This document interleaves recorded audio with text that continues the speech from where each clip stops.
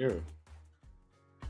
Welcome everybody to the Call of Duty Mobile World Championship 2026 Latam Summer Split Points Major. This is gonna be the day 3. My name is Galmania, and alongside with me, Jesus can save you. Adam, how are you feeling today? We are finally on day 3. Girl, I'm feeling good. I'm ready to go. I hope everybody at home is ready to go, ready to bring the energy because today we got some super good matchups and can't wait. That's right. We started with 16 teams and went all the way down to only the top 3 to try to claim that champion spot. And I gotta say, the games have been fire so far. But today in particular, you better not miss out. You better be ready. You better get your snacks in place because you do not want to miss a single second of action of what we are about to see.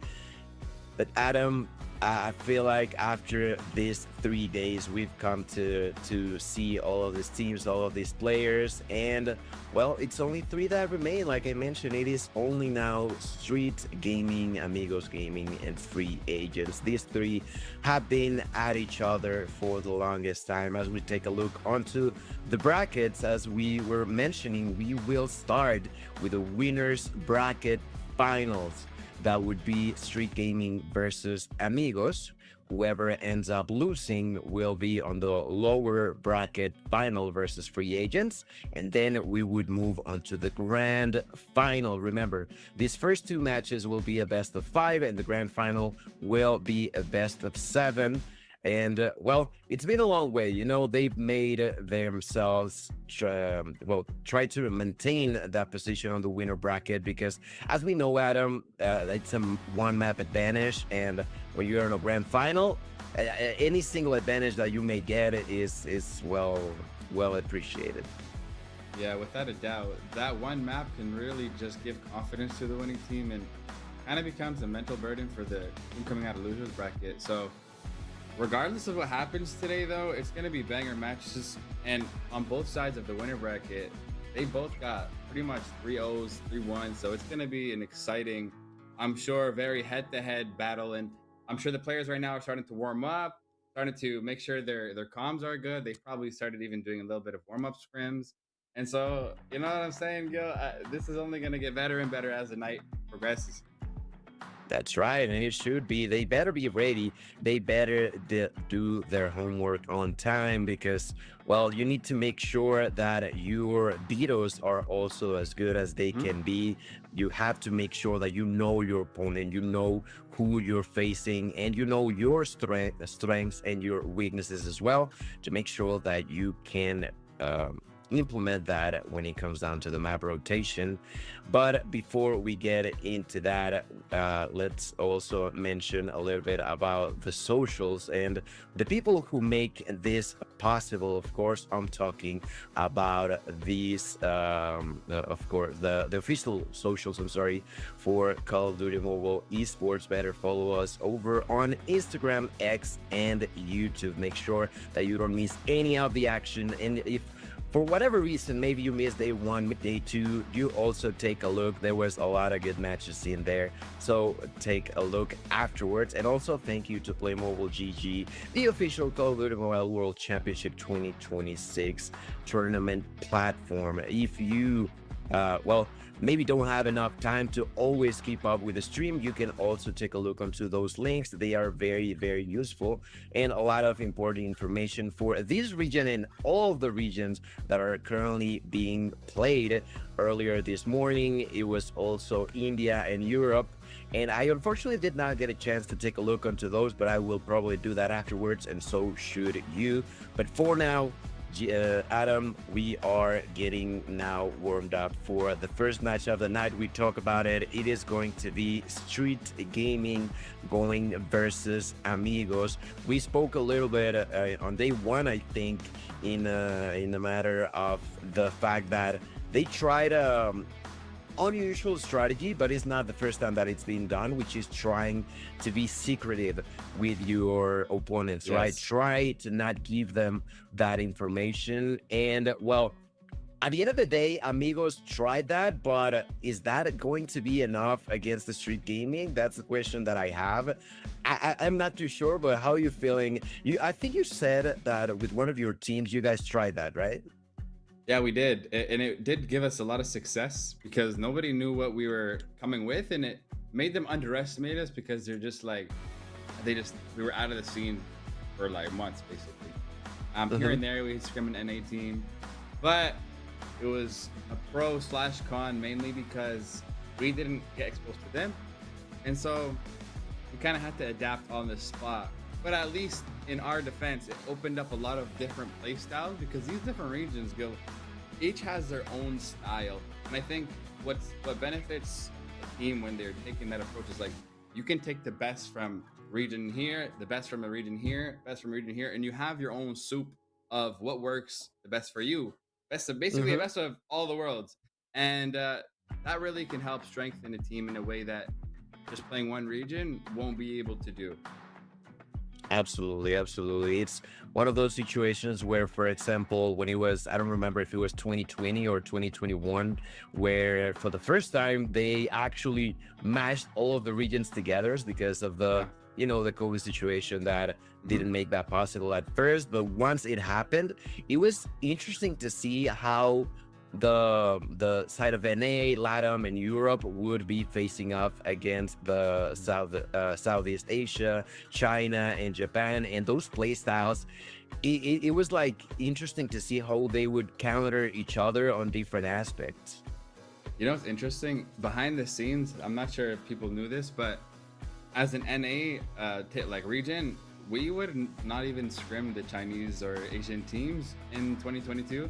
That was when I was with Luminosity, because the thing is, a lot of these Asian regions, they got like not just one coach, you got like two coaches, an analyst, sometimes three coaches, and they are very quick to adapt. And we kind of knew that. We were like, all right, we're gonna avoid them. They're just gonna have to face us and basically try to figure it out live.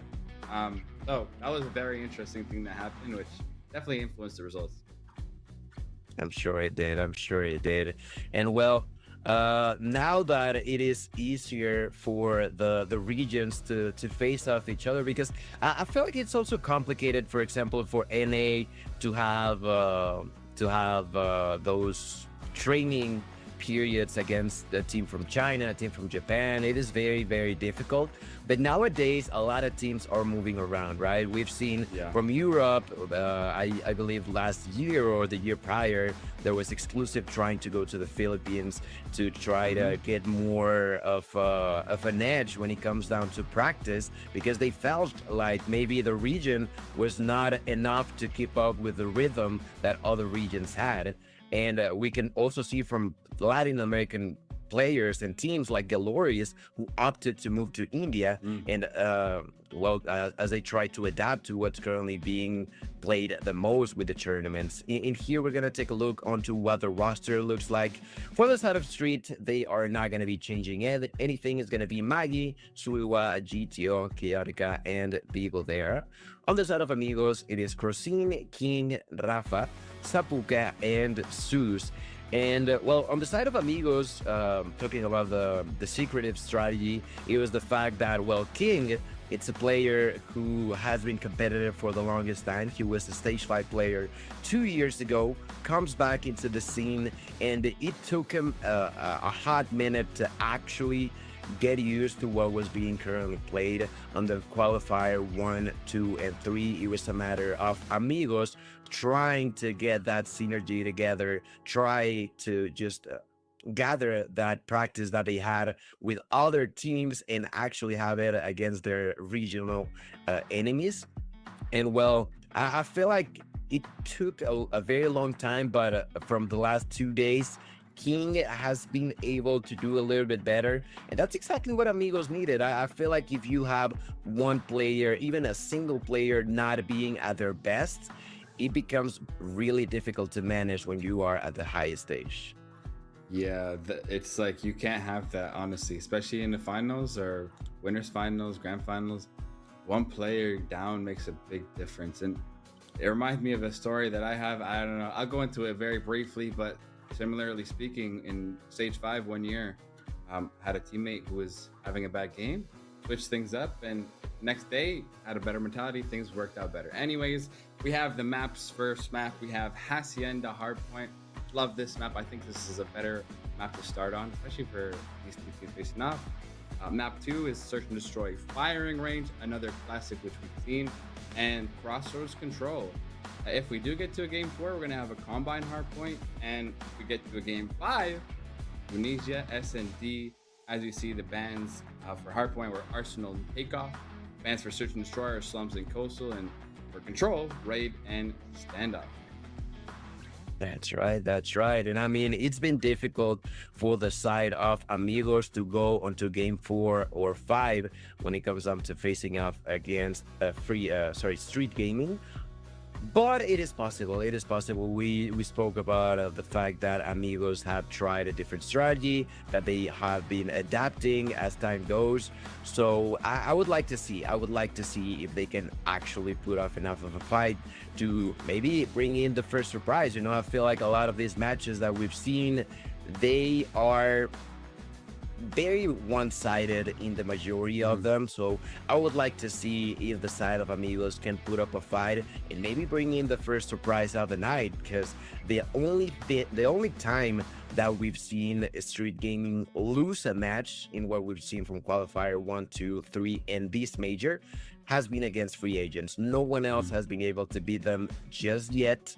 So I'm pretty sure that Amigos will try to join that list and go into the grand finals with that map advantage. So I got a question for you, Gil. Like, from these two teams, it sounds like you're leaning towards Street Gaming taking the dominant win. Do you have predictions on, you know, if it's going to be competitive even, or what the scoreline might be based on what you've seen from these two teams? Okay. Well, I feel like a big portion of my inclination to the side of the Street is not only their big skill level that they have, but also the fact that Amigos have been a little bit inconsistent when it comes down to how they're playing, not only against Street, but also, for example, against free agents and some other teams where they sometimes drop maps, but that they maybe shouldn't have lost. So I feel like if Amigos can actually bring that consistency into the mix, if we see King at his highest level that we've seen a few years ago, if we see a player like Zeus that he was popping off yesterday, I feel like there's a shot for them to put up a fight against the Street. I'm not too sure if it's going to be enough, but I definitely feel like they are capable of making Street Gaming sweat. Yeah, without a doubt. I like your take on that. I think it's very reasonable, very rational. And here we go. We got Hacienda, the most beautiful, luxurious map we have on COD Mobile, about to be loading in. So on that P1, we're going to expect to see a lot of smokes as per usual. And I think the key factor, if Amigos is going to make a sizable impact, is setting up early on that P2 and also on that P4. Like, those hills, if you can get control fast, sooner than the other team, you have that edge, which allows you to control the spawns and just hold down the hardpoint a lot easier due to all the different like power positions we have on those hills. So I hope we can see that out of them, and I'm sure Street Gaming is going to be coming out with fire as per usual. They seem to be a really consistent team across the board, across game modes. I feel like they don't have many weaknesses, so the little weaknesses that they do have, that's going to be the only silver lining I think Amigos can really take to have that advantage. But it'll be difficult. It'll be an uphill battle, and if there's anybody who could do it, probably Amigos. Okay, there it is. And I also feel like you mentioned, Street Gaming is probably gonna do their thing. They are just going to be that in-your-face type of play style.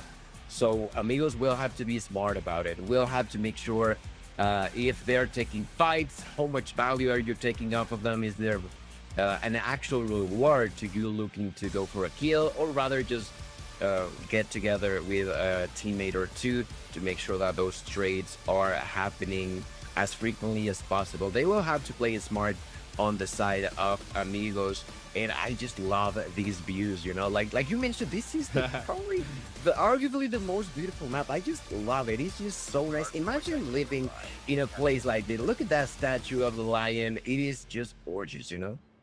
That's what I'm saying, man. That's what I'm saying. I would not mind living here. You got yourself a nice little fountain in the front. We got many different cars. If you want to go racing, we'll pull out the yellow Lambo. If you want to be more classy, we can take that car on the right. If you want to go on a family road trip, you have your truck. It's fantastic, and it's I wonder. I'm pretty sure actually I remember seeing a post about this, and if I'm not mistaken, this is modeled after a real place. I'd have to. Oh, is fact it check, but actually? I'm pretty sure with the post that I saw, it was a real example of this exact map layout. So I have to fact check that. But regardless, I'm on the same page. One of the most beautiful maps, and I think one of the most enjoyable maps to play as well for a hardpoint and a respawn, is because it's pretty well balanced. Like there's not too much cheesy things on this map, and I really like how it plays out as a result of that. Like for example, P3, you can win on either side. P2, you have a bit of an advantage if you have rock spawns for sure, but like you can still break it pretty easily. It's not extremely hard to break, which is cool because it always allows for great storylines. And I have a lot of memories on this map making crazy comebacks just because of the way the momentum can switch so fast. It's one of those really cool ones to play out. Yeah, it is very nice. I think it was even last year finals, not all the way to the grand finals, but on the stage 5, where I think it was Elevate against one of the Chinese teams or Indian teams, where they were about to lose. The enemies were at 249, and they managed to come back in a super crazy scenario. And I feel like you mentioned on this map in particular, these heals are not 100% to zero. You know, even if you are rotating late, there's a chance for you to try to come back from that difficult situation. But let's not speculate anymore. Let's now jump straight into the action, ladies and gentlemen. This is gonna be map number 1. This is Amigos versus Street Gaming, and this is Hacienda, and that's a quadra for Maggie to start off things on fire. And he's not even down, goes for the fifth one, immediately rushing for more. Those staircases are just the block fed through the smoke. Finishes that kill onto King. Insane way to start for Maggie, who finally got took down, but the damage was already there. Man, yo, what a crazy start, like you said, for Maggie. This man's on 7 kills, and we're not even, he just got past the 30-second mark on the hill. He is tearing things up, and that's allowing Street Gaming to have 20 points already on the board. What an interesting strategy in the beginning. Amigos all went rocks. I think they had like 3 or 4 push out to rock, but immediately gets shut down. That's what happens when you overstack on one little doorway like that. And if you look at the mini map, we have Street already on the rotations as well. So like we talked about in the beginning, when you have this early setup, it becomes a lot easier to hold and basically snowball your opponents. So that's what I'm expecting to see here out of Street Gaming. As we look at the map, there's about 3 people on or around the hill, and this is going to be quite difficult for Amigos to break, but they are utilizing the smokes to block out that head glitch from the Lambo, and that's what you want to do if you're on the side of Amigos. Rafa gets a big 2, jumps up, makes it 3, and makes that a 5, and here we go. Here we go. Let the battles begin, Gil. Things are starting to warm up for Amigos. Yeah, they are managing to constantly put up a fight inside of this area, like you mentioned. They're trying to get Chaotica out of there, but there's a War Machine with 1, with 2. Chaotica just cleaning the area by himself. Finally, they take him down, but still not gonna be enough. There's Mayu with the Death Machine finding the first kill, and through the smoke, no fear, just fight, just praying and praying. Whoever gets through that door would have been spotted. Sapuka managing to fight, still not gonna be enough. Amigos are fighting good. Unfortunately enough for them, Street are just playing very smart, making sure that even if they lose the majority of the roster, at least one player remains intact in there, and because of it, they're beginning to get some momentum. Yeah, and I don't know if you saw it, but Street Gaming also rotated early onto this hill too. So it just seems like they're always one step ahead here in terms of who's outplaying who. And I just love the control that they have. They got literally all the main power positions. They have the top balcony area, the pin. Obviously, they had hill control before they got killed off. And they're utilizing their operators quickly, which is amazing, along with getting the value from the operators, and that's what you want to see. And as we're talking about operators, we got Crozen gets a big, really important two-piece for his team. Make that a 3-piece, opening up a lot of space. Make that a 4. Can he get to 5th? Yes, he can. This man is feeling himself, and they are starting to get warmed up on the transition to final hill before the reset. And if we look at the map, we have a race towards P4. Looks like Street Gaming, they're going to get there first, and it's going to be King met with an important gunfight, but gets shut down from GTO.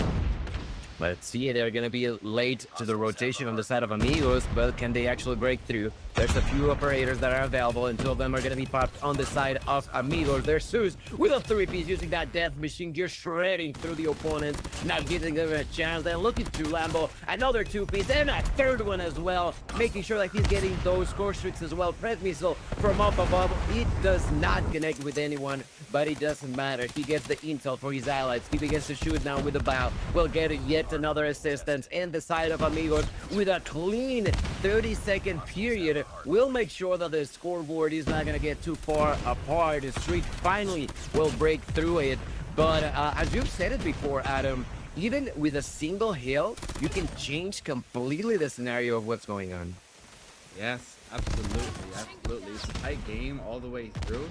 And so pulling out the equals, trying to get some clearance. I think he might have pulled it out maybe a bit too late, because now it kind of went to waste.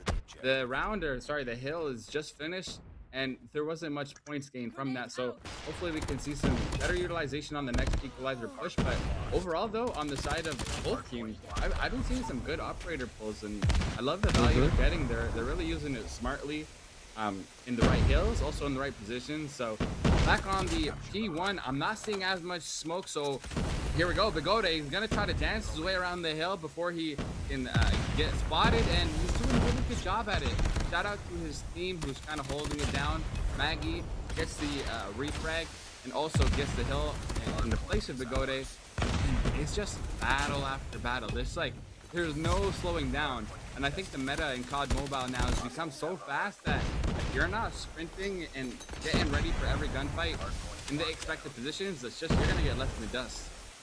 That's right, and in the dust you will be remaining if you're not able to keep up. Like you mentioned, this fast pace is not for everyone. So right now, the side of Amigos, can you step up to the plate and actually fight back? Right now, you managed to get it close on the fast hill, but right here, the advantage continues to be in favor of Street Gaming. There is the possibility to use one of the operators on the hands of Crozen, takes out the War Machine, and immediately takes those nades out. Let's see if he can get through. There's the EMP gonna be used. Takes 1 kill. Goes for more. Through the Lambo. We'll find another 2-piece in there. Great job done. And the push is managed to success by the hands of Amigos. Great way to push on a late rotation. There's still 35 seconds left. Let's see if they manage to stop the second push, and they do. Adam, what a way to push on the side of Amigos. There is Rafa with the equalizer. He gets taken down, but the damage done. 20 seconds left, and Amigos to continue the control inside of the hill. Is insane to see them fix their mistakes from the past, and this is exactly what I was talking about. Consistently is the team of Amigos just losing some details in the past, but right here today, they're doing amazing. They are doing amazing, and they're keeping it nice and close, and I hope we can see this all the way through. We have Sepuka on 30 kills. This man is feeling different today. He's been warming up. He made sure to have a good breakfast. He's camp to come to play, and I think the one thing that Amigos can do better here is they just got to rotate a bit earlier. I like to be playing for scraps for every hill so far. Street Gaming is always set up just having at least 1 or 2 players, and I think that's helping them kind of gain some more control. And here comes the operator from Bigode, GTO with a big 3, keeping them back. So not only do they have OBJ pressure, but they are pressuring the spawns with those operators, and Soiwa shows how it's done with the equalizers. Now finally getting really good value, getting a Predator missile, and they have Predator missile on Predator missile. Make that 2 back-to-back. They'll have a hunter killer in the pocket. And wow, Amigos has not touched this hill since it started, because Street Gaming is literally running them down and not giving them any room to breathe. Back and forward, back and forward. The side of a Street takes a point, and then Amigos tries to even things out, and that is just not good for the side of Amigos. They have to make sure that they actually get an edge, they actually get an advantage. Right now, they're going to be falling short for 60 full seconds, and the side of the street has plenty of utility available. The Fred missile from up above will not connect, does not matter too much. There is Maggie already inside of the hill. For the outskirts of it, there's going to be Suiwa. Maggie with yet another death machine trying to reach 30 kills in here will not be possible. Chaotic is going to be left alone. They begin the pinch in the side of Amigos, finally breaking through that rotation. There's 40 seconds left, and they need each and every single second to try to make it even. In here, crossing with the War Machine will be spotted by Suiwa and Sapuka. That's a great push once again, coming down from straight. Suiwa waiting for his allies to walk by. There's Maggie to try to help him out, and they will not be able to do it. The coordination from the side of Amigos is immaculate, but unfortunately enough for them, it's still not going to be enough. They are constantly behind, and if it continues to be the way, Street Gaming are just going to take map 1. Yep, they are. Unless Amigos can change things in terms of how they're playing. And I think hopefully by now, they will have recognized, okay guys, we got to start being a little bit earlier in the way that we're positioning ourselves for each hill. And here we are, P1 back at it again. We're in the third P1 already for this match.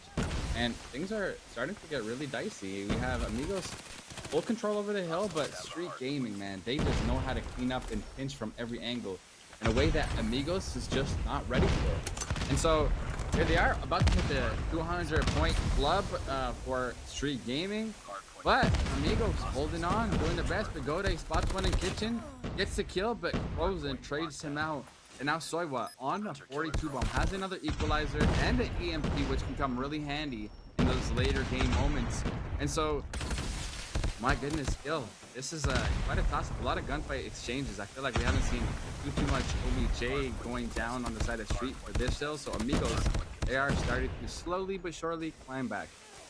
Yeah, and they got to make sure that they are building enough of a momentum to finally not only tie the game, but actually be the one on point, on top of it all. There is Sapuka from the inside of the garage area, but the fights, the trades are going to happen. Zeus with the first kill using the death machine will immediately get executed, and Zeus does have a few of the score streaks available, but it's still not going to be enough if your allies are all dead. And in here, Street Gaming are doing amazing double kill there for Suiwa. Maggie from the east side on the head of Lambo trying to survive. They're trying with the Fred, still not going to be enough. Another EMP will be used, but it does not matter to the side of the Street Gaming. They are doing amazing here in the side of kill number 2, and this could be the beginning of the end. 30 seconds are left. There will not be enough of a time for the side of Street Gaming, but it's enough for them to feel comfortable as the side of Amigos begin to struggle, and they are trying with the desperate plays, but because of the desperation, Adam, they're not taking the right placement, they are not doing the right calls, and because of it, Street Gaming less than 20 seconds away from victory. You know what, Gil, I think this might be the game right here. Street Gaming has built a really big cushion, and the way that they've been playing, man, is just really fundamentally sound. They already have rotations, as we've said, pretty much every single hill. And if you're gonna ask me my opinion, with Maggie pulling out a death machine like that and the players shooting the way that they're shooting, it's about game 1 done and dusted for the side of Street Gaming, taking the W. Unless Amigos can pull off some crazy miracle right here, I don't see them winning. And here we go. We have the Claw picking out on the side of Bigode. Almost every single player on Street Gaming has a 40+ kills, and as a result of their fundamental plays, they have won map 250, 170, 850, 177. Man, what a game 1. It was close at first until the last bit where Street just started to kind of run away with it. That's right, and it is all because, well, Street managed to keep their composure, and it was working from the beginning. Yes, it was tied, but it was always Street Gaming let's say 30 points, and then Amigos would get 20 or 25. Street gets 30, Amigos get 20 and 25. They would slowly get further and further and further behind, and the side of Street knew that was the case.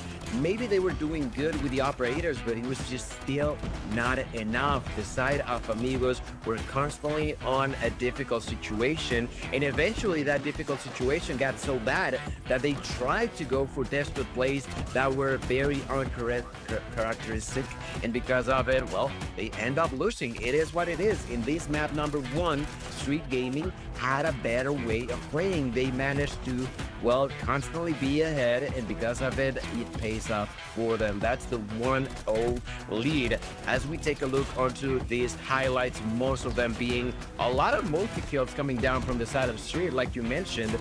Street 1 nearly dropping 50, GTO with the same scenario, Chaotica also almost with 50. It was great to see this playstyle coming down from Street Gaming, a well-earned victory. And now, well, we're gonna be moving on to the search and destroy. And I don't quite remember. I'm trying to remember what was the number. Oh, there it is. Firing range. What do you think? Who would you say could be the player to watch on the side of Amigos in particular? Because from what we've seen, well, Street Gaming is a toss-up because every single one of them has the spotlight at one point or another, right? But with Amigos, it sometimes is the Sapuka, sometimes it's King. Yeah, that's a good question. You know, you're gonna ask me from everybody I know. My guess would, I don't know. They have a lot of good players in the roster. This is a hard one.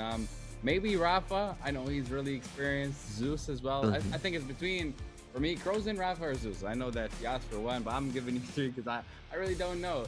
I think one thing you mentioned on the Hacienda is, you know, King's coming back from being retired for, you know, what was it, a year, a couple years, however long it was, and getting back into the groove of things. I think if he can really just wake up here in this S&D in the next game mode, Amigos can really have a strong chance. Because I think in the last game, he almost went double negative, which is going to cost the team, kind of like we were discussing. If you have one player not carrying their weight fully, it's going to be tough for a team like, going against a team like Street to overcome them.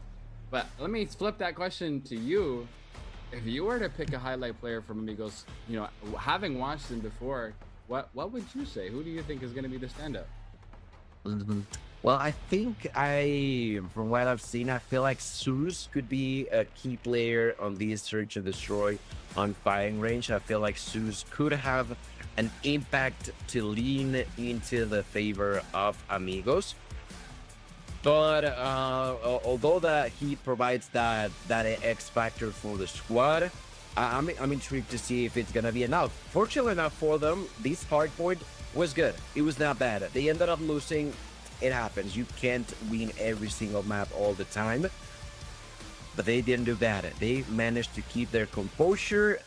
Their macro maybe was just not enough, but let's start over. This is search and destroy. This is firing range. You have the possibility to try to just suggest or your own pace on the side of who is going to be defending and who is going to be on the offensive side on the first half. Well, Street is going to start blue and Amigos will be on the yellow side. So that would mean that Amigos has the opportunity to be on the offensive first. So would you say that that could be an advantage or a disadvantage for the side of Amigos to start on offense? That's a great question. I think it really is an individual thing depending on the team, because some teams, they're naturally more dominant on attacking, on firing specifically, while other teams are more comfortable on defensive. In general though, in S&D and this map, defense is a bit better and easier, but like it's honestly so balanced, it's so negligible the advantage that defense have, it almost doesn't matter. I think if we're gonna see some wins on the side of Amigos when they're attacking, I expect they're probably gonna play slow, try to get a pick, and then push the site, and then they're gonna throw in a few aggressive full man pushes to sites. And knowing them, they might send one person kind of flanking, but versus Street, who's kind of has a lot of experience and has an aggressive play style, they have to really watch out for their flank. Because I know Street loves to hit those flanks pretty often. and pinch as well. But Amigos is a really good S&D team, and I want to make sure like people don't misunderstand. That was a really good first game one. There was just minor details that set Street apart. So really, Amigos can take this here. We're gonna see what they're gonna opt for. They're looking to do an aggressive middle push, something we do not see very often. And is Kyotke ready for it? No, he is not. That's 2 kills down, and the round just started. Bagoda gets the call out, trying to get 1 at least on the board, but nope. Frozen has something to say about it. And just like that, they've got him in a 5-2 kill. This is a really quick round, and I love how unpredictable they did that play to start off the game, because now for the next round, it's gonna throw off Street. They're gonna think, well, they could go middle, so we might have to set some more resources middle. And if I were to guess, they're gonna use that to their advantage and maybe try something a little bit sneaky. But here we go. Sapuka spots him and takes out Maggie, and now it's all up to Soiwa. And no longer he's shut down. Amigos put a dominant round 1. What a good dominant round 1 indeed for the side of Amigos. They try to go for the surprise, unexpected play, and it paid off. And it is all because of the coordination. They made sure that although a lot of them were taking heat from those bullets, none of them died on that first initial push, and that was just key through the wall. King will find that knock onto GTO. Great way to start round number 2 yet again for the side of Amigos, who this time around will not take that bomb. They try not to pick it up just yet. They don't want to compromise that explosive device, losing it on a situation where it's going to be not so favorable. So I feel like they are trying to be completely unpredictable. And it's paying off, Adam. That's a great round 1. That's a great start of round 2. And as they pick up the bomb and begin to choose to go through A-long, the only one defending there is going to be Kyorica. Kyorica through the smoke cannot do a whole lot. There's going to be 2 more kills going in favor of Amigos. Only Bigodera remains alive in the middle of a 1v5, ladies and gentlemen. This is seemingly going to be a 2-0 start in favor of Amigos. And not only that, but as Bigodera picks up that kill, that's an average of a single kill per round so far in favor of Street Gaming, which is just wow to me, by the way. Yeah, exactly. Coming off of that hard point. I don't think we've seen a 1v5 yet in this tournament, at least not that I noticed. So this might be the first one, but with 15 seconds and 4 players, the dream has come to a halt. And I really like the way that Amigos is playing this, man. They're just keeping unpredictable. They're keeping their pacing, smart. And we see the PKM getting pulled out. We saw it yesterday. I feel like that gun is just something different. 200 mags spraying and praying through the wall. But with an aggressive round here, we've seen they've taken away that PKM strategy, and they have right away full control over B. Rafa gets an important gunfight to open up the round, and they have the advantage yet once again.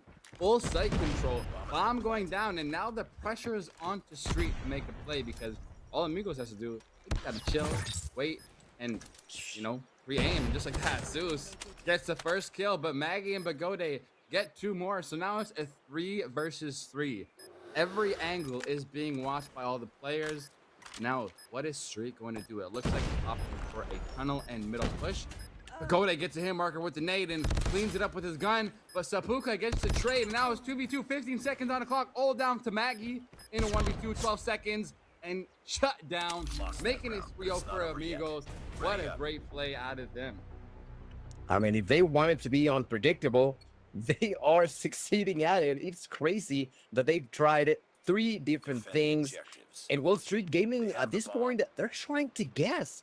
What are they going to do next? And that's the question. What are they going to do this round? This time, changing the pace once again. This time, trying to opt for picks.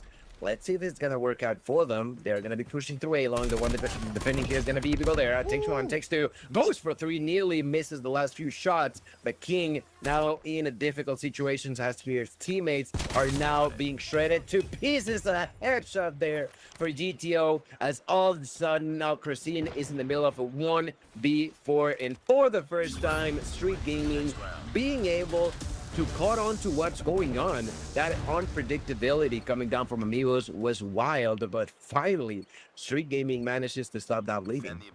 Yeah, they tried to be unpredictable in the beginning of that last round. They all chuck nades over on B. Tried to make sure they kind of thought they were going to go to B. Oh my goodness, GTO gets a double wall bang.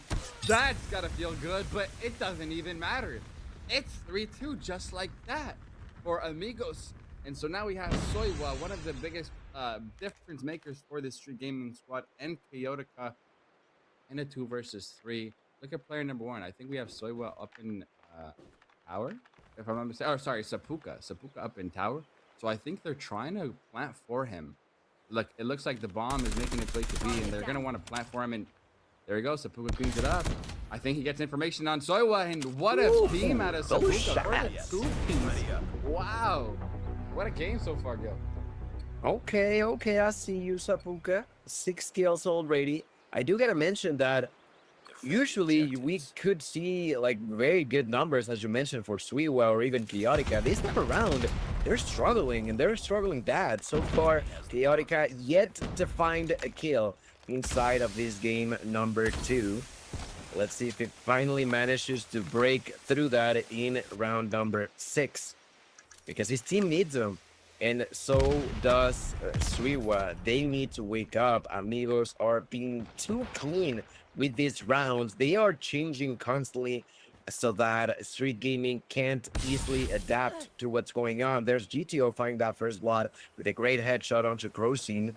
Suiwa, no Fuge's fight, is going straight into wood. Losing that fight was bad. He was missing a lot of shots. Should have taken that kill, but doesn't. Now, there's going to be a 5v4. A minute on the clock. And Adam, the side of Amigos are not comfortable, but not necessarily in a super bad situation. Agreed. You know, they have time to work with. All they really need is just one pick, and it's 4-4. Of course, they still need to get the bomb down, but I don't think that's something to worry about too much. Players 1 and 4, they're trying to slowly creep their way onto A, but GTO pulled out with the scope. Gets a hit marker. How unfortunate. And Soiwa cleans up a kill, but Zeus gets the other and runs with his life. So that's fantastic for him. He got away successfully. And Rafa cleans up Maggie. I think Street is starting to give too much one-on-one gunfights. And now they've lost the lead they just once had. And so this might have been a critical mistake and might cost them the round, honestly, Gil. It looks like they've re-rotated back to A. But I think GTO, I think he saw them. I think he heard them. I think he's making calls for his team, because look at Soiwa. He's pushing up fast right away. GTO right there too. And Rafa, though, gets another kill. And my goodness. This is it. I think this is going to be it. This is going to be the round. Can Chaotica get a kill? Can he put one on the board, or will he continue with the donut? This is the time to get some confidence and momentum back. Doesn't get the kill, and I know he's got to probably be in his head right now. But the best thing he can do is just wipe his slate clean and focus on the next round. They have to focus on the next round. They're already losing by a 4-round margin. Street Gaming, no success in the first half. Seeing gonna open things up. There's King pushing for more. Takes that kill to Vigo there before getting knocked down to down Rafa. The trades are gonna happen, but still not favoring the South Street Gaming. All of a sudden, there's gonna be a 3v2. The one carrying the bomb. It's gonna be Crocine, Sapika inside the trailer with some clean shots onto GTO, but still not enough to take that kill. That is gonna be bombed down. 45 seconds on the clock. GTO with a sniper. Sapuka here with a switchblade. Already with 8 kills. With the bomb down. GTO, no Furious fight, takes that shot onto Crocine. You have to be careful with the time. Sapuka with the opportunity to do a lot of damage. Takes one before getting taken by GTO. It's going to be a 1v1. 75 seconds left. Zeus already sort of knows where the opponent is at, but if you want to push, he saw him. He knows that he could try to go for the defusal, but he's waiting. He's patiently waiting. He has the experience. He knows what's going on in here. Zeus just patiently waiting for the opponent, managing to success in round number 7. That was such a smart play coming down from Zeus. Adam, We know it. If the bomb is down, if you know where your opponent is at, why push? You are just trying for the bomb to explode. If you take the kill, that's good. But if you don't, does not matter. Just making wasted time. And that's exactly what it did. Yeah, you know, that was an experienced play because some players, they would still check the bomb just to make sure. Oh my goodness, Crozen with the 3. My goodness, you know, I had a train of thought, but we're gonna let it go for now because he just did a big pattern interruption. 4 versus 2. Amigos is looking really solid, this SND. I feel like they're just a really good SND team. I think we've seen it yesterday too. But also, I don't want to count Street Gaming now because yesterday they were down in a similar position. I think it was similar scoreline, 1-7, and then they clawed back. They did end up losing the match at the end. I think it was versus Evox. I have to double check. But they have that comeback potential in them. I think they're an experienced team. They might be better on attacking now. So let's see if Street Gaming will have something to say about these first 7 round wins on the side of Amigos. And if Amigos can actually close it out. And it looks like they can because Zeus already gets 1 and King gets the 2nd. They are pushing confidently. 3 guys in jungle. You do not see that every day. Bomb is down. I think they might know because it goes in. He has the sniper and I think he's hard scoping the bomb. Pretty sure he's hard scoping the bomb here. They have really solid map control. Rafa on top wood. They're just in their base. And yo, I think this is going to Amigos, man. I don't think I see much hope for Street anymore. I'm sorry to say it. Yeah, no, the side of Amigos being a true team of Angels of Death. Insane way of playing. That nade will connect. It's not necessarily a kill, but it's enough for them to get the information that Crozen can find his 4th kill of the round. 4 kills on a single round for Crozen. He was like, you know what? My teams are getting a lot of kills. Let me join onto that fight for being the top fragger as they reach a map point situation. That is going to be at least 7 rounds in a row in favor of them. There's a double for King. There's a kill for Rafa. There's a triple now for King. And a quadra to end the round, ladies and gentlemen. King with that PKM. An absolute monster, a demon, I might as well say. Incredible way of playing. 9-1, Adam. What in the world just happened? What just happened? I don't know, man. I think Street just could not keep up with the strategy and the gameplay and teamwork from Amigos. I think they're just better prepared. Like, they just clearly got outclassed on S&D, and that could be the thing that saves them, honestly, because if this does make it to a game 5, well, if we're looking at this S&D, well, it looks like Amigos might take it. All they need is really just 1 more respawn, and they could actually make it to the winners grand finals here. I mean, it's possible, but can they actually match the pace of Street Gaming's aggressiveness? That's going to be the challenge for them to overcome. I mean, what happens to 3-1 Chaotica? 1 kill, 2 kills, 4 kills even for Maggie. It is just, I mean, I feel like they struggled, but it was for a reason, you know? Amigos were playing so clean. Those early first bloods were happening almost immediately by either a sniper or a shotgun who would just rush through the middle or one of the sides. It was just so difficult for Street Gaming to have a plan, because Amigos were doing what they felt like doing. If they wanted to wait, they waited and it worked. If they wanted to push, they pushed and it worked. So if you're Street Gaming, how do you manage to stop that? They just couldn't. They did get 1 round, but absolutely nothing outside of it. We're moving on to this game of Control on Crossroads Strike, and you were talking about the fact that Amigos needs to at least win one of the spawn game modes. And I feel like this is the key factor, Adam. If I'm straight with you, I think that either the side of Street Gaming, if they win this map, I think Street Gaming is gonna win 3-1. If the side of Amigos wins this map, I feel like Amigos will take us to a game 5 and win it on that search and destroy. So I feel like whoever wins this map wins that whole thing, straight up.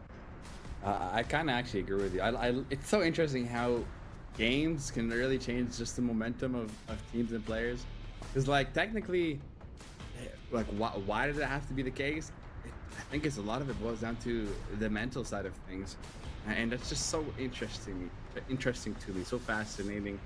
If these players have the mental strength and fortitude, I think they can make it happen and maybe even prove us wrong as well. Crossroads is one of those maps that we've seen Street Gaming be so dominant on and so aggressive. And so I don't know if Amigos is going to be ready and able to handle that, but if they've done their homework, they could have went to the VODs from yesterday and looked at how they played and created strategies to prepare for it. And I know they're an experienced team with smart players, so I'm sure they've done something along those lines. So will Street Gaming still have that, have their way with the spawn trap? I feel like there's going to be some pushback. That's my guess if I were to make one. I think Amigos is going to have something up their sleeves to kind of prepare for that. And it's just going to make it more challenging. They might still have some success with spawn trapping and the same. All right. Well, we are still getting ready for what will be map number 3. So, ladies and gentlemen, let me see you all in chat hype up this next map. I want to see what you guys think is going to happen. I already see a lot of people just being at an awe with what just happened on this search and destroy, and that's for a reason. I feel like it was crazy to see a 9-1 for Street Gaming in particular. A team that has dropped very few maps in the past.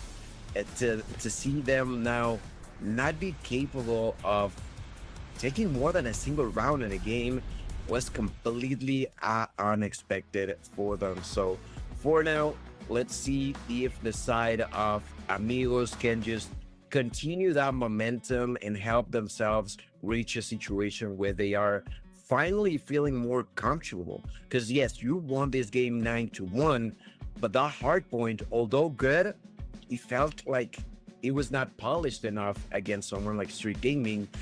So I feel like we could see something similar on the second hardpoint. So that's why there's such an importance for this game of control. And on a map like Crossroads Strike, where I don't know, I want to hear your take on this, Adam. I feel like off of the 3 maps, Crossroads Strike is the one that I feel more balanced both on defense and on offense. I feel like it's not as inclined to one or the 2 sides off of the 3 maps. I don't know if you agree with that. I think yes, to a degree. I actually do agree with that, because you can realistically make both sides work. It's just you have to approach it correctly, and if you have the right approach, you can make it work. If you don't, it's going to be an uphill battle, and it won't work. So what I mean is, like, on attacking, the goal is literally in the book. So get in there and get those kills. That's the opportunity to out on the block, and that's what Street did yesterday. Are they going to do it again? It looks like they're trying, but Amigos is ready. Soywell with a great position. Really interesting that he hopped that tank so confidently. Got a 2-piece, got the trades, and here they are. Look at the mini map. They are going for that spawn trap once again. Exactly what I was trying to explain. What better way to explain it than to show it? Look at player number 5, Chaotica, wreaking havoc in the spawn. Got them pushed back, but despite that map control and that spawn trap that they're going after, the life count is still really close, neck and neck, honestly. 21-22. Starting to make some progress over on to A. GTO with a crazy 4-piece, literally rescuing his team from Dan Wipe. Make that 5. This man is on a spree. He's got 6 for their Predator missile, and he is starting the game really hot, yo.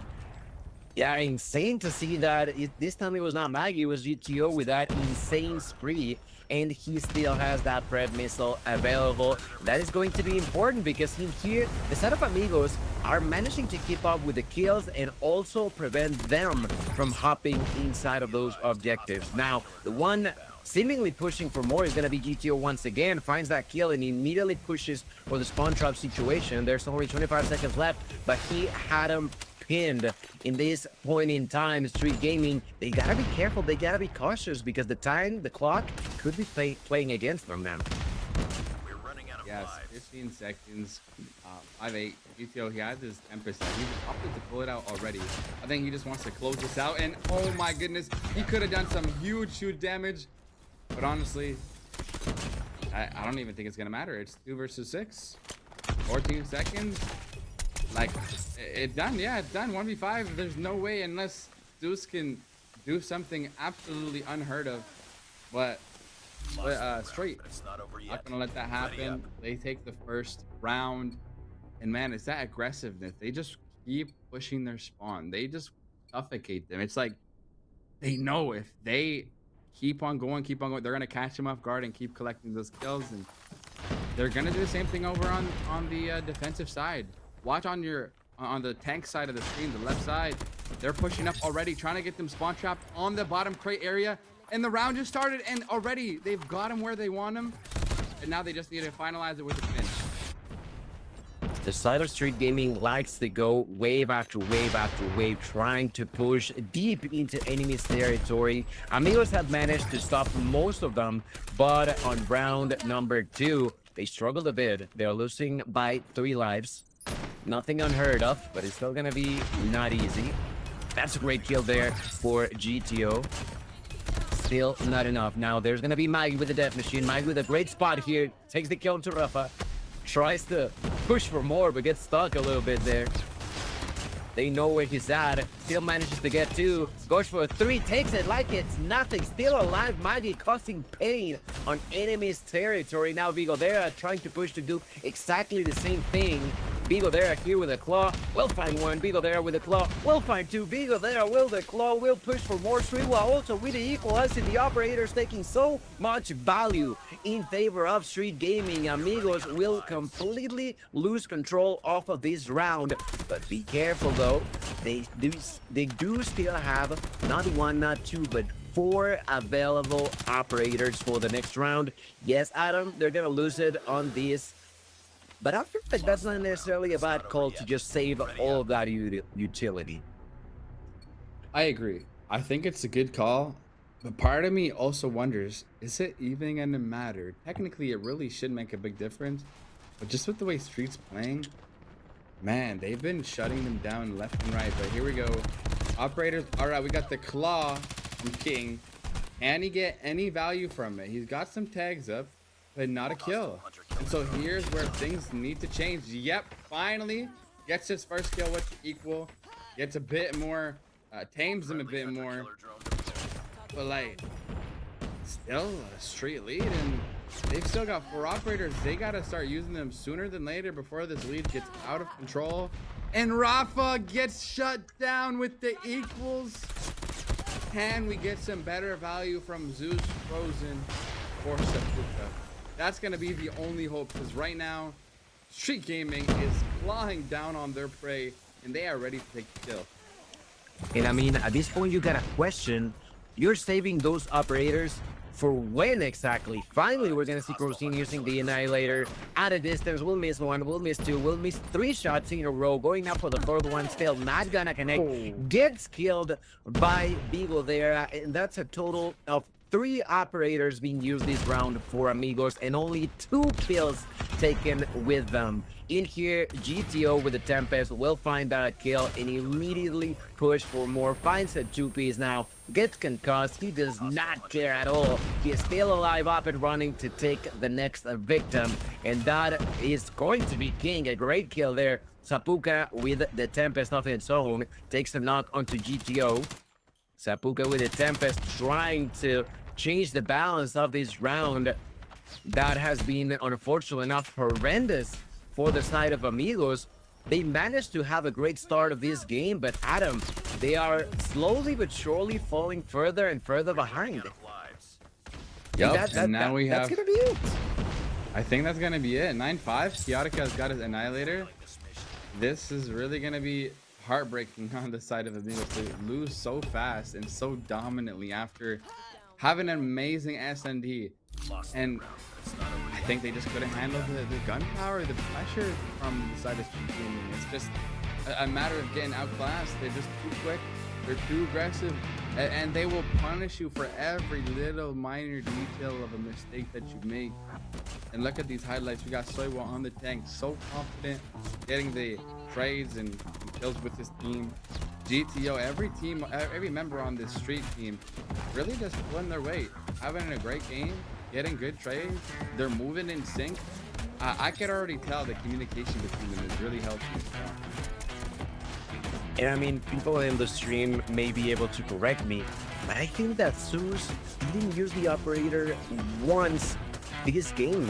I thought that maybe not using it at round 2 was, you know, them trying to strategize to take just round 3, completely destroy the opponents and move on to a better situation.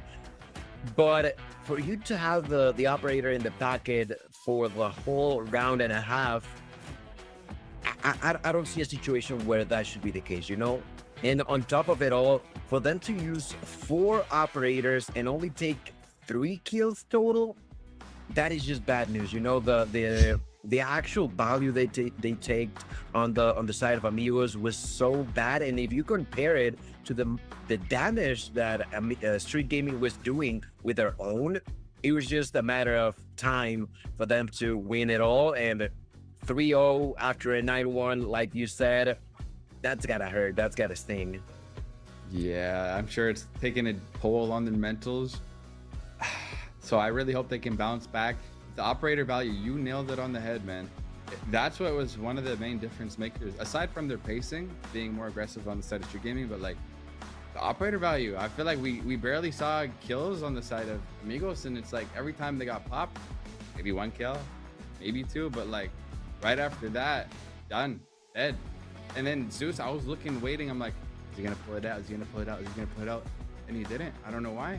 Maybe he was too caught up in the moment, forgot to pull it out. Happens sometimes. But on a finals like this, you can't make those mistakes because everything is gonna cost you. Yeah, that's the thing. Everything is gonna cost you, and this time around, it was a high price that they paid. They are once again with a disadvantage. We're moving onto a game of Hardpoint that I'm not sure the side of Amigos are capable of taking. You know, I'm not saying it's impossible. I'm not saying that they have a good skill level, but against Street, from what we've seen today, I don't think it's gonna be enough. We're gonna be moving on to Combine, and well, I just don't see a scenario. What do you think in a map like that, like Combine? You being, of course, a pro player, what would you say they have to keep in mind across the whole game in order for them to win? Man, I think they just got to be more aggressive on the pacing. And then aside from that, on the Hacienda, Street was out-rotating them pretty much every single hill. And so if they don't get rotations, it's just not going to fly. Like, you need to be really aggressive, pushing fast in the spawn trap in those higher positions, and you need to anchor for new. And if you can't do that on the side of Amigos, I think you may as well just count this game as a loss, because Street Gaming is not a team to take lightly, and it's not a team you can make like even small mistakes without getting punished. But yo, it's been 30 seconds and we're at like 2 points. What is going on? I feel like a lot of gunfights, a lot of exchanges, but very little OBJ. This is one of the most strangest starts to a Hardpoint I've seen in a while.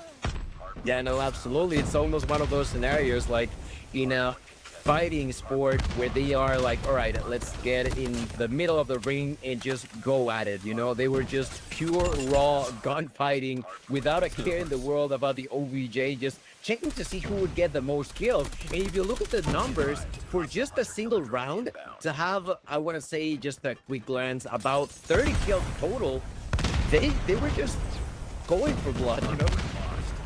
Yeah, that's so interesting. Really, really interesting.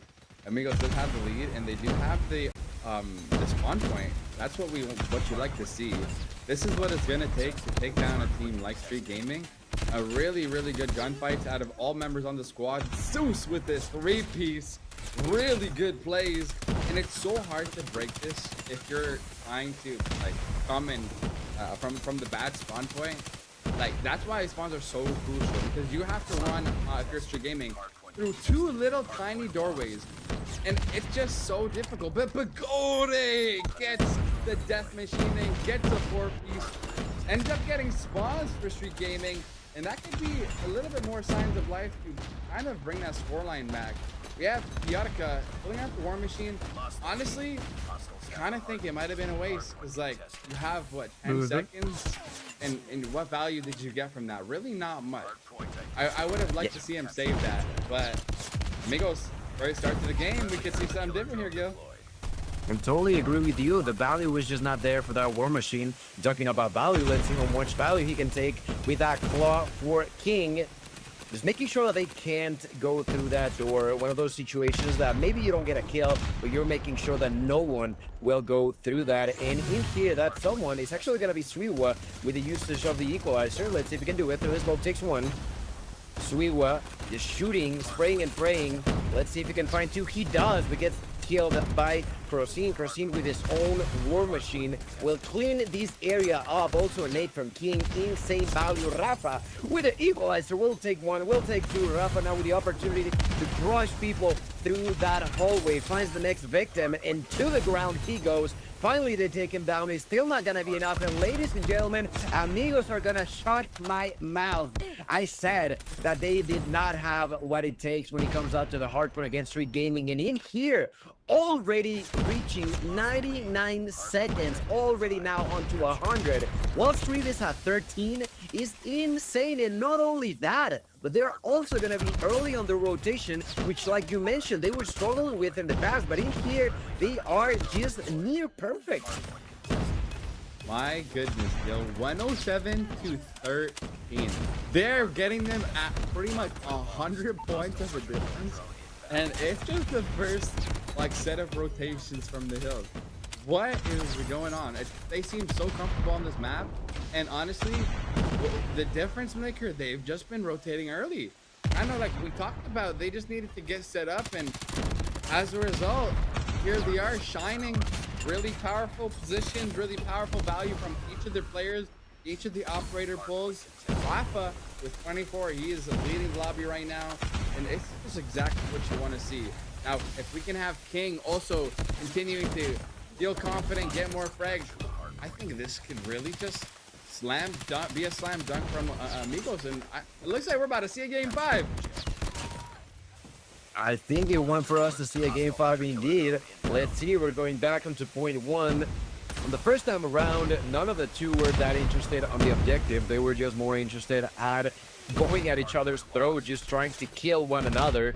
Now, it is going to be Suiwa bouncing inside the hill alongside with Maggie. Maggie trying to clean the area up for him. Still not going to be possible. The fight continues back and forward, one way or the other. The advantage still going to be in favor of Amigos as of right now. That's going to be an 80-point gap in between them. There's 3 operators that are available on the side of Street Gaming, and we've seen them take the most value when it comes down to the operator usage. So it is going to be really, really important for them to try to do it once again. In here, inside of the hill is only Maggie, and Sapuka with a double kill will clean that area up. Rotations will begin in just a few seconds, but as you mentioned, Amigos have fixed their biggest mistake, which was the rotation making, and in here, because of it, they're taking super big value off of each hill. Super big value, but now this could be the beginning of the end for their big lead, potentially. Because if you look at the map, Street has the spawns, and they're already a new, and they have a death machine. Maggie gets one, actually gets traded. Really important gunfight. Kiyotaka with a War Machine gets one. Can he make it a second? Doesn't look like it, but Soiwa, he does. He gets 2. And now this is the final time to do it. Rafa with a big 3. That is what you like to see. A really important break. But man, just like that, despite all the operators in the 3 pieces, they get 3 pieces right back. And Street is right back inside the hill. This is why it's so crucial to get spawns, because my word, look at how scrappy this hill is. That's a full wipe out of the side from Amigos on Street. 15 seconds is left. Look at player number 3, Crozen. He is on his way to rotate. And they've extended their lead once again. And while you were talking, Zeus with the Death Machine took a 5-piece, insane value off of it so that they can secure at least the scrap time. The advantage still gonna be there, and it's still going to be of about 80 seconds. And now the Tempest is gonna take a few kills, still not gonna be enough. They will get the spawns on the side of Amigos. The EMP will be used in their favor. And Street Gaming, they're struggling like crazy. They don't have the advantage, they don't have the control, they don't even have the clear view of what's going on because of that EMP system. And Amigos, with a clean understanding of what's going on, for the first time, we see a little bit of miscommunication as to who was going to be inside of the kill, but eventually they bounce back in again. They still have the spawns. They will briefly lose control, but let's see if they can once again break through it all, and it seems like they're going to be doing double kill there for Corsin. The next one in line is going to be Rafa. Sapuka trying to get through, will get one. Rafa trying to get inside, will manage to do it. Maggie turns around and all of his allies are down and dusted. And ladies and gentlemen, Amigos are getting closer and closer to victory. Street Gaming are just not being able to keep up with what's going on. Yeah, and Gil, as we look at the map here, they have rotations. They are playing so good right now. Amigos, oh my goodness, GTO gets a huge 2-piece. And now instead of Amigos having rotations, Street ended up winning the gunfight. And now it's going to be an uphill battle for Amigos. Except maybe it's not, because as I speak, there's 4 people already on rotation. They have the War Machine out. Frozen, 3 nade kills in the feed. And back and forth, back and forth, back and forth. Oh, goes. Street Gaming is back. And they have a huge advantage with Pagodi on the Heglage. But man, this is like, as soon as I say one thing, the next thing happens, and it's just changing hands. And so I was making a huge flank play. Can he get the third one? No, gift shut down from Rafa. In this situation, they have a few operators, and that's exactly what they're doing. They're people there with a claw, not gonna be able to do too much with it. Maggie now, the next one in line, still alive, goes for it. The nade is gonna be there, so we will managing to survive. In the middle of the fight, he will be dropped dead. The only way surviving is Chaotica with 10 seconds left, trying to defend as a one-man army. It takes one. Chaotica still alive with the War Machine, but yet again, I gotta question that War Machine from Chaotica once again. I don't think he took as much value as he would have liked to be, but back we go onto the first kill, ladies and gentlemen. 180 to 124. Triple quadra kill now for Sapuka to clean everybody. That area in the middle of the map. King will secure this scenario. There's going to be a trophy system from Zeus. Zeus still managing to help his ally. He got killed. Does not matter at all. They were trying to go for the OBJ and took the first 10 seconds. Street Gaming finally kicked them out, but immediately they bounce back in. Amigos approaching the 200 mark. And ladies and gentlemen, Amigos, I think they want to take us to game 5, and we're getting closer and closer. Street Gaming are falling short, and Amigos are ready to take it home. They wanted to force game 5, and in here they're getting closer and closer to managing that point. And they got to continue with this hard pressure that they're having, and really amazing gunfights. Because if they don't, Street really just has one hill that they need to full 60, and they're back in it, back tying up the scoreboard. But doesn't look like Amigos cares, because they have control, but the spawns are split, and this could be the beginning of their control. And nope, they got the trade. Spawns are back for the side of Amigos, and now I think this is gonna be all she wrote for Street Gaming. I think this is gonna be the end, Gil, because they have full control, man, and doesn't look like Street is gonna have much opportunity to bust into this hill. And a lot of ways, they're way back down to like 60, almost 70 point deficit. This is gonna be an uphill battle. Maggie gets one, gets two, but Frozen with the trade. And wow, despite the kills, it is leading to basically no OBJ points on the side of Street. Zeus with the 3. Huge kills. 53 kills. Make that 54 on the scoreboard. 20 seconds left. They should close it out here if they hold it perfectly. But looks like it's gonna move on to the T3 for the final battle. And the side of Street Gaming, they need to be surgical. They need to be near perfect if they want to turn it around, if they want to go for the reverse victory. In here, they're going to be late to the rotation, but there's still 2 people already going to the side. That is going to be Chaotica and GTO. GTO going to bounce inside. He immediately gets spotted by King. King was questioned, but in here, he's being key to force them out. There's Vigo there with the perfect opportunity for the claw with the usage of the spear. There's also Chaotica with yet another War Machine, this time perfectly in time. The side of Street Street Gaming will get here first. 50 seconds left, the opportunity to control, and they're taking it to the hands. Street Gaming approaching the 200-point mark. There's Swiwa with the equalizer will find a double kill, and once again the control is still in the hands of Street Gaming. Amigos are not being able to get inside. There is the usage of the melee weapons, the managing to get not one but two. Trip is now first to Puka. Double kill for Beagle there, once again cleaning the hill. That's a triple if I've ever seen one. And ladies and gentlemen, Street Gaming are fighting like crazy as they try to turn it around. This has been a hill that for 45 seconds only 1 point has gone in favor of Amigos. Wow, Street Gaming does not want to lose. They are fighting tooth and nail, and they have the rotations, Gil. So if Amigos is not careful here, they actually could start to close this lead and come back. Here we go. Here comes the break. They're trying to time the split push. 2 in the 3 in the middle, 2 from the back end, and Crozen gets one, gets traded. There's 2 more from the side of Amigos, but they get shut down by Bigode. This is going down as one of the closest and most intense matches that we've seen. Amigos with a 4-piece, they have full control of the hill, and this is going to be Street Gaming's final attempt to push, if I had to say for myself, because if they do not get these kills here, it is over. So here we go. It's all up to Soiwa, all up to Kyotika. They get 2, get JTO with the 3rd, and they get control once again. But Crozen get the big 2-piece. Can they finally make a comeback?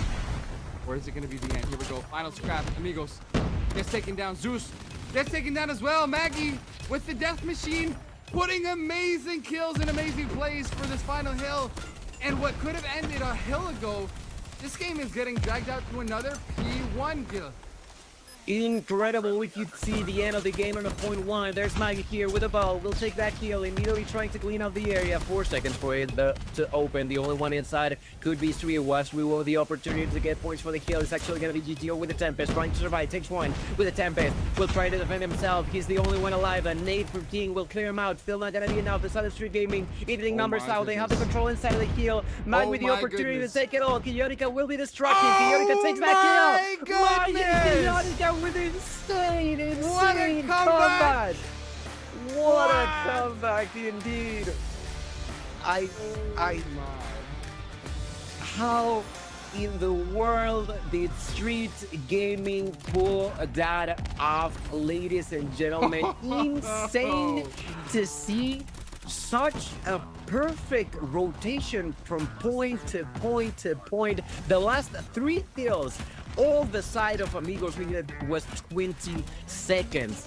But they couldn't, for the life of them, be alive for long enough. Incredible performance, incredible usage from the operators, the score streaks, and the rotations coming down from Street Gaming.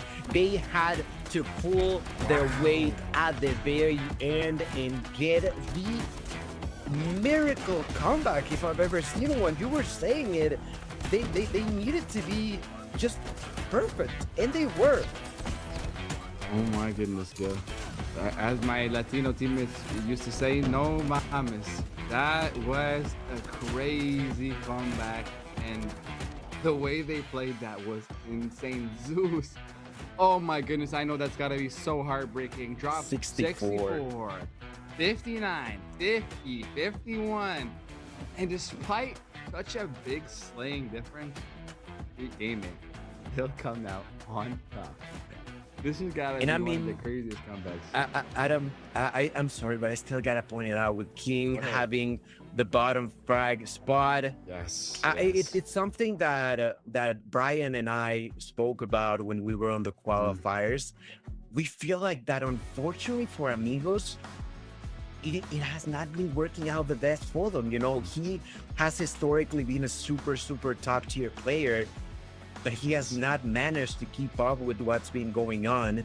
And well, I think that it just got out of hand for them, and well, they ended up paying the price. In here, we're getting an overview. I'm thinking that we will get an interview.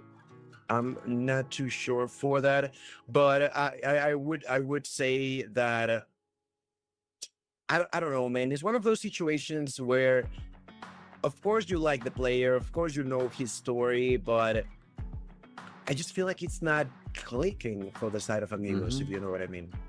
Absolutely. I completely understand. And sometimes you just got to face the reality. If you're Amigos, probably the better fit would be another player. And that's okay, because sometimes it's not always the player itself. It could be just the chemistry. Like I remember personally speaking, I had really, really good chemistry with an underdog team compared to when I was playing with Luminosity. So whenever I was subbing for the underdog team, I would popping off. When I was with Luminosity, the chemistry, it was not fully there. And I think it was a lot of that was due to the rules as well. So it definitely happens. And also being on a long break, not getting as much reps as his teammates, it's going to be tough to come back on your top form, especially because like the comp scene has evolved a lot since 2 years ago. And so if I'm King, if I'm going to give him any advice, it's if you really want to shine in this comp scene, you got to be putting a kind of like ridiculous amount of training and hours and behind the scenes work. Otherwise, too many people have evolved and it's no longer the scene it once was. Yeah, that's right. But for now, they need to cool off because Amigos are not done. They will be facing now against free agents. But before we go to that, we'll go to a small break. So please don't go anywhere. We will be right back.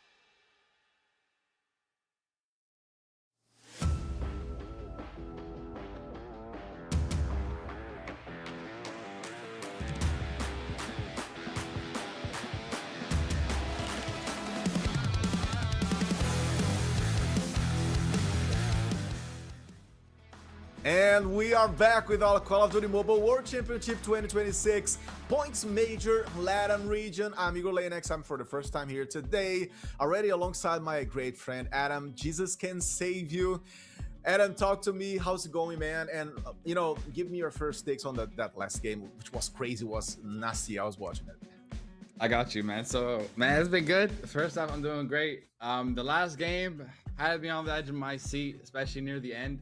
Like, just to think, they had 100-point lead. Amigos, they sold it. They sold it. It's so painful to watch. I know the players are probably very heartbroken. But now they have an opportunity to redeem themselves. Right. They're versing free agents. A really good team. But I would guess, from what I've seen, have my tip a little bit more on the Amigos side. Especially because they're warm.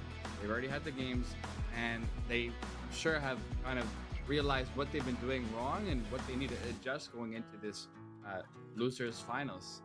For sure. We already know the rosters, but then I'm going to jump into specifics based on what we just saw in the previous game.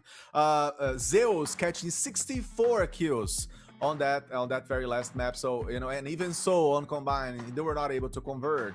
We already know all the other beasts we're gonna have for Amigos, so Crozin, King, and Rafa, and Sapuka. And for free agents, we're gonna have Spades, Dimensional, Living Boost, Zane, and Null.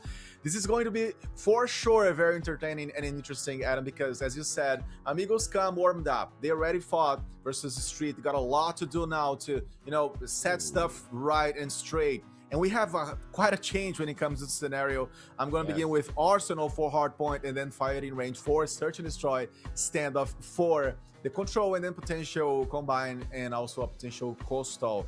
What can you tell us about that? Man, first off, I'm so glad we have some change. Arsenal, I haven't seen it all week. Exactly. So I'm happy. Yeah. And in terms of how this game plays out on the Hardpoint, I mean, I haven't seen this match in a while. I know they've changed the doors and stuff. My predictions are kind of up in the air. In terms of overall map count, I'm going to say, I'm just going to throw this out there, maybe 3-1 for Amigos. But maybe I'm wrong. I don't know. We'll see. Well, I'm going to go with you. Yourself? I think 3-1 is very fair, but 3-2 looks more realistical, given the quality of reagents and given also the qualities and the upgrades that Amigos just showed us today in the previous game versus Street. Now we have to mention that they're fighting their best, obviously in that hacienda to begin with, and then suffering with rotations and decisions. They were able to take very fiercely a Firing Range, winning that one, then lost Crossroads and lost Combine. There's a lot of those elements we may be able to see again during this very much game that is going to get again at any time. Free agents versus Amigos, for sure, it's going to be very, very, very good to see another best of 5 to decide who's going to go out and who's going to stay alive for the grand finals afterwards versus Street again in a best of 7 maps. As we head into the map, it's underway with free agents on the left-hand side and Amigos on the right-hand side for you. Ready to have the first battles for the big at this moment with Living Bull using the Switchblade real close to the point. He's on there, he's over, and he's trying to use that smoke on the side. Let's see how this is gonna unfold, my friend Adam, as Rafa is also trying to take the left flank to dominate that spot. And look at the window. Both sides very compact, very, very tough, and looking very solid so far. Yeah, they're just at a standstill. Nobody wants to make a push, but here we go. Here comes the push. Sapuka gets 2 kills. Rafa gets the 3rd, and they've got control all of a sudden. Now they can run away with it, and they can start to chip up some of that point lead that they once put 1.5. 2 kills on the board. It is so hard to walk through those doors, man. Yes. Because it's so obvious and predictable where they're going to come from. And Amigos, they know where they're spawning. And imagine you're opening that door into like 3 guns. It makes it very, very difficult. For sure, these spots are so well monitored by the opponents, so it's very, very much tough, as you said, to penetrate, to have a tranquility, a serenity. Amigos now, they were able to dominate the first P as they rotate to the second one. It's gonna be a very cool battle as well, because the agents, they do know they need to hop to stepping in the map. Definitely, they're not doing a fantastic job so far as of Amigos. definitely bringing the energy from the last encounter versus the Street, already heading to 40 points versus 3, doing a very good job inside of the OBJ and also slaying all around of it. Rafa on the image, we have King also stepping up, staying by the cover. Let's see what he's going to be able to do. Goes for the fight, but falls against Snow. It is a very one-sided map so far, and apparently Amigos fixing those rotations and fixing the pace at which they do them, especially compared to the Hacienda before and Combine as well. I would say they are a different team. They're maybe walking towards 100 points, even though I may be a little bit early to say that. You know, you might be a bit early to say that, but at the same time, it looks like they definitely are. But at this point, man, after seeing last game, they had 100 points. They could lose it again and maybe get come back down. So no way. I guess you can never count a team off. But afraid, they have the rotation. They're set up. They are actually a really good rotations and good positioning. Now it's going to be a little bit difficult. And Amigos break this with one of the best players on free agents with already 10 kills. And Tempest gets the first kill. If he can get this first line kill, it's going to be really huge. Season gets 2. Dimensional thing goes in. It's a lot of back and forth here. And actually, Amigos comes out on top in the exchange. And now they got full control. And now it's going to be really hard for agents to break through this because for sure they got to see so much angles lane.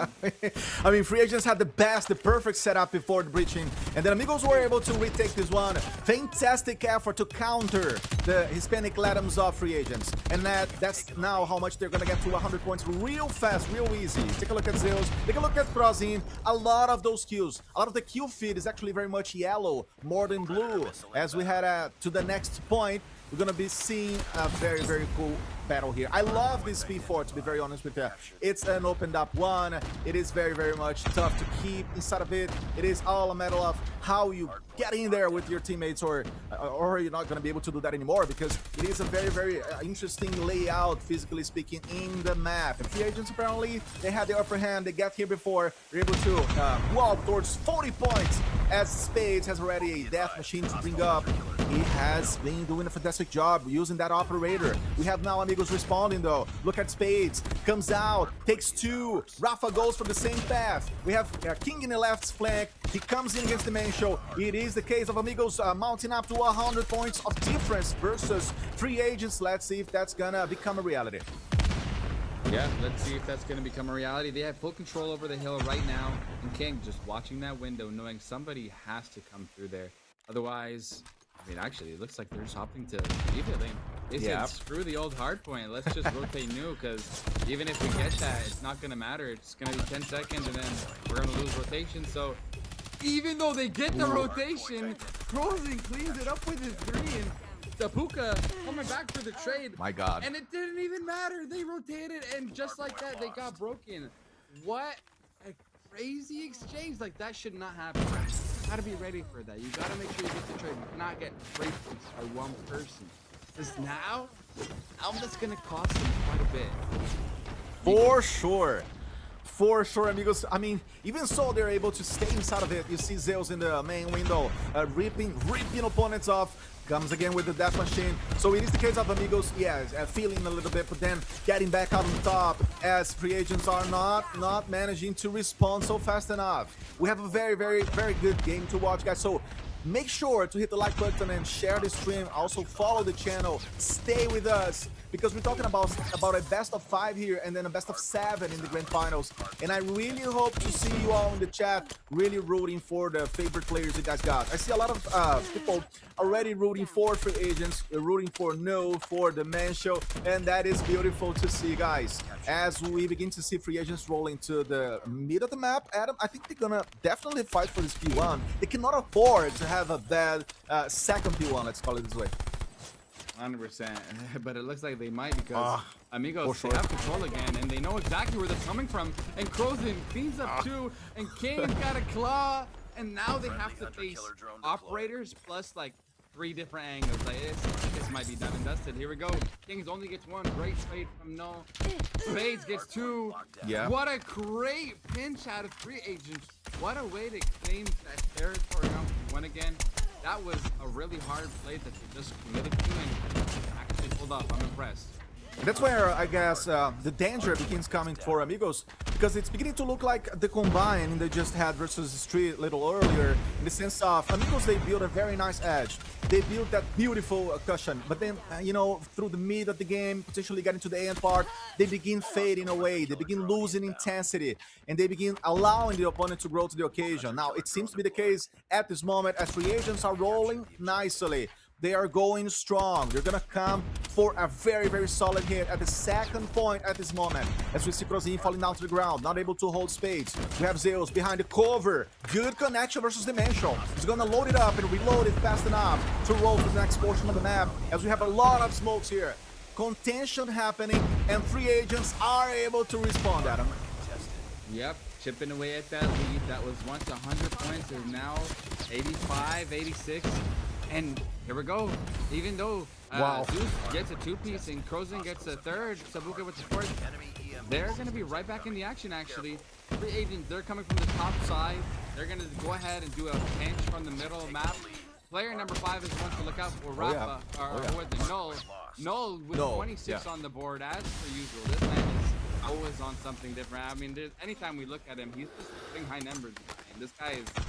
That's different. I don't know what else to say. I'm impressed with him. He is a beast. He was the flanker, as you posed very well. He was able to breach in from the side. Now, funny enough, all the Amigos players, they have a similar level of eliminations. You see all of them, or almost all of them, mounting to 30 kills each, as opposed to free agents who are struggling a little bit when it comes to the trading side of things. But even so, free agents have the momentum. They're growing to the occasion. Less than 100 points away, though, versus Amigos. It is a very cool game. It's getting very much intense. We gotta, also remind y'all from the chat that we have a lot of Brazilians on the side of Amigos. Actually, the whole team, as opposed to free agents who are majorly composed by, or entirely composed by Latam players, by Hispanic Latam players. So it is a battle of sub-regions, if you want, inside of the Latam server. As we have Crozin really clearing everything out nicely and smartly. We are going to have a game or not? I think that's the question now. 8 points away for them to wrap this map up, as we have Rafa unstoppable. Absolutely a beast, goes with the equalizer. 1, 2, 3. He's on a streak. He's on a mission. And Amigos, just like that, Finder, good game, well played. 1-0 versus free agents. That was a dramatic game where they begin steamrolling, and then in the very end they could get back to doing that again. But in the middle of the game, Adam, I would say they were beginning to suffer with the focus. They were, but I think they learned their lesson. We cannot let a lead like that ever get taken back again. And they've corrected their mistakes. I think they realized if we want to win, we have to go swinging, not just in the first half, but in the second half and all the way into the end. It's never over until it's over. And if there's anything I learned from being a competitive player, it's that you cannot relent until the job is done. Otherwise, things like that do happen. That's just reality of sports. That's just reality of competition in general. But great job on the side of Amigos for closing out the first half so dominantly. Now, the trend I'm seeing here is that there are just main players on each roster that are carrying them through. And for the side of free agents, that's going to be always consistent. And Amigos, honestly, in this game has pretty much been pretty well balanced. And Kings also went positive this game, so also pulling his weight on the side of S&D. We've been seeing a trend, Lane. I noticed best team, respawn team, as per usual, they dominate, and then S&D they lose. So is that going to repeat itself? Is history going to repeat, or can Amigos actually take the leap? Whoa. Well, this is actually a very good question, because even though Amigos, they lost the first hardpoint before versus the Street, they were able to win the fighting range. Now, the difference is that in this very game, they're able to defeat free agents in Arsenal. And when it comes to fighting range, they just had a victory versus Streets, as I mentioned. So maybe bringing that confidence from the early victory inside of the series, and also knowing how to play fighting range or feeling good in this map today is gonna definitely be a key factor. We have to remember that Amigos, they were able to defeat Street by being unpredictable, by being a team that worked well on both bomb sites. They were great in the first half, especially when, Street played more compact and tried to respond to that, but was not enough. So that's how Amigos won. And I think that has to be the game plan for them now versus versus free agents who are a little shaky, to be fair. They're not the same free agents I have casted, for instance, during the summer split, Adam. I don't know what else they can do. They cannot always rely upon Nu. They have to do a little more. Spades cannot be the only engine of the team when it comes to a far distance kind of damage. So they got to find solutions as well. They do. Now, to Amigos' credit, they just came out of a best of 5 series, so their guns are hot. They're already comfortable. The nerves that they once had got washed away. And on the side of free, this is the first game of the day in terms of the tournament. So I'm sure some of those players are kind of washing up the nerves, kind of getting the feel for things, getting into the groove of that tournament mindset. So I expect them as the series to go on. I think they're going to start to warm up a bit more and start to get more comfortable on the map, which hopefully we can see on Search and Destroy, especially because it's slower pace, right? So because of that, it kind of gives you time to like focus in and settle in. Yeah, I mean, what do you think is going to be the key? I want to pick your brain here. What do you think is going to be the key for free agents to kind of come out on top? I think they need to, try to find a faster way of playing. We all just saw Amigos keeping their energy, managing that intensity during the entirety of the first map, and that's what led them to a partial victory here. I think free agents, they have to know that they need to be dangerous. They need to make the enemy uncomfortable. Let's see if they're going to be able to do that now as the first round is underway. We already have Living Bull on the ground. We have Rafa as well, and we're going to be checking up on a 4v2 at this exact moment with Prozine opening up. Try to get the information, jumps at the A long, gets quickly to the middle. We see now the bench show a gun down. Let's see what else is gonna happen, because Amigos, they have the C4. They just don't have, maybe the block kind of formation they ideally would love to have at this moment to bring the bomb down. But now they group up. It's gonna be only Spade to try to respond to this. He tries going for the shot, but Zeus was able to find him before. And Z-Sin is going to come to the Tyrant's position. Let's see if he's going to be able to fight this one. Down to the ground. Zeus was the one to catch the shot. As we have an inside glimpse inside of the bomb site area. No's going to come over. What a bullet, what a shotgun resolution. But Sapuka was the player to left for the last second. 1-0. Fantastic job by Amigos to rotate. Adam, confidence? They showed for us. They showed the post-plant positioning as well, and also the gunfight. So there it is. Yeah, and Zeus has got a big 3-piece on that first round, which is amazing. Is what you want to see. I feel like what's it called? Free agents, they had a good start, but unfortunately, Amigos, they just kind of like picked them off piece by piece, and little by little they started being a bit more split, and that kind of cost them. Whereas Amigos, they were grouped up. They were out here playing very strategic in space, trying to get that jump shot. He knows that he's on the bomb. I think he's also trying to destroy the trophy.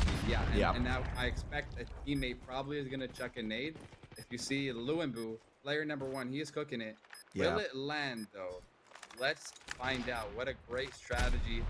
Does it land? Yes, it does. Timed and coordinated. And now here comes the push.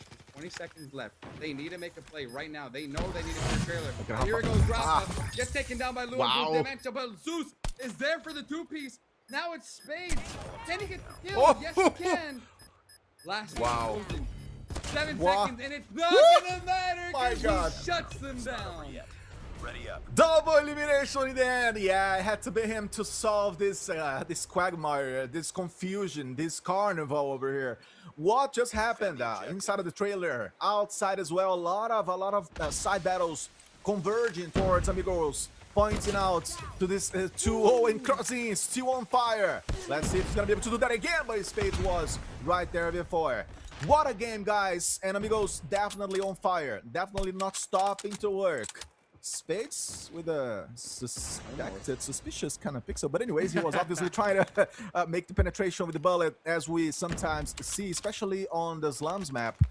But now Spades gonna be holding on the middle to try to catch information, especially. And we see that Amigos, they do not have to C4. They're gonna have to catch it up in the back, so that's gonna mean unnecessarily a mandatory rotation through the mid. Let's see how things gonna pan out.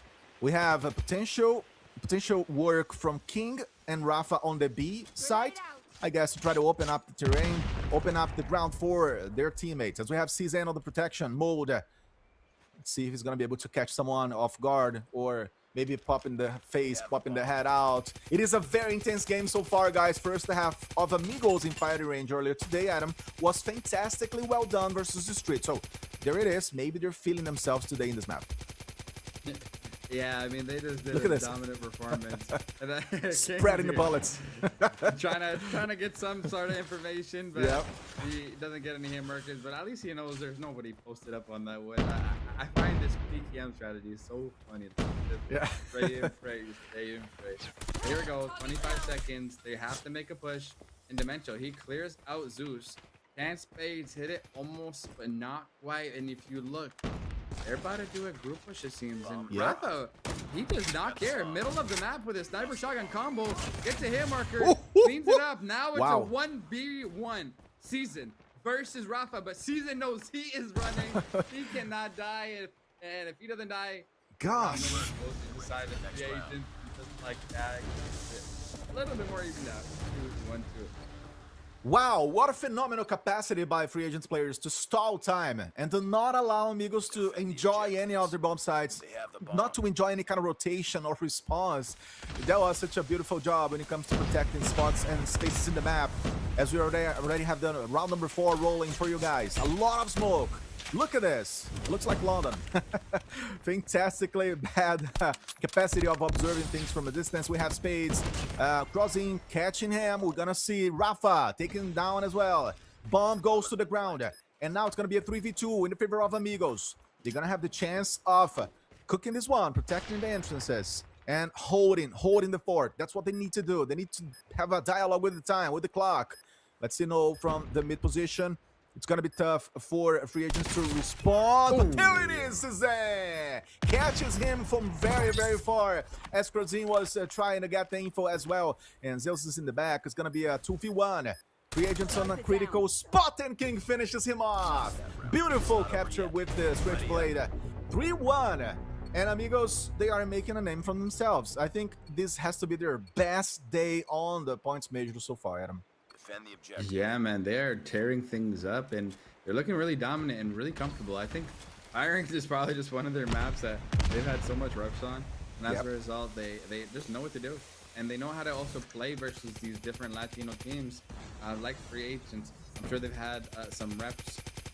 You know, even if they haven't had them directly with these teams, they've played other teams with good strategies, but also through those VODs. I mean, those VODs are just such an important factor to being prepared, and they seem to go for the strategy where they're leaving the bomb, trying to get a pick, trying to get some info, and look at Croson.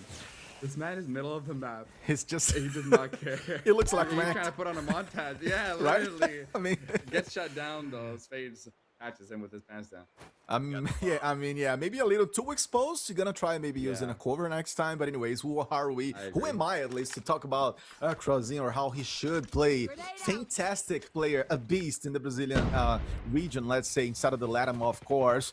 3-1. As of now, Amigos shredding in the series as a whole. Already one map away, and the main show goes to the floor. Rafa was able to take him down before anything else badly happened. King as well, very decisive, 3-3. It's very cool even to see. Let's check on, no, we have a beautiful image by our producer to show the bomb site getting activated. And Rafa comes so fast with this HS. Are you kidding me? What is that kind of range that this shotgun has? Fantastic bullet. The bomb is down. It's official. It's less than 30 seconds for free agents to find a solution.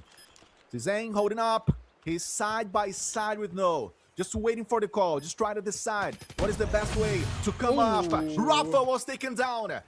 No was able to finish him off. Comes Sapuka to help the team. Double kill! Double kill by him. Fantastic follow-up to the gameplay. And that's what I call a very prepped, a very solid roster. Adam, one after one, they are doing the best decisions today. Man, nice. The way that Sabuka just flanked and got them both off guard. They were playing right. They were playing together, trying to play for the trade, but unfortunately, they didn't take account for that flank, which was really a brilliant play on the side of Sabuka. And here we go. Dimencio, Lobo, cleaning up the trailer push. And now Amigos has to kind of slow down here. They gotta take a step step back because they're down 2 players. Yeah. If they want to do something here, they got to get some picks. But you have Frozen with the sniper. He's alive, knows where he is in trailer, but doesn't manage to take the shot. Oh my goodness, Zeus. Where did he kill him from? Oh, from wood. There it is. Beautiful headshot. Trying to even out these lives, and I really like how player number 2, King, he's got a lot of position control on A, and He does. almost gets a Ooh, kill. my God. But overextends his body. Oh my goodness. Zeus trying to get the trade.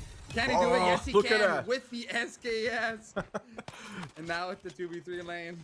Wow. He's heating up. As we call Zeus in Brazil, Ricardo Zeus or Richard Zeus, if you want to know, the mythologic player, because that's his nickname. That's what he likes to bring to the game. Such a fantastic player in the beginning of his career around 2020, 2021, and then having to leave the game for some years. He gets back on top, playing that much that you're seeing right now with Amigos at this moment. As the bomb is on, we're going to be having a 3v2. Zeus is totally ready to roll, but he was taken down before that. And we're going to have Frozen along. Goes for the shot. That was a very good catch at the exact necessary moment he needed to do so. He makes it a 2-piece. Beautiful piece of work. That's what I'm talking about. That's elite. That's world-class Call of Duty Mobile we're watching right now. 5-1. Amigos are shredding free agents. I'm going to say it again. And now it's a matter of, is there a map for free agents as Amigos roll to the B? My goodness, he just plus that 1v3 solo handily with that sniper. Incredible plays in season while banging through jungle. He makes the correct reading, gets a kill, and Spades also getting a second. The grenades are coming through, and what was a really fast, aggressive push from Amigos is starting to break down. Yeah. But at least it's a 2v3. They've kind of started to equalize the numbers. Bomb Zeus spotted. spots one, almost gets him. But now they're kind of stuck here, Lane. They are. Players on both sides, but Frozen! Oh my goodness, can he get the third? No, he Oh my cannot. God. But makes it a 1v1. We got Zeus versus Dimensional. They kind of both know where each other are. Zeus, he's trying to anticipate, waiting for the timing, but wow, Dimensional, I really like this play. He knows the bomb is down. And I think he's just gonna really just try to play his life here. Enemy Play has time, dropped the bomb. wait for the bomb to get Got the picked bomb. up, and then maybe get him while he's planting it. He really wants to play the safe. And look at these player camps. They're both just playing patient, waiting for each other. And I think it's gonna be a battle of who gets the better timing, honestly. I know, what a crazy moment. 1v1. And Zeus, he knows, and they all know from the side of Amigos that he cannot afford to wait a lot. As the mission was looking otherwise, oh my God, Zeus was able to pass through right below the tower. He's back to it. I don't know why. He's gonna get caught. Dimension, what are you doing there, buddy? Are you sleeping? Are you napping? Not able to see him. He's done this. Oh my goodness, what a beautiful play. He was able to roll to the A bomb side. He's gonna get taken down eventually, but no, he's gonna go for the fight. Zeus, what a brave guy. I can't believe this. He planted. He's gonna go for the kill. Dimension, you are a beast. Showing the spear and making a statement. I can get ya. I didn't see you first, but I can get ya. I can defuse the bomb.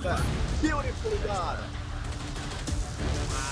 Wow, that was great. That's so perfect. He was prone, just waiting for him to push up because he knew where he was gonna go. That is some experience. I've seen some. That was quite a matchup. Great job for him to clean it up.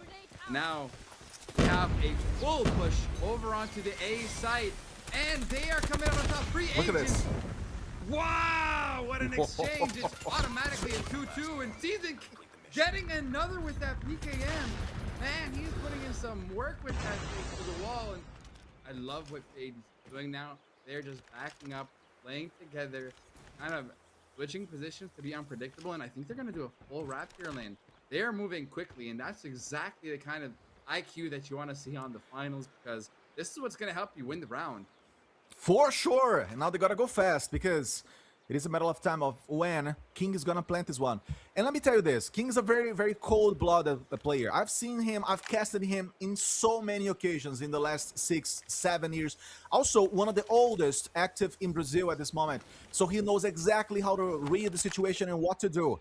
as Spades or Spades is in the middle of the map. Let's see what is going to happen. A little bit of a patience on the side of free agents as they need to see how King is going to play this one out. Beautiful game so far, guys. So stay with us.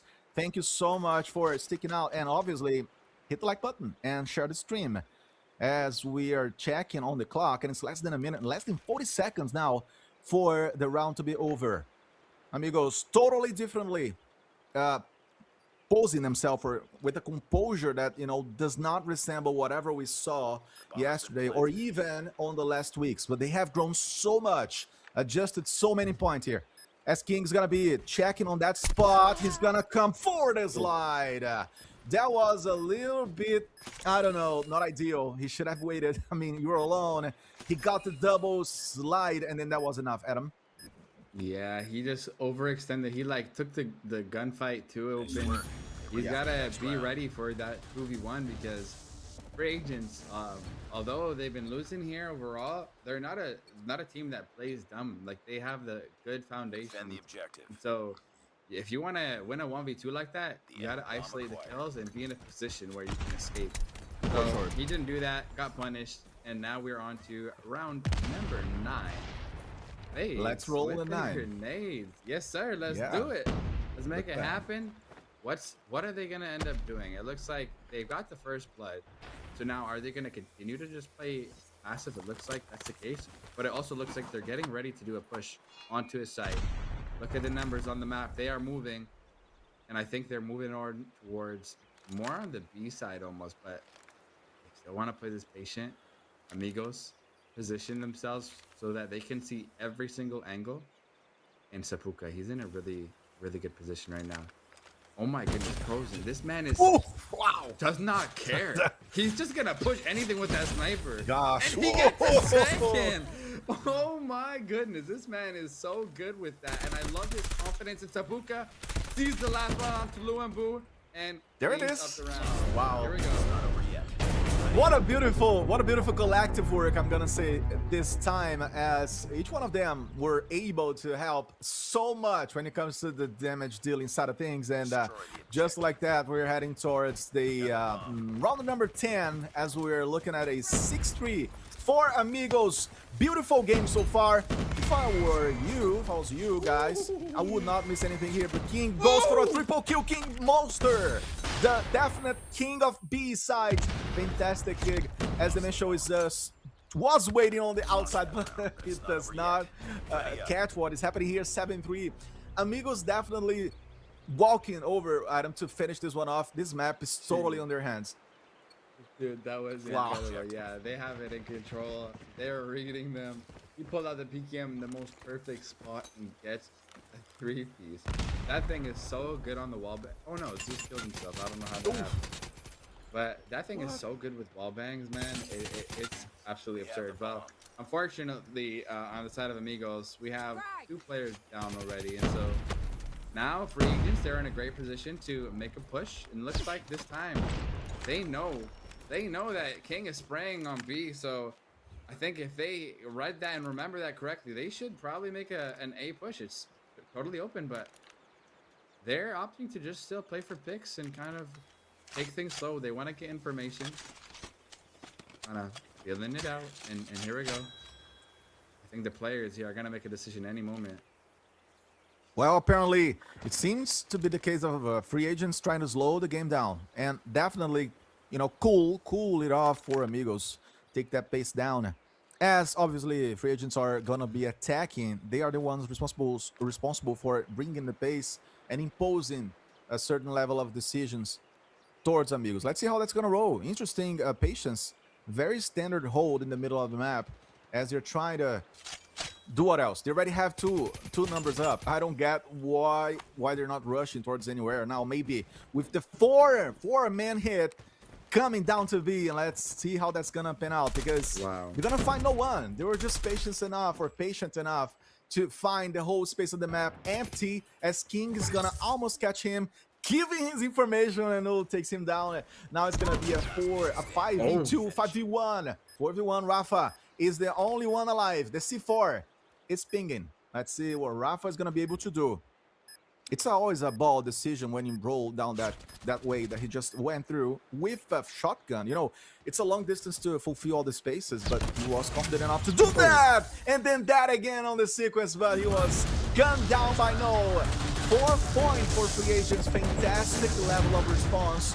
As we have the swap, as we had the swaps inside, actually, Adam, we're talking about a different free agents. Defend the objectives. Yeah, they're starting to get their groove, and they're starting to get that comeback in terms of the score line. And I think I really like how they're approaching this. You know, I think a little bit slow that last round, but regardless, got the round. Lou and Boop pushed up too far, alone, gets killed, gets spotted, and now they're at a disadvantage. And now Zeus, he's going in for the collapse.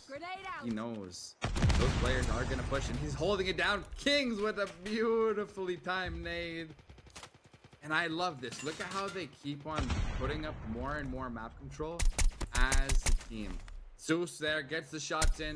Look at player number 1, Sapuka. Just waiting, hunting, ready, waiting for his prey to come through that doorway. And as soon as he do, he's gonna pounce on him.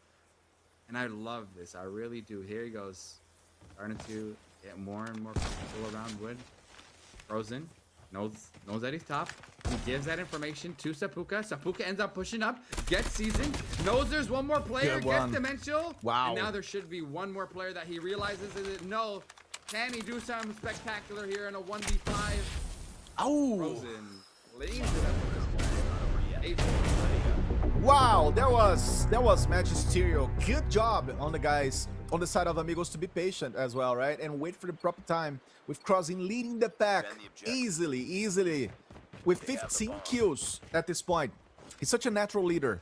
And I was talking to some of the guys behind the technical committee or group that, you know, manages Amigos, and they're all saying that Crossing has such a talent, and you know, he was always meant to be an IGL, a captain, a guy responsible for leading the team. As we have No getting close to the middle of the map. 8-4 at this moment, so it's gonna mean a map point for Amigos. Let's see how that's gonna pan out. Crossing in the middle of the map, trying to go for it, showing confidence, right? Spending those bullets, because he's gonna have a full mag in the next round anyways. So there it is, Locos on his hands. Things were looking very ugly for free agents in a few rounds back, but they were able to find their way up to the top again. Now, almost walking to an equalizer, but it still feels like a big difference, a big distance, especially, right? And you know, because Amigos are so close to up the map. Yeah, they just need one more round, and with the player down, it's they can feel the pressure. It's like you cannot make any mistakes. You have to be flawless. And if you can do that, maybe you can start to bring it back. But if not, yep, they're gonna Amigos is gonna take the S&D here. Now, as like before, Crozen always finding those incredible angles. Yes. Getting the bloods for his team, and as we know, Rafa gets the first kill. Can he get the second? Season cleans him up, gets the trade, and now Zeus knows exactly where both of them are. Here comes the pinch from Sapuka. Season gets a kill. Last one standing to 8-15 minutes. S&D can he do something about it? No. Frozen comes and cleans up the map, making it a 9-4, dropping 17 on 3-8's head. That's gotta feel good, Lane. Fantastic job once more. Crossing again, versatile, bringing the pistol in that very last encounter. As we have a chance, guys, to take a look at everything that happened in this map. Such an intense, such a cool fighting range to watch. Again, with the beginning that was very much in favor of Amigos. They were very good in numbers all over, I would say, in many rounds, and especially dominating the scoreboard, making it happen for a long time until Radiance, they decided to kind of respond, and then they you know, actively began responding as we had the switch on the sides, but then that was kind of too late. So there it is. I mean, I already see a different free agents on from now on, actually, inside of the series, Adam, because they managed to respond. They found themselves in the middle of the game. They were able to adjust, but not to a level of taking the map away. As we take a look at the numbers, a lot of impact all over the board. You know, in this moment, we can tell 8 players out of 10 with 100 points of impact. So that's great. That's awesome to see. But when it comes to the KDA, obviously Amigos dominating. all over, and good job, especially by Crossing, by King, by Zeus to find those kills that were essential. I'm gonna say this, I think Amigos, they have a lot of individual capacity of solving situations, and we saw that, especially from Spade, especially from Nu, but I want to see more of that from free agents. We need to see it. If we don't, is there time to say goodbye for this tournament run? And Yep. I'm sure they don't want that. Obviously, nobody wants that. But it's like, here's the time to step up. Here's the time to forget those first two matches. Kind of recollect yourselves as a team. And remember how Amigos plays. Yes. Remember their pacing. And what you have to do as a team if you're free agents is just stay coordinated. I know I always say this, but man, so much of it comes down to that mindset and the way they communicate, because that's gonna basically be the precedent to set how they're gonna work together as a team if they're gonna get the trade, how they're gonna position themselves on the map, so making sure that they're not leaking in a way where an Amigos member can flank. Right. And as soon as they get those kills, the communication's on point. They need to be putting pressure. Like, I'm talking full send the spawn, or at least those key positions while capturing the flag, in order to start to expand that life gap. And if they can do that, here's a silver lining for them. We'll see. Amigos might have something to say about that, because that's how they naturally play. So we're gonna see a dicey matchup, I'm sure. Alrighty, yeah, we are definitely gonna see all of that happening. It's gonna be very cool to see also how Amigos will adjust, or will show some adjustments from the previous control mode they had versus Street earlier today, when they absolutely were unable to fight at all. We didn't see much from them in that Crossroads Strikes. So I am very much eager to see how they're going to adjust that. I think it's a matter of focus sometimes with Amigos. It seems to me that they do have the talent, they have the training, they have the synergy, but something happens in the end of the maps especially.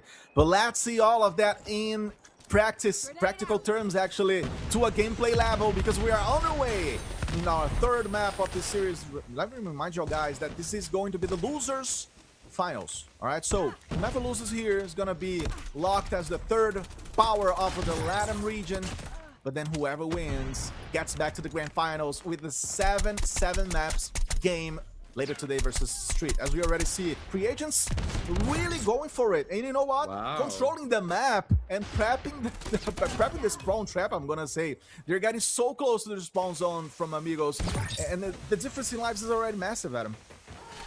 10 life difference. Make that a 12, 13 Wow. life difference.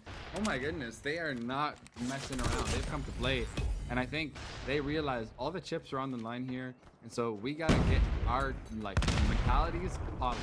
We gotta make sure we're on the same page. And they're putting that aggression. They're getting the kills and pushing up into the spawn. They are not playing scared. And that's what we want to see. That's the only way you can really win against a team of this caliber and competition of this caliber. So at this point, 2018, 1918, operators are going to start coming through for the size of free agents anytime now. Yep. It's going to set them up really successfully for the second round, and if they can use it fast, I think we could see a nice swift 2-0, and just like that, Lane, it's 4 life for Amigos, and I'm sure they weren't expecting this. They were coming out strong, and wow, what a turn of events we have on our hands. Crazy stuff. Yeah, I mean, you know, Amigos feeling the changing pace from map to map, from game to game. Well, at the same time, I have to say this. Free agents were not able to capitalize or make the first round longer, or the longest they ever wanted, when it comes to the operator's perspective. So it was kind of a short round, which goes to tell that free agents were not super able to accumulate a lot of them, but you know, as you said, it's going to depend on how the round is going to begin now, because if they keep losing lives, Amigos, they're going to be feeding the monster for sure. And let's see how Amigos are going to react to this. You see already a different kind of energy. You see Sapuka rolling at this point, takes the space down, comes to the top of the hotel. He's going to try to take a look, taken down by the main show, as we see a 27-25, very, very equal, very even game at this point. Map number 3 that could represent definitely, you know, the name on the top of the region, at least when it comes to the top 2 after Street. But Living Bow, what a streak with the Tempest. Yeah, Yeah, he's showing up. Compared to the last S&D, he didn't have the best game, but this game, he's putting everything on the line. 9 kills. They're honestly doing a great job overall. They have the life advantage once again. And here they go. Happen A. Starting to get a couple picks on the board. Frozen. Can he clean up that kill? No, he can't. Okay, finally. Thank goodness. That would have been bad. And it looks like they're going to capture A. Migos starting to, maybe go for the contest, but they're kind of solo challenge here. But They are. It doesn't even matter because he's getting the kill. But like, if they continue to solo challenge, this is not going to be panning out very good.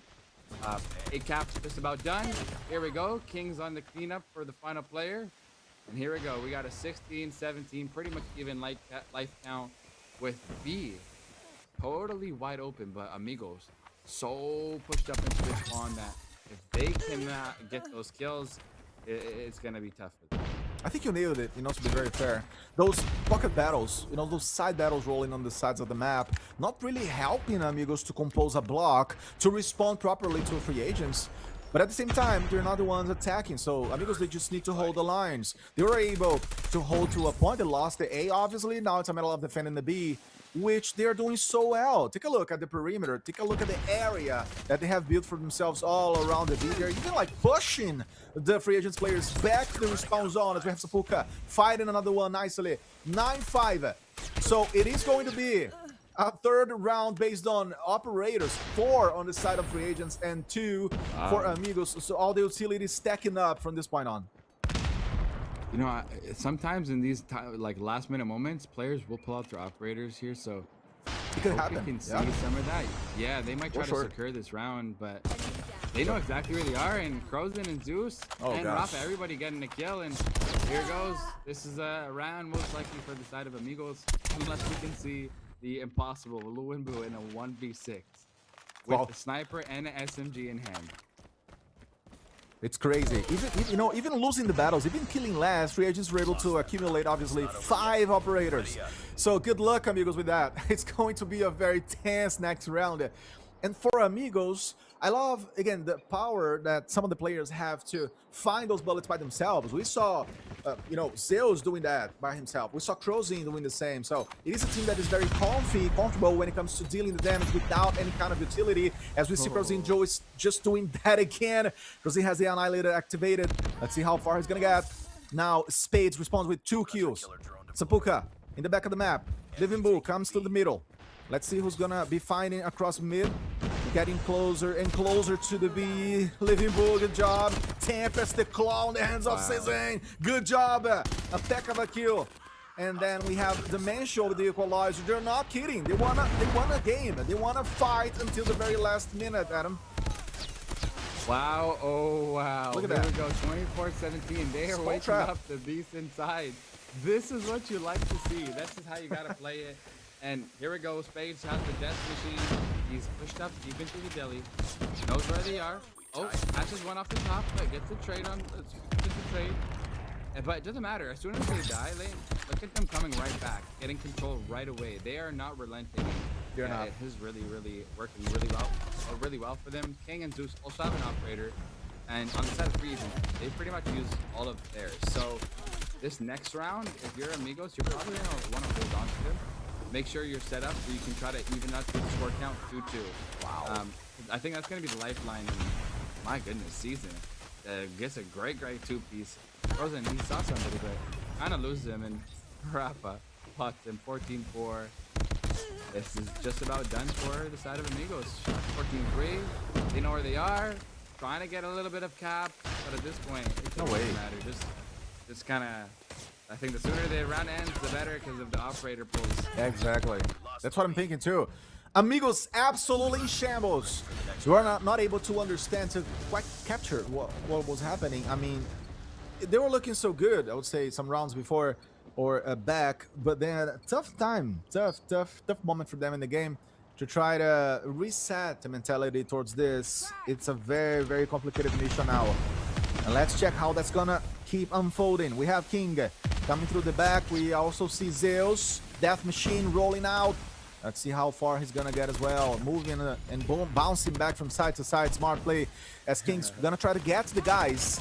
Amigos needs precisely that. They need to roll and smash the guys versus their own respawn zone. Let's see if they're gonna be able to do that. No, coming over, King is killing more. We already feel Amigos try to react, showing those signs of life that Adam always talk about on the broadcast here with us during the games. And Zeus comes through the middle, Sapuka at the same time. Dimensional goes for a double pack. Adam, this is quite a game, and this map has to be the most equalized one. Absolutely, it really is. It's so much back and forth, and it looks like the team that's attacking comes out on top because of this such a hard spawn trap that they get in. Like, they get the kills and then they're pushed up. They pull the operators and then they get them in the spawn trap. Here we go, Rafa piecing him up. Can he get the fourth? He gets the fourth. Amazing job out of Rafa.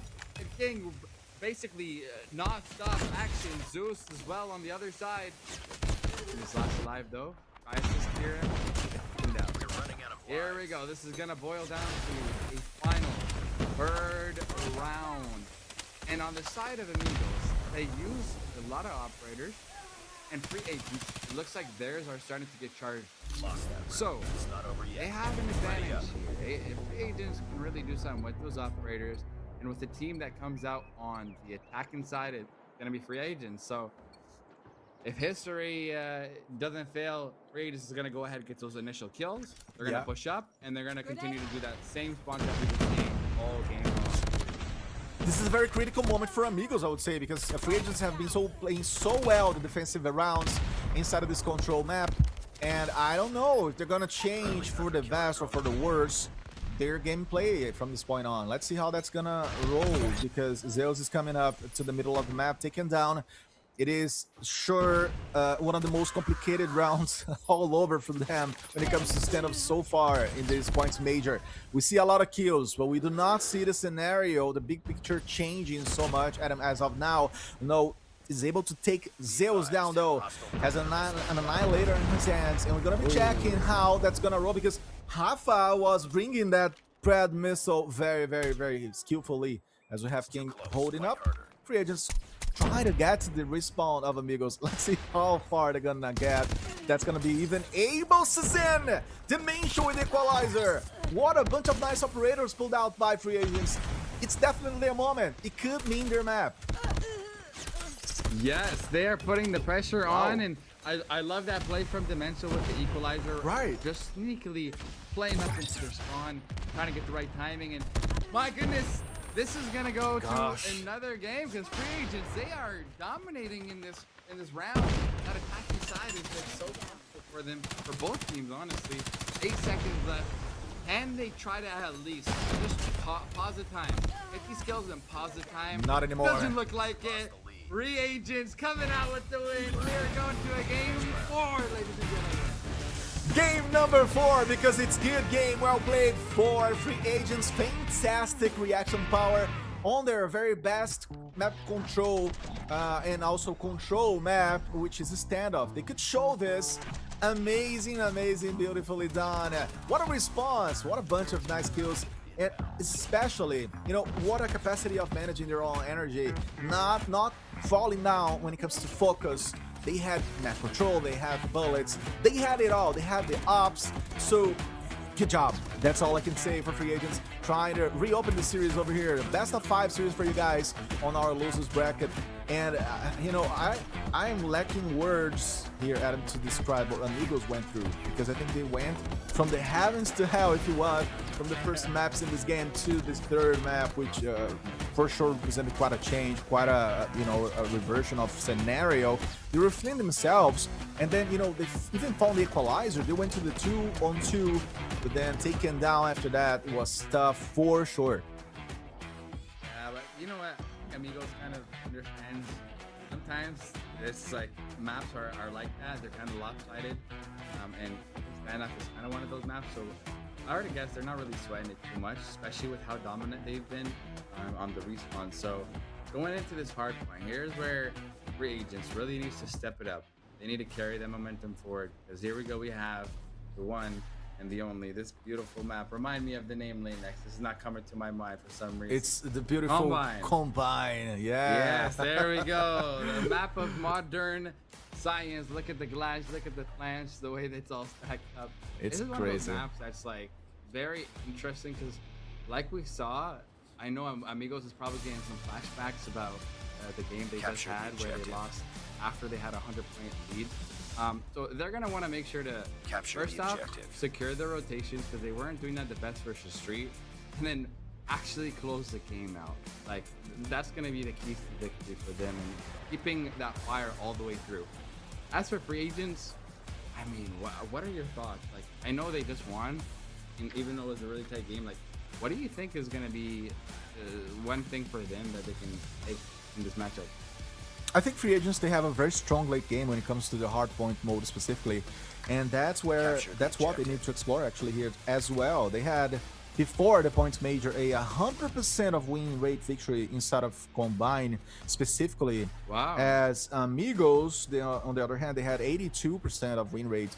So that goes to show that before this weekend, guys, yeah, free agents, they always knew, they do know how to play this map, which I'm going to call the little son of Takeoff, right? Because it really looks like Takeoff in many ways. So Combine definitely being smaller, Capture the objective. being very intense as well, is going to be quite a scenario, quite a stage for Capture the both objective. sides. Now, as of Amigos, I think they need to reset again, right? They have, or they seem to be suffering with this kind of focus management from map to map inside of a long series. They are a team, don't get me wrong, that as much as free agents, they are also able to reinvent themselves and be flexible, be versatile and creative inside of a long BO5. But that's precisely the moment where this needs to show up again. I mean, they cannot afford to just depend on the Capture quality the of some of the objective. players. They need to be a team again. They need to be fast and aggressive and want the game. And that's how they took maps and points out of Street, for example. You know, when they won and when they went for it, when they were able to get to the respawn zone before the opponent, that wasn't when the magic happened. Yeah, absolutely. I like your take on that, actually. I think this is going to be one of those games, especially because you said they have a 100% win rate. Like, Exactly. that's actually That's crazy. very impressive. That is Actually, very crazy. before then Friday, just to state very, very accurately. But yeah, obviously Makes sense. things changed Capture the objective. because of the great games we've been seeing since then. But for sure, it's a sign of power, right, Adam? There's nothing else that we can add to that. They are super power on this map. As we are on the way, let's roll to the first flag, to the first hill, if you want. The P1 already being a movement and sensing movement actually, sorry, from the players. As we have Zen getting close to it, goes for the first bunch of kills, was able to take 2 down, and free agents needing to step on Wow. it. Amigos, this time they were not as low, right? I remember against the Street, it took a while to step on it. Yeah, they did. And Zeus, though, he got 4 kills right off the bat. Really good. And Amigos starting strong, man. Everything's looking good for them, and they have the spawns for P2. We have Rafa holding up that middle of the map. Great shots from Null. And Crozen here is just collecting time on the side ledge where Dimensional spots him from the side angle. The Hookah gets their time, and Atlantis is a scoreline. It's 2-0 right now. This is pretty dominant P1. And I love that they're being so aggressive around and on the hill. Like, this is the kind of energy you gotta see. And Rafa pushing out of the hill, looking left, looking right. He's going for basically the silver hold as his team He was. onto P2. And Zeus here, also Seppuka, they're just ready to hold off that initial push for the P2. They were decimating the players from free agents. Beautiful job on the beginning of this map. And I loved the flanking kind of work that King did, checking on the right corridor and definitely, putting a bullet there, putting not only 1 but 2 more. His gun was pointing at the side of free agents, and especially their respawn zone. So that's how much Amigos were able to capitalize on a 30-point edge at this moment. As we have a divided hill, we have Spades inside of there. He's gonna take his head out. We have Sepulka coming from those side battles and then taken down by Spades. 50 points almost for Amigos, and they're ready to pull out a first death machine, which is gonna be decisive for a rotation idea or intention. He keeps rolling that machine gun versus everybody on the side of free agents. It's a 2-1 on the map so far, guys. This map could bring us to the end of the series. Let's see. Yeah, let's see. Amigos, as per normal, starting off really strong, kind of like they did versus Street Gaming. And now, going into the P3, they don't have the rotation, but Identified. Capture the objective. Wow, look at that. Agents, they just shut that push down. Like, they were about to get in it. They shut it down. We have a War Machine now from Luambu. Yep. The Metros have been a really strong map right now as well, with 14 on the board. And I love how he's controlling the push with the War Machine. And they're being aggressive. Crozen with this big 3, though. Could that be enough to make space? Make it 4, make it 5, Wow. make it 6! Frozen solo-handedly holding this hill down. Oh my God. And finally, the only way to kill him is to kill himself, Lane. Absolutely. Kind of a collateral damage coming from the wall. Oh my goodness. Fantastic push from Fantastic Streak. What a killing spree by Crozine. Again, one of the top players, one of the top dogs inside of a very strong team of Amigos.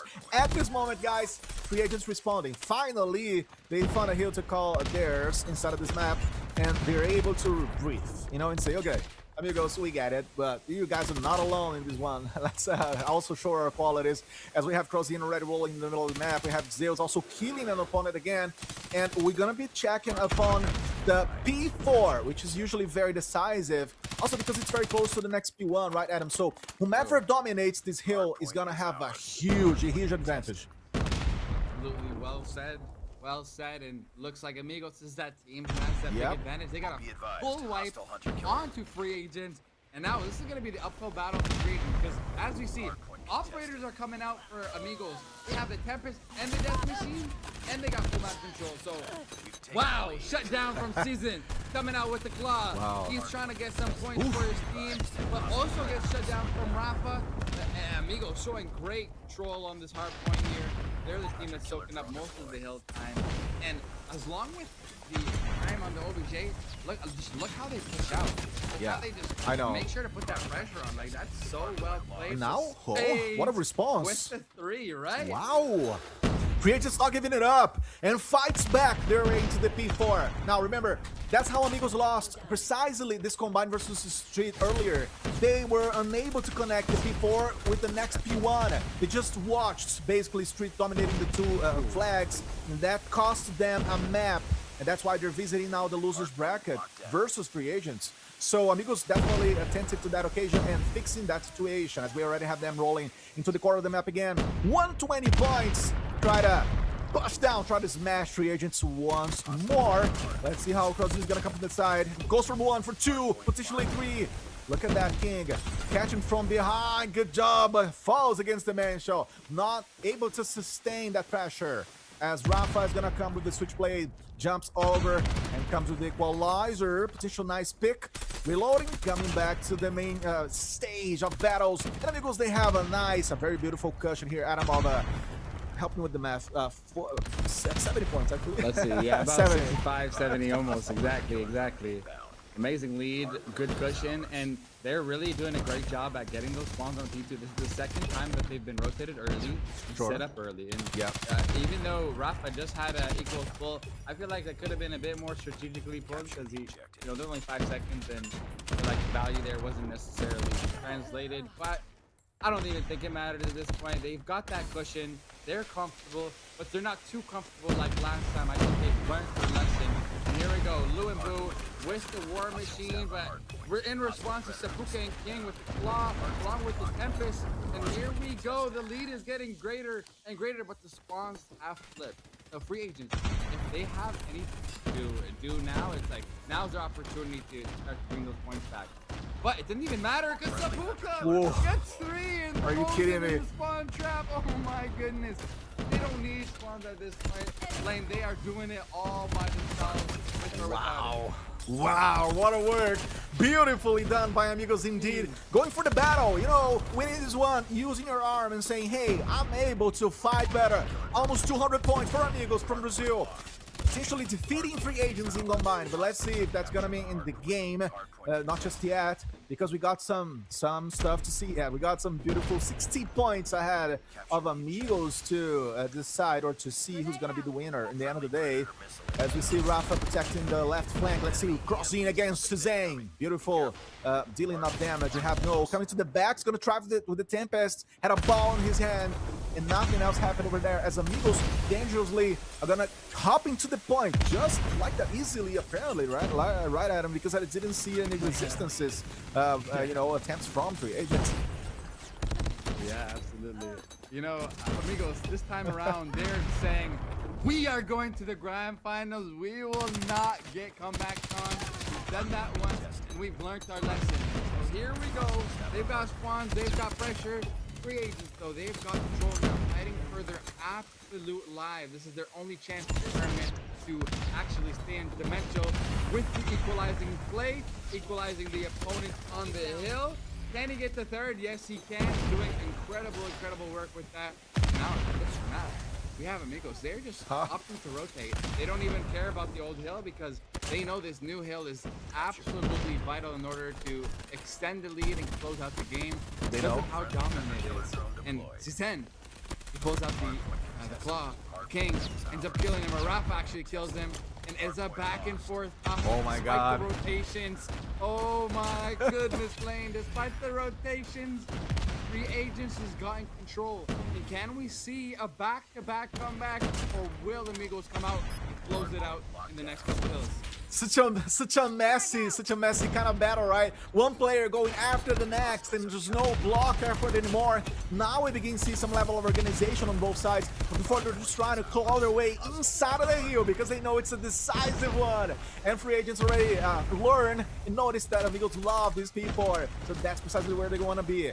Crossing, fighting from behind. Let's remind you guys that whomever loses here is going to be automatically locking $4,500 or $4,500, if you will, as the third spot in our very much point major Latam region. Now, whoever wins is going to be hopping into the grand finals. Again, BO7 maps versus the street with a minimum prize pool of $8,000 for the second place and potential 15 for the champion. So it is a lot of money on the line here for both sides, for all these three teams, to be honest. 9 points away for Amigos to lock this combine up, and let's see who's gonna come out on top. There they are, stepping up. Two players in the middle. Let's check who's gonna be able to stay inside of this mess. It's a battleground zone, guys. No one's gonna really be breathing nicely here. 4 points away. As Free Agents, they feel that's the last moment maybe in the championship, Adam. Oh my goodness, Lane, here it goes down to the final hill. 4 points left, 3 points left, and Free Agents, they are not giving up. They are pushing, and they know they gotta be so close to the hill, so tight to the hill, and they're getting kill after kill. The favor, the momentum is going in their side, but now, aside from P1, they have to worry about P2. This is gonna be the final boss if they want to say something about it. But Rafa! Oh, look at that! Closing it out for Amigos! 250 for Amigos versus 146 on the side of Free Agents. What a beautiful last decision. He was able to step on it and say, no, we don't want to keep fighting. We want to wrap this one up at this moment. So there it is, done and dusted for the Brazilians from Amigos. What a brave call by him in the very last second, as we have a chance already to check on the highlights. Fantastic game. And be sure you know, with us in the chat, you know, Free Agents, even though they were not complete, as we don't know, missing Senchi, missing Sorry, two players that were unable to keep fighting on their roster, they, you know, delivered the best they could. They just left their lives on the battleground. Fantastic performance, fantastic campaign here, Adam, and they're gonna, you know, lock very deserving way, in a very deserving way, the third place here, and watch the grand finals between Street and Amigos.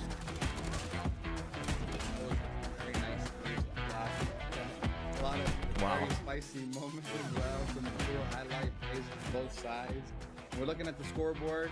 Nabuka leading the lobby with 42 kills in 26 deaths. That's almost a 2.0, maybe around a 1.5. Everybody has really amazing OBJ on the Amigos side. Polo for 1 minute.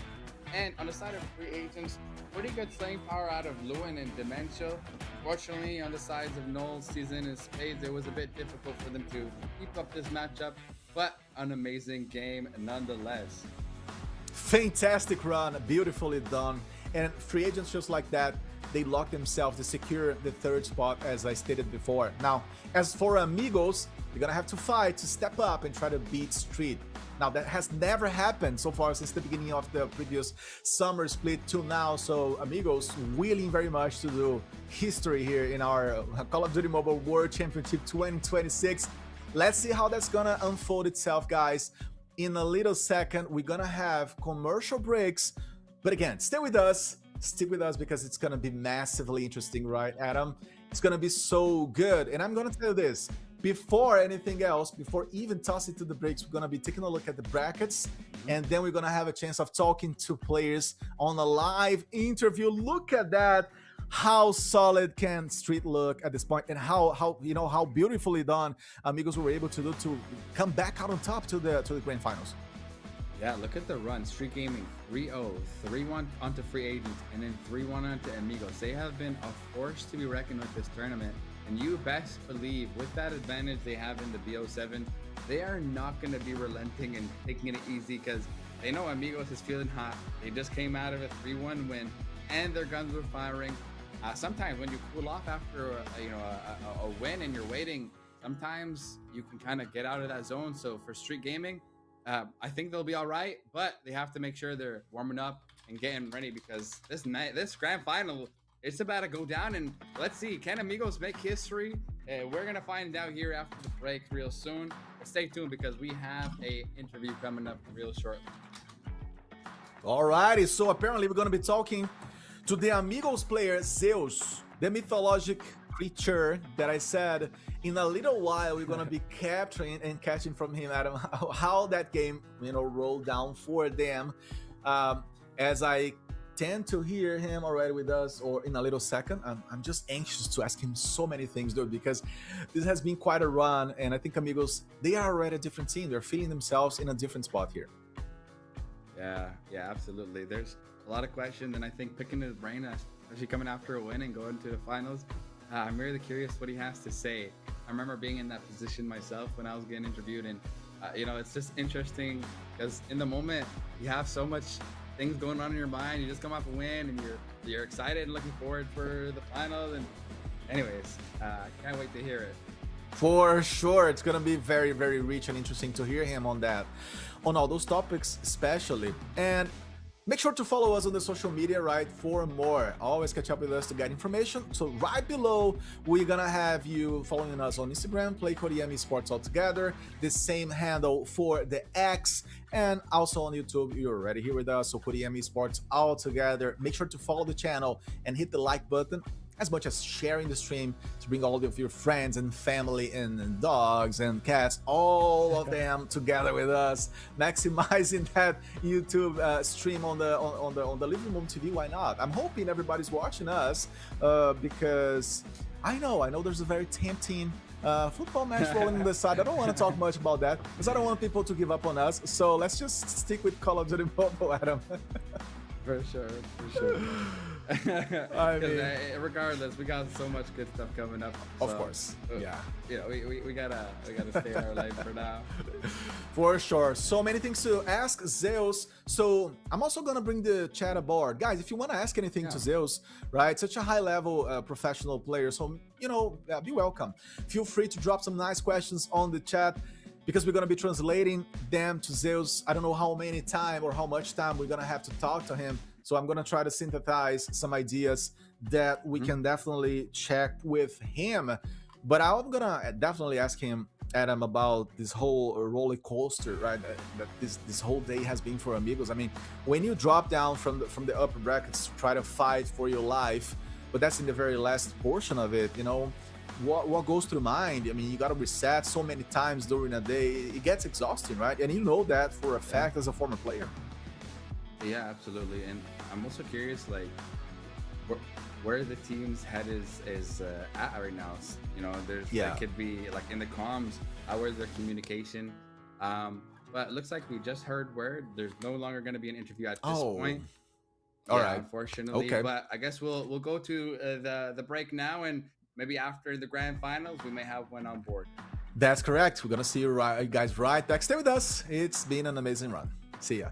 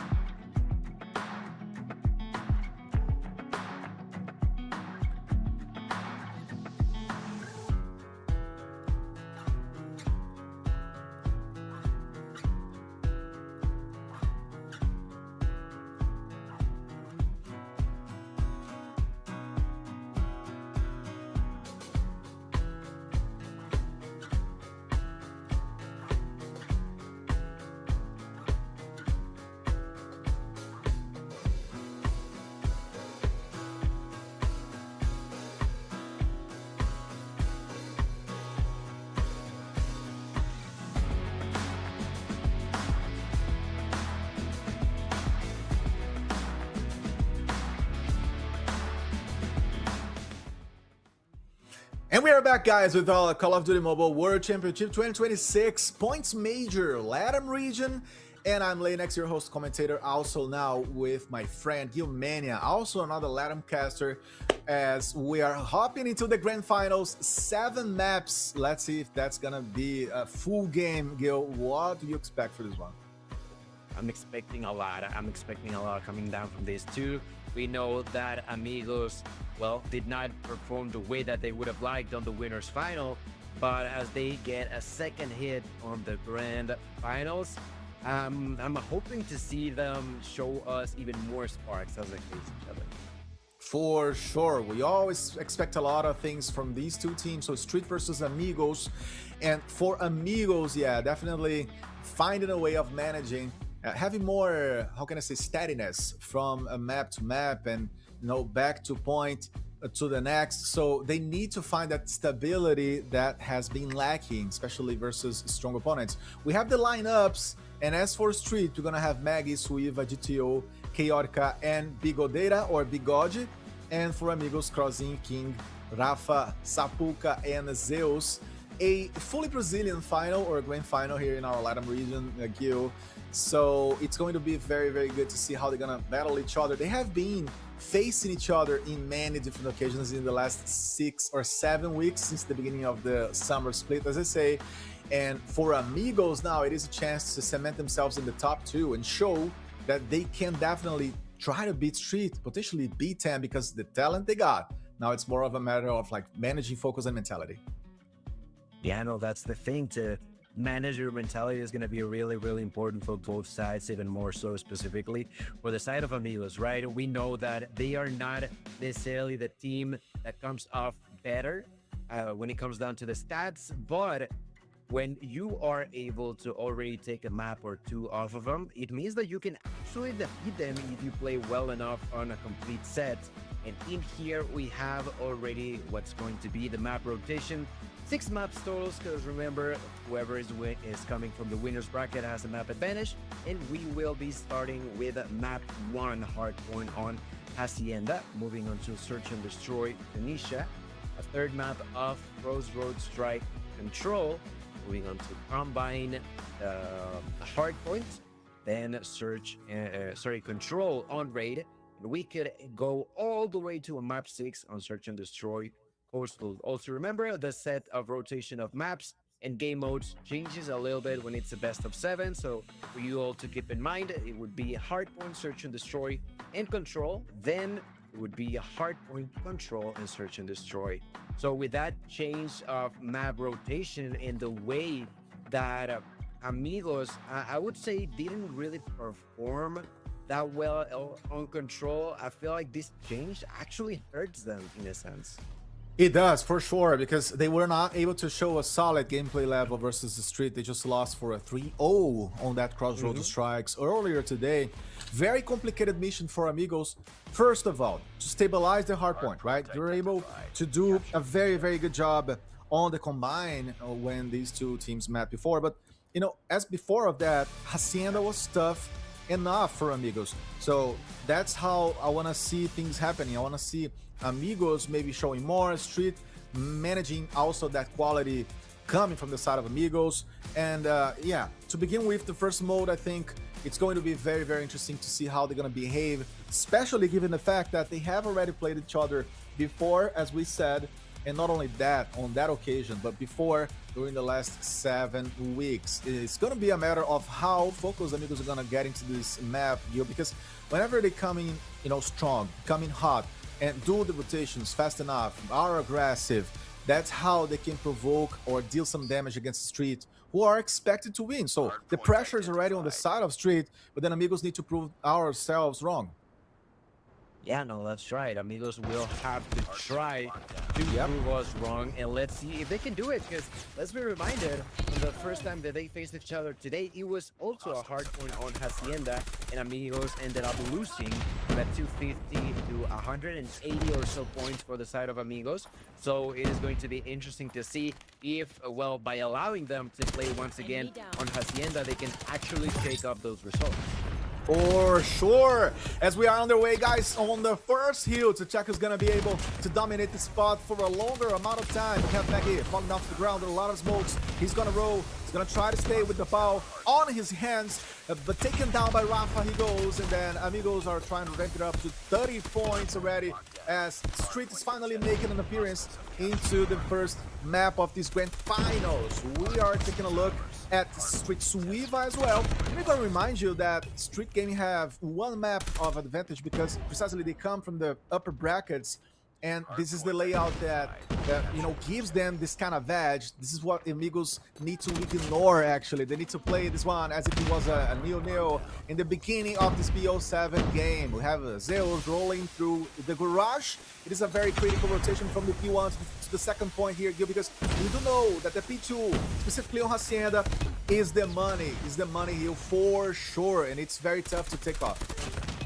Yeah, it's very difficult indeed. Right now, well, as you mentioned, Street being there first, can they actually defend so far? There's going to be a lot of blue names coming down off of the feed. A great way to defend, and there's still 30 seconds left. That's exactly what Street needed to secure their own lead. As they struggle on P1, on P number 2, they're doing great. Now, Chaotica is going to be spotted by King. There's still plenty of time left, and the side of Amigos would like to take those precious seconds. Now, through the smoke, King will try to wait. We'll try to wait for someone to walk by and take that kill. The first one to push is going to be Vigoja. Vigoja gets completely destroyed by the opponents, and because of it, once again, Amigos will have the lead. And I'm liking it. I gotta be honest with you, Lanex. I feel like Amigos are doing really solid. They're doing really solid, right? Fighting for those side battles as well, not giving up just enough, as we have Chaotica trying to invade over here with the War Machine already activated. It is a 51 points versus 40 now in a Street. They are like bringing the cavalry already, right? The reinforcements are on the spot, as we have Maggie also with the Death Machine. Double kill goes. Equalizer on the hands of Suiva. So the operators are playing a role, are definitely helping Street to come back to the top. Double kill by Suiva. You have Bigot with the claw. So all of them actually, as a matter of fact, activating their ops to try to reverse this one and come strong versus Amigos. Now, Street, they have the respawn. Amigos are kind of close as well. So it is the case of a very organized game on the respawn perspective, Gil. That's right. The side of Amigos, they have to be cautious. They have to be careful. A few mistakes will cost them their lead. And because of it, as we approach point number 4, the one in the lead is actually going to be Street, 69 to 52. The rotation quite early on the side of Amigos, positioning 3 players inside the hill, one of them being King, using that claw, making sure that the bounciness of the bullets could help on to avoid anyone pushing from the middle of the map. That has a few bullets left, and because of it, actually ends up getting killed. Does not matter too much because Protein will manage to survive. Protein, the only player on the side of Amigos alive. He has to be careful because there's gonna be enemies raining all over the map, but lucky enough, although he dies, his allies are there to help him out, and that has been about 30 seconds of completely uncontested time for Amigos. For sure, and I really loved the early operator by King to try to dominate the spot. He was very, very bold on that call. Now, 2 follow-up operators to really help them to move on points as they are taking over this one and keeping the control. Interestingly, Zeus comes for a double pack out of the spot already, thinking about the rotation, but also obliterating, right? Putting a barrier here to block the passage of the Street players, and that worked pretty well. So far, so good for Amigos, who are going to be rotating to the next spot. So from the rock, we come back to the P1, and it's going to be very critical. You see Chaotica dominating the top, but he goes down to the ground as we have a lot of kills from both sides, and Amigos a little bit stronger, Gil, to reach the 100 points first. That's right, and in here so far, Protein with 21 kills, doing an outstanding job making sure that he is helping his teammates whenever he can. In there, Sapuka trying to defend the outskirts of it. The one pushing here is going to be Vigo there, who gets completely wiped out by Zeus. The next victim is going to be GTO in complete control on a P1 that we all know how difficult it is to defend. But the side of Amigos, they are doing incredible. Finally, they're going to be able to kick him out. That's only going to be for a few seconds. In there, through the smoke, the one alive is going to be Zeus. Zeus trying to hide. Going to be spotted there by Chaotica. Chaotica trying to bounce inside of the hill. Sapuka will completely kick him out, but still does not matter. 13 seconds left. The control continues to be in favor of Amigos. This time around, though, rotation will be done early by the side of Street Gaming. But so far, Amigos has done a great job at constantly kicking them out of the objective. For sure, Amigos, they have been more spatial, right? More geographic of a team so far in this Hacienda, but they gotta watch it because, you know what? Street, they got the hallway control, excuse me, from the P1 to the P2 now, and that's critical. That's a very, very key region. Even so, I say that, and Street, they have more operators, but Amigos, somehow they managed to reach in and reorganize their backline real fast. Take a look at the left portion of your minimap, how 3 players from the Amigos are already rolling inside, and they are rolling hard. Look at that, Bigo Data responding with the claw. Beautiful effort, and King comes with the triple kill as well. The claw is on, and GTO responds with the Tempest. That's gonna be a 3-piece, almost regional 4 opponent. That's the kind of response you can expect in the grand finals. Wow, this is a massive amount of kills. What a carnage here, Gil. Beautifully done by both sides. Yeah, like you mentioned, there's a lot of triple kills on both sides. They are just completely chaos inside of the kill. That goes to show how intense this map has been. Both teams completely unwilling to give up. Rotation is going to be done right now there for P3 early by the hands of Amigos. Let's see if they can actually defend so far in there. King will take that kill onto GTO. Now Zeus with the death machine. Zeus with the opportunity to defend from the score streaks. There's nothing available on the side of Street. They do have a single operator, and I feel like that could cause them some trouble if they're not careful. No one is going to be inside the hill. Now changing that to a beautiful Jello in favor of Amigos as they approach the second half of this map. There's still no lead for anyone. You know, and I love how the Amigos were able to block the rotations from the Street players. They're coming from well. That was the respawn that they had some seconds ago, but then Amigos, they put a barrier, quite a Chinese wall, if you will, to block that rotation successfully. But let's be honest, now still leading the key positions in the board after all the effort that the Street players have been putting with. You have Maggie rolling to the sides. Let's see how he's going to be able to fight for those last scrappy points. But it is the case of everybody beginning to rotate to the next rock hill as we have many utility things coming up. I love those utility elements that help the game to keep intense. Gil, we're going to be having 3 operators on the side of Amigos and nothing for Street. So it's going to be a very tough P4 once more. And that is going to be huge for the side of Amigos if they can take advantage of it. Crossing got spotted, but still got a kill before dying. That is going to be an opportunity for them to try to retake. We have to be careful. There's Sapuka with a Tempest trying to push for more, already with 30 kills. Trying to go through this long. That's pretty risky, but he knows that they need to move forward. Finds a kill, gets a double, pushes for more. That's a triple. Oh my god. Wait. No way. Wide for Sapuka, destroying everyone on the opposite team. An incredible job at single-handedly kicking absolutely everyone outside of the hill, and then on top of it all, there's Rafa with the equalizer. Insane overtake there for Amigos. Beautifully done by Sapuka. What a nice waterside job, and then jumping off to the P4 itself, really massively destroying everybody ahead of him, just spamming damage all over. As we have Suiva taking Sapuka down with this Hunter Killer. Let's see how the next P1 is gonna play a role in the whole big picture of this map, which is already a very beautiful one. Amigos totally changed, obviously, since earlier today. A very much stronger team, knowing what to do, knowing how to rotate, very fast on decisions, and keeping the focus during the entirety of the maps. That's essential. That's key to try to win versus big opponents, as the Street are gonna be coming close to 170.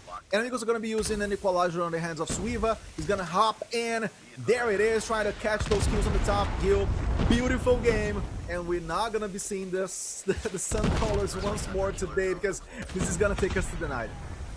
That's right, they are taking us all the way through these grand finals. So in here, neither Street nor Amigos are willing to give up. No, they are trying their hardest to win the first map, and in here, Amigos are now no longer in control. The side of Street Gaming doing a great job in there. There's 10 seconds left off of that fountain, and it seems like Amigos will be taking that, but at the same time, they're trying to go for the rotation. The only one already there, position is going to be GTO. GTO found that kill onto King, but the trade was there for both Prosim and Zeus. They are going to be there first. The only one alive is Maggie. Maggie will try to survive off of Lambo. Not going to be possible. There's going to be the claw. Going to be used by Vigo J. Wow. Vigo J found a double, but immediately got spotted. There's Rafa now in the middle of Lambo through his smoke, trying to survive. Chaos unfolds, and Lane X, there's just no control whatsoever. Oh my god, no control whatsoever from either side. So beautiful to see that level of intensity, that level of gameplay, as we have both sides real close on numbers as well. And now we have Amigos controlling the garage. Is that gonna last enough though? Because we have a lot of contest attempts. A nice smoke to prevent the follow-ups to the battle. And we have Suiva rolling as well. A lot of kills again. not even stopping for 1 second, guys. This is how grand final is. Then we have Chaotica using the War Machine to try to approach and try to contest and challenge Amigos, as we have a lot of utility coming up from the air as well. And it's going to be time to rotate to the next hill. Whoever gets there faster is going to be, building a better setup for the next set of points. Here we are seeing a difference now of 30 points on the hands of Amigos, to be very honest. And they seem to be the upper team. They seem to be stronger today, or now at least, showing Street what they want to do. And now the question remains, can Amigos actually close it up, or is it Yes. going to be another crazy comeback Perfect. on the side of Street Gaming? They've done it in the past. Can they do it again in here? Initial hold is going to be there for Street with a claw. Being it, trying to get through. Has to be careful. Turns around. There's a death machine from above by Maggie. Maggie gets spotted by Crossing. King's still alive. Trying to defend his allies. There's only 25 seconds left, and Amigos are trying to get the victory. Maggie in here will try to push alongside his teammates. Still gonna be not possible. Amigos doing an insane job. Tapuka with 50 kills in a Tempest, just on fire, completely shredding to enemies' health bars. And in here, the defensive push by Amigos has been immaculate. Only 10 seconds left, and Rafa will defend. Rafa with one has to reload, takes out the spear, misses a few shots, still manages to get that kill, picks up the ball from the ground, takes yet another kill, completely destroying the opportunities of a comeback in there. There's only 3 seconds that are needed for Amigos. And I feel like that's gonna be the point, going probably in favor of Amigos now. Oh my god, 3 seconds away. Amigos close enough. I mean, we already saw this movie, right? We saw it precisely on Combine when they were super close, but then Street, they were able to steal the map away. Now 2 points away, 1, and there it is. That's a map for Amigos. Sapuka now being the hero, being the player to step on it, just like Rafa was on that Combine. There it is, 1-1, and Street, yeah, facing a rising opponent, the side of Amigos, who were able to show so much quality. And I think their confidence changed entirely. As we begin to see the highlights, we can tell that the early game was very intense by the Amigos, and you posted it yourself. You talk about that for a long time as well. And then after that, it's not only about dominating one hill, but it's about keeping that momentum, and they were able to extend that to the next hills for sure. Yeah, no, I feel like although Amigos maybe didn't necessarily have the best start when it comes down to the whole tournament, in here in these grand finals, they were a super solid squad, a super solid team. They made sure that whenever they were just making some sort of mistake, they tried to adjust and to keep up with what Street Gaming was doing at a time. That was just so key, so important. We saw, like you mentioned earlier, there was so many multi-kills on both sides. Yes. That's because of how fast-paced this map was. Both of them were just rushing into the objective and trying to stay inside as long as possible. They were not prioritizing the individual plays whatsoever. If they had to die, if that means the team would get the control, they would do it, and they were gladly doing that strategy. Unfortunately enough for Street, it was just not enough, and a big portion of it is going to be the two top priors on the side of Amigos. Sapuka and Crosin were doing insane job in there, not only outside of the hill but also inside. Look at Sapuka with over a minute, very well distributed time in there, and a great job here to start off these grand finals. For sure, a level of sacrifice that we need to see from a team which wants to be the champion.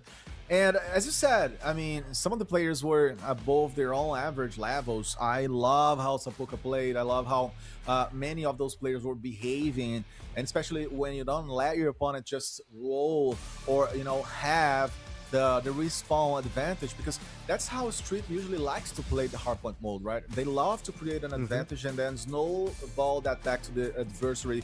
And we didn't see this time this on Hacienda, as we hop into Ninja, which is going to be coming up to the screen, I think, for maybe the second, third time during the entirety of the weekend. We didn't see this map as much, but it is a beautiful one because it has a lot of little covers, a lot of little nasty spots, right? It's so nice to see how the teams try to also rotate fast from A to B, from B to A.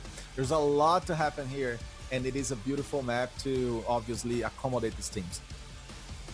And I feel like in a map like Tunisia, it goes a lot along the lines of making sure that you always have a plan in mind. You have to make sure that whatever you're doing, your whole team is committing to it to avoid just getting those early peaks on the side of Amigos. Let's be reminded, guys, we saw earlier a 9-1 victory in favor of Amigos, which I would say was the biggest surprise we've seen so far today. For sure. And if we take that in consideration, you know, I feel like Amigos are really, really well motivated to actually bring in enough heat to make it really uncomfortable for the side of the Street. They already won the first hard point that they previously lost. I feel like I wouldn't be surprised if the first pick was actually made for that map in the side of the Street. But with Amigos taking it off of their hands, what is next, right? I feel like Amigos have the perfect opportunity to really make it big right now. They for sure do, and you know, we've seen them playing versus Street on that fighting range before. And for Amigos, the thing was becoming unpredictable, and you guys said it on the casting. That's how Amigos were able to point. And on the other hand, when Street were able to play more together in a more compact way, that's how they could respond to Amigos. So for either side, there's a lot on the table. There's a lot they can do, and they know it, to, you know, upgrade and improve their levels of performance here inside of this Tunisia. For Amigos, I think it's a matter of being fast, of rotations, on rotations especially, and also doing a solid half, right? Either on the beginning or the end. They need to show that they're able to capitalize and accumulate those rounds versus the Street as well, because the Street, they're gonna do their job. They're gonna come here to become and keep being actually the top one on the server as we are on their way on Tunisia, guys. Amigos for the attacking side and Street to defend on the beginning of this conversation, which is gonna be a potentially long one, a very interesting one for sure. We already have Kiotka coming from the back. He's gonna try to contest and takes King down as Street is positioning a lot of players basically or especially on the B-bomb side, but they're gonna have to come closer to the A, which is the spot defined by Amigos as their stage to begin this talk. We have Big God going for the fight. Sapuka almost flinching, but took him down as we already have a 4v3 and the bomb is officially on, Gil. That's right. Right now with the bomb down and only 45 seconds left, Street, what are they gonna do? Right here, Mai with a shotgun, patiently waiting, trying to see if he can get a pinch before pushing for more. He already spot him. Rafa with the first blood there in that situation. Sapuka with the next one onto Maggie, and all of a sudden, it's a 1v3. GTO completely on his own, barely missing what could have been a collateral. But that is only in another life, my friend. Amigos, once again, with a good start, a great round, in 3 kills for Sapuka right off the bat. Sapuka is just on fire at this point. He's on fire, unstoppable for sure. And you saw in a practical level here, what we were talking about before, I mean, Amigos being fast enough to already decide and roll to a certain bomb side is going to put pressure over a Street, and that's what happened. Amigos were here before, they were standing and taking the key positions, and they were able to, you know, set a defensive system that was enough to counter Street, as GTO already takes Zeus down. Let's see how things are going to be unfolding for us. Crossing comes in. He's going to be taking a look and checking the right flank. We have Big God through the middle of the map, as he usually likes to do. This time not with a shotgun, but with the switchblade. And Sapuka is going to come also to sense whomever is there across mid. Good pick against Suiva. It's a 4v2. And because they have the bomb down to the ground, Street is they're getting nervous. They're getting unable to respond fast enough. It's Big God versus the rest with Chaotica as well. So 2 alive players now. Rafa takes Big all day, and Chaotica is gonna come to this one. But Crossing was able to defeat him for a 2-0. And Amigos setting their flags on the A side and saying, yo, this is our spot in the map. I don't care. That's the thing. They are taking what they feel is theirs. They're taking it really, really strongly. In here, Sapuka with 5, Rafa with 4. They're pushing for more, and as they do this time around, I feel like they may be going towards B side. Only being defended by GTO. He throws the smoke. They're gonna be pushing, and they're pushing heavy, and that's why he realizes, bounces out of it, and gets the call for his allies to go help him out. In the meantime, bomb is gonna be planted, and that will leave 25 seconds on the clock. Wow, what a strong call. Putting all the guys together on the B and playing with the mindset of Street. Gonna analyze that in a second, but let's just catch the kills because we got a 3v2 or 3v3 rolling now. And Street were able somehow to respond to this and come in to this spot as well. I was gonna say that Amigos, they played with the A-bomb sides twice, and on the 3rd round, they decided to come to the B to mess with expectations from their opponents, and it kind of worked. It kind of worked because we still got a situation going on here as the Rafa is having the shotgun loaded up and ready to roll, baby. As we have also an SKS in the hands of Chaotica. He's gonna try to go for the defuse. Is he gonna be able? Rafa comes out of the shadows and Zeus responds. 3-0, Amigos. They were so solid, so collective. Good effort, good joint action, and there it is.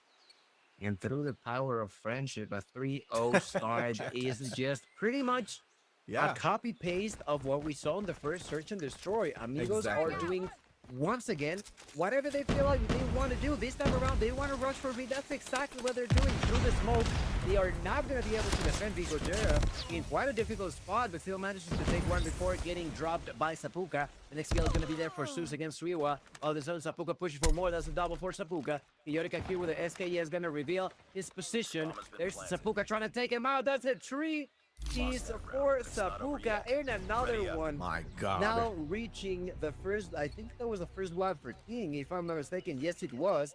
A 4-0 lead. And at this point, Street are in shambles. What's going on? They need to wake up. Amigos are crushing Street in this map, guys. And this is crazy to see how Street, they begin a little shaky, the search and destroy mode lately versus Amigos, at least. Let's see how things gonna unravel now. Crossing coming up. He's gonna try another one with the locals on his hands. Looking comfy with that sniper weapon. And let's see how Maggie's gonna come out of the shadows. He's gonna have a chance. Maybe sensing someone's gonna pass. He went for the shot and finally got it. But then taken down in the sequence. As we were checking on Sapuka, goes for it. Rafa takes sweep up. Gonna be tough for Street. Just one player, Chaotica versus 3. He's a natural born clutcher, so he knows what he needs to do. Patience, but also some velocity on the decisions. He cannot afford to spend time as much. Rafa comes in! What a beautiful shotgun shot on his ribs to destroy everything, you know, from the hips up. Beautiful work. 5-0, or should I say 5-0 here. It's incredible. It's incredible. I cannot believe my eyes, but really they're right. It's a 5-0. Street cannot do anything whatsoever. Suiwa with a donut on his scoreboard. Still no kill just yet for him. That is just trouble. Mighty finally will have the first good start of a round in favor of the Street. That's a double kill there for Mighty. Wow. And a kill for Christine. I think it's through a wall even. I'm not too sure, but it opens enough room for them to try to plant the bomb. And that's exactly what they'll be doing. Rafa with a shotgun shot to the chest against Weaver. That is going to be now a 3v3. And all of a sudden, the advantage that was given by Maggie has just vanished into the thin air. For sure, and that's how Amigos are dominating the first half of Tunisia. 5 rounds out of 5 so far. Another plant.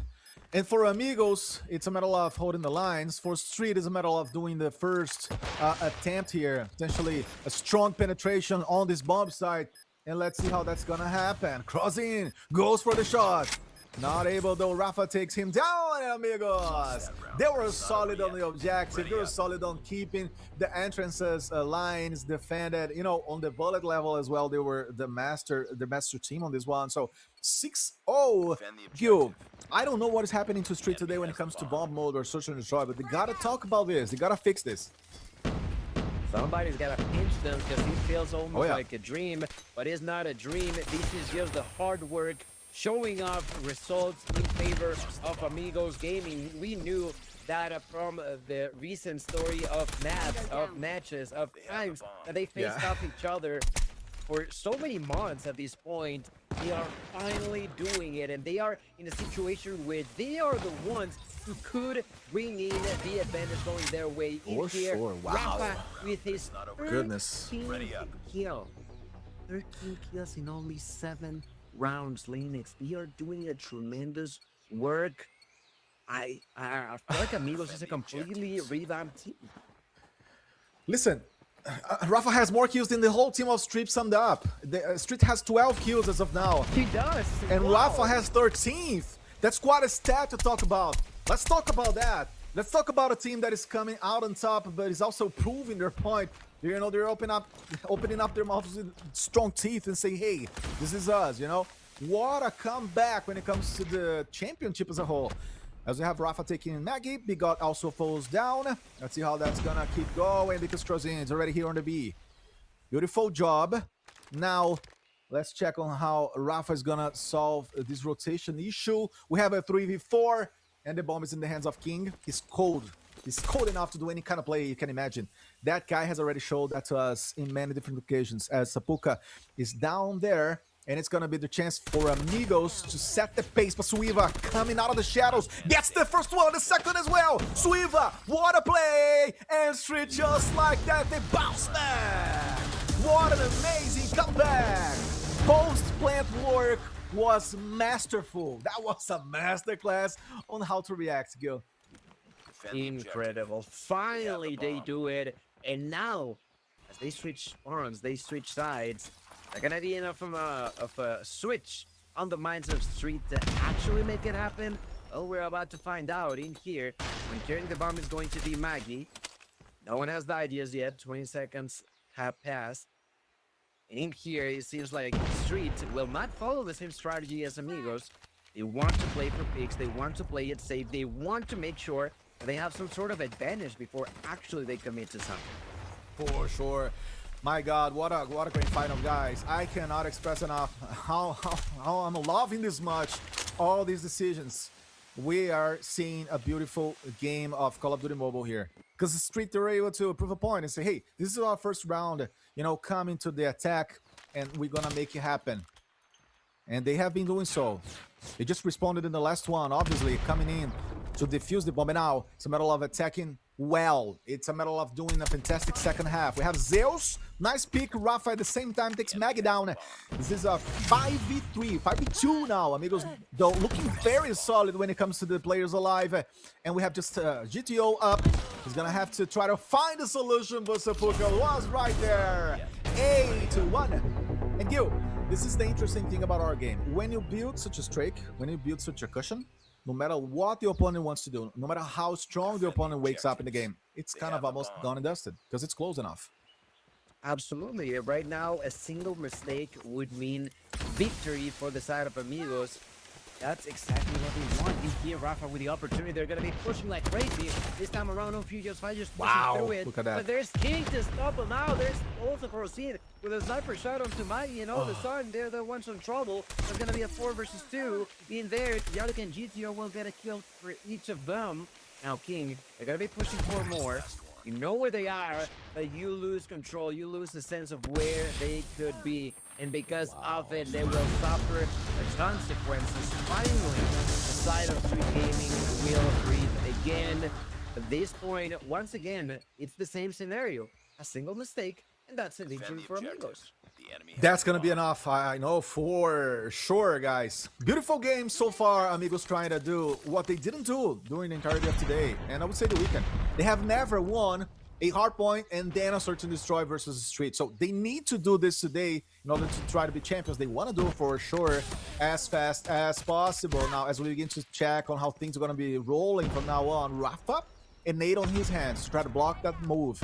It's a beautiful one, I mean, if it ever catches, but the guys from Street are already moving from the back of the map to get to the A-bomb side. Now, let me remind you guys from the chat, if you want to catch on all the stats, all the information you need to know about our Call of Duty Mobile World Championship, obviously access playmobile.gg, our platform with all the brackets and everything you need to do to be updated as CODM takes GTO down. We have King moving around, goes for him, manages to take that one 2v2 to maybe define Tunisia. King reloading. It's gonna be maybe his chance to come out of the shadows as he likes to do. And Rafa has the same profile almost. He's such a deadly player on the 1v1. Now, King needs to maybe keep his head over here. He was attacked by Suiva. Suiva was, tired of waiting. And then it's going to be Suiva versus Rafa. Two beautiful players. Two massive monsters in the Latin scene. Let's see who's going to come out on top, Gil. 1v1.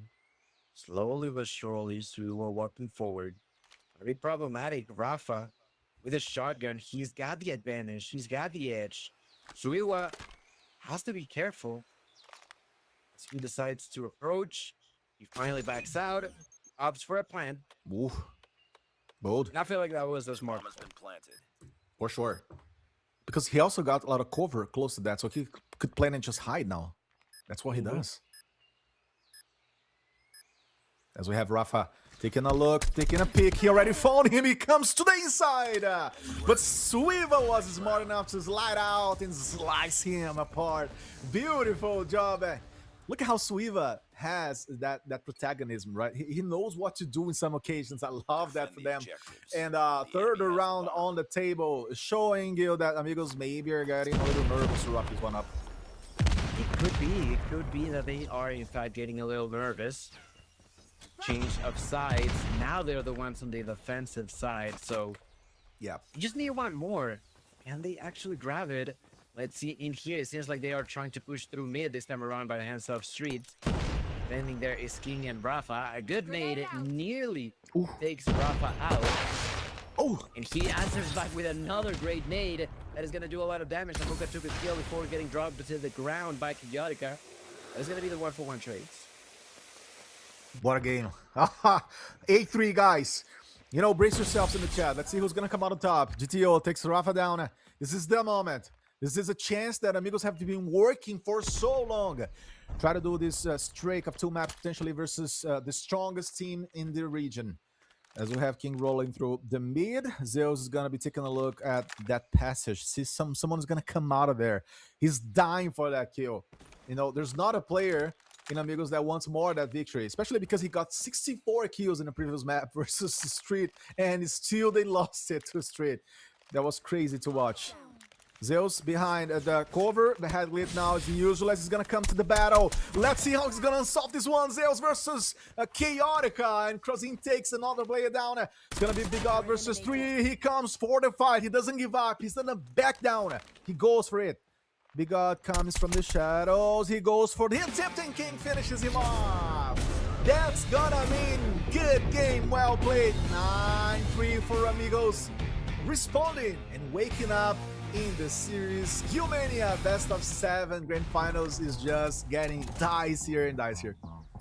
Still barely starting, but it feels like Amigos, we're not coming here to play. They came here to just win. Insane playstyle that they're showing now, not only on the search and destroy, but also our hard point.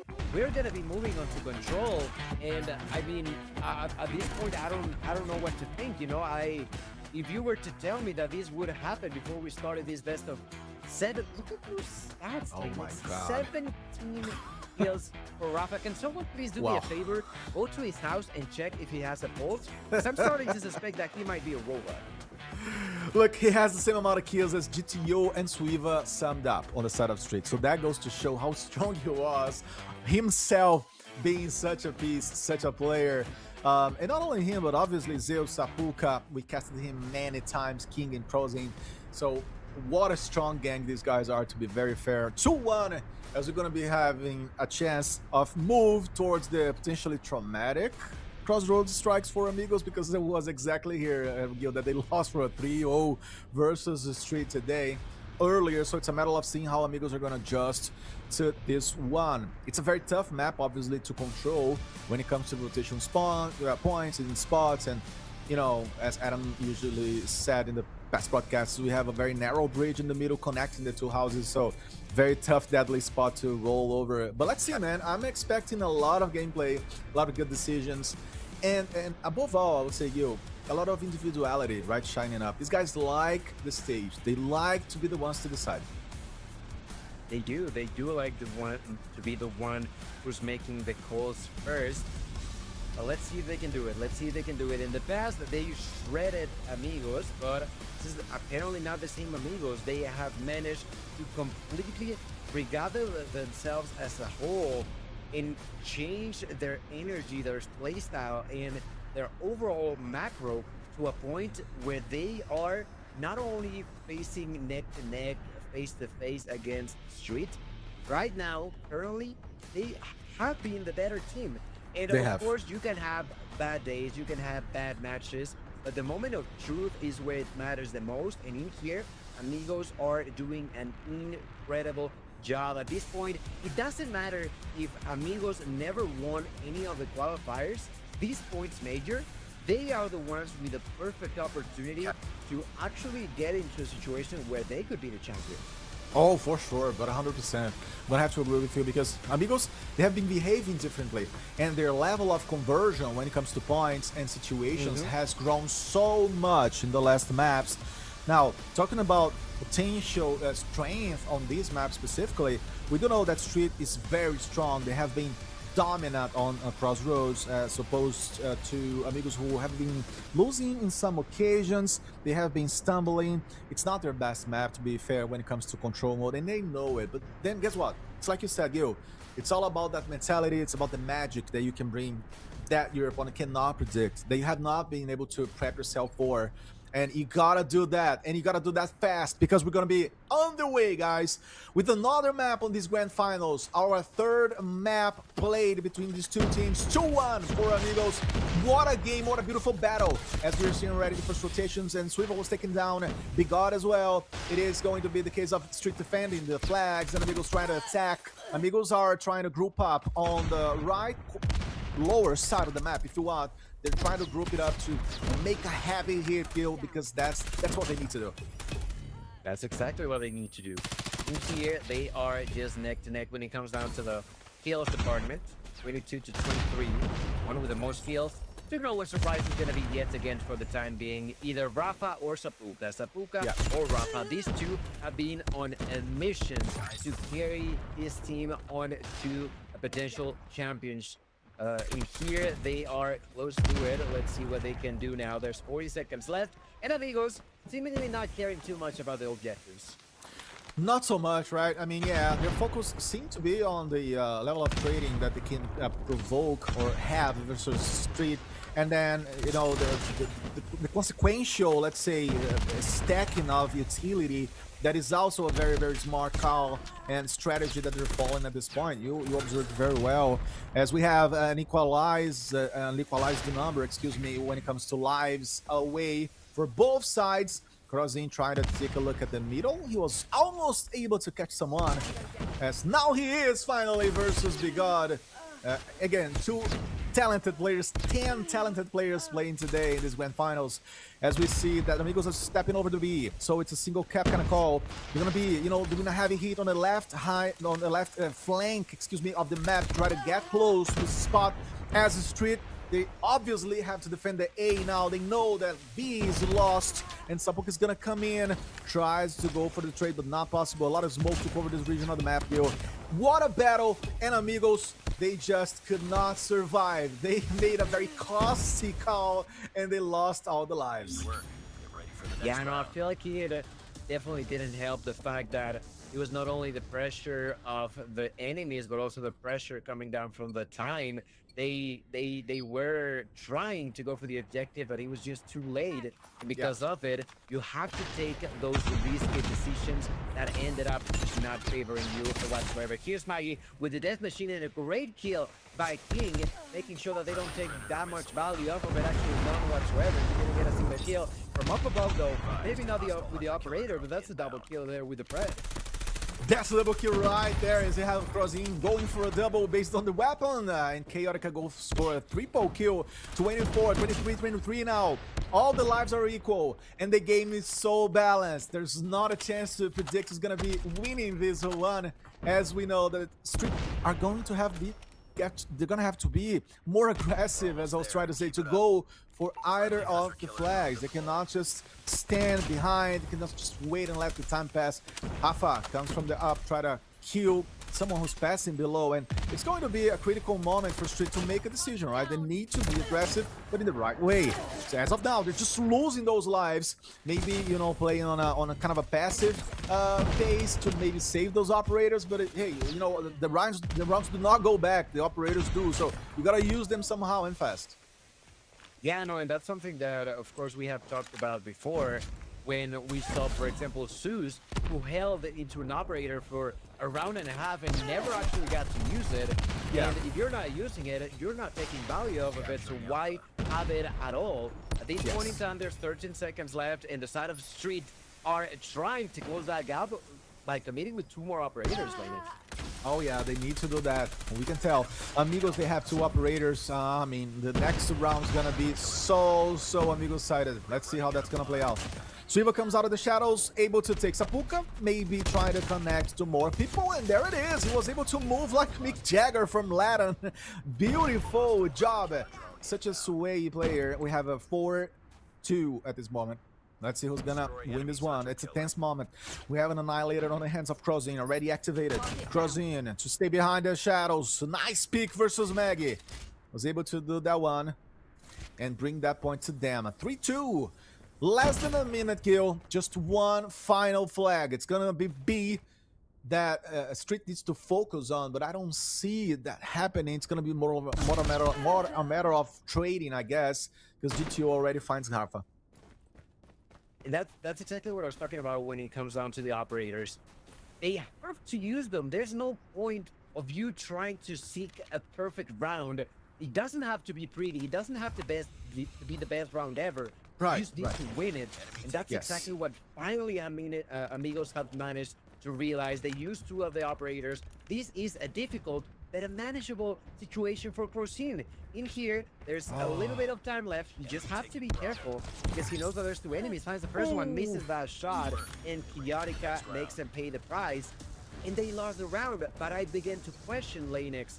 What would have happened if both Crossing and Rafa would have used those operators earlier? If King would have done it, if Zeus would have done them, they're trying to save something for a round that may never even happen. I know, that's a very valid point. I mean, you gotta use it, and there it is. They use it. Now, let's see how that's gonna change the scenario. Oh, Zeus already. Yeah, bringing that damage up. Street tries to respond with the weapons itself. And Zeus is rolling through the indoors area as Crossing takes Chaotica down. 24-27. Amigos responding. They don't have any additional ups, though. It's gonna be a matter of talent and positioning, of course. The precision when it comes to finding those choke points. And Zeus is already going for it. Takes Maggie down 2-0. And Amigos do need this round, actually. It's not a matter of when we're gonna be coming back. They need to do that now, and they know it. King taken down by Bigode. We're talking about a difference that is getting, you know, smashed. So I would say the Street players grow so heavily and so strongly in the end of the rounds, right, Gil? That's right. Here, 21-17, and a few of the operators will pop there for Street Gaming. And in comparison to Amigos, in here, Street, if they want, if they're not feeling confident on this round, they can save the operators. That would be something that makes sense. In the past, it was just not the right call for Amigos. They came to realize that a bit later on. In here, they're gonna be capturing that B side. They're gonna have that extra minute, and they have another double kill there for Rafa. to get 12 kills total, doing a great job in there, being still struggling with only 6 kills, but his team are getting closer and closer. They had to close this round. Wow, great game so far, and what a catch by Zeus as well, rolling through the middle here. We saw Suiva doing the same.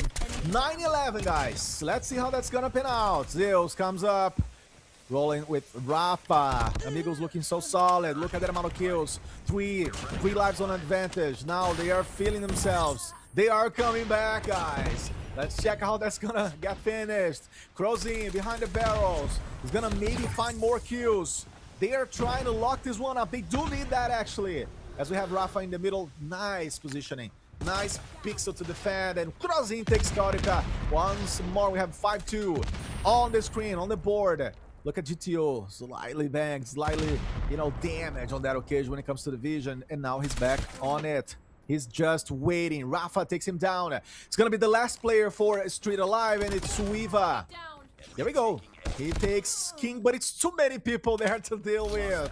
And Rafa was well positioned on that occasion, 2-1. And Amigos saving that capital, right? Saving that capacity, that firepower. Finally, they converted. They did. They finally did. And it took them a whole lot of time, but they've done it now. Number 4, they do it again. In here, a lot of chaos is about to unfold. As we know, Street likes to play it quick when it comes down to being on offense. They've done it in the past, and I'm pretty sure that they will try to do it again. And Amigos should try to be ready for it. This is a situation that they have begun to familiarize with, because they play quite similar these rounds when it comes down to the aggressiveness from Street, and it seems like finally they are actually stopping that against them. Yeah, for sure. What an interesting game, guys. This could be the point of inflection. This could be changing the direction of the series as a whole towards Street, and they know it. It seems to be their strongest game mode. So if there's a space, there's a world where Street are able to defeat Amigos, it's exactly on control mode based off of what we saw before, of course. But the game is played, and every single map holds surprises for us, as we don't know. Working with this game forever since it was released, actually. We have a double kill by Crozin. Another one, he goes for a nice attempt, taken down. Then, Amigos are changing the tide. Suddenly they find themselves once more. Both teams have the same amount of operators to use, but Amigos are growing so fast and so strong. Maybe to equalize this one, 16-9. Let's see how Street are going to respond to this. Not even a single step on the flags. They're not able to capitalize on the objective so far, Gil. Tough game for them, and Claw comes up on the hands of the God. Incredible here. Amigos trying to take us to round 5. Only 4 seconds left. They managed to get a player inside the hill, but that's only one. From up above, Sapuka decided to go for Kijarica. Why, you may ask? Probably thinking that there was a trophy system in there. Proceed with a kill and King with another. All of a sudden, there's only 2. Spreads that, it's only 1. Kijarica in the middle of a 1v11. Takes a kill, but the time is over. The round is 2. This will be 2-2. Lanex Amigos are alive, and this time they are the ones with 3 operators. $23,000 out of 35 on the table, on the line. And I was like speechless checking those first movements. Oh my goodness, what happened?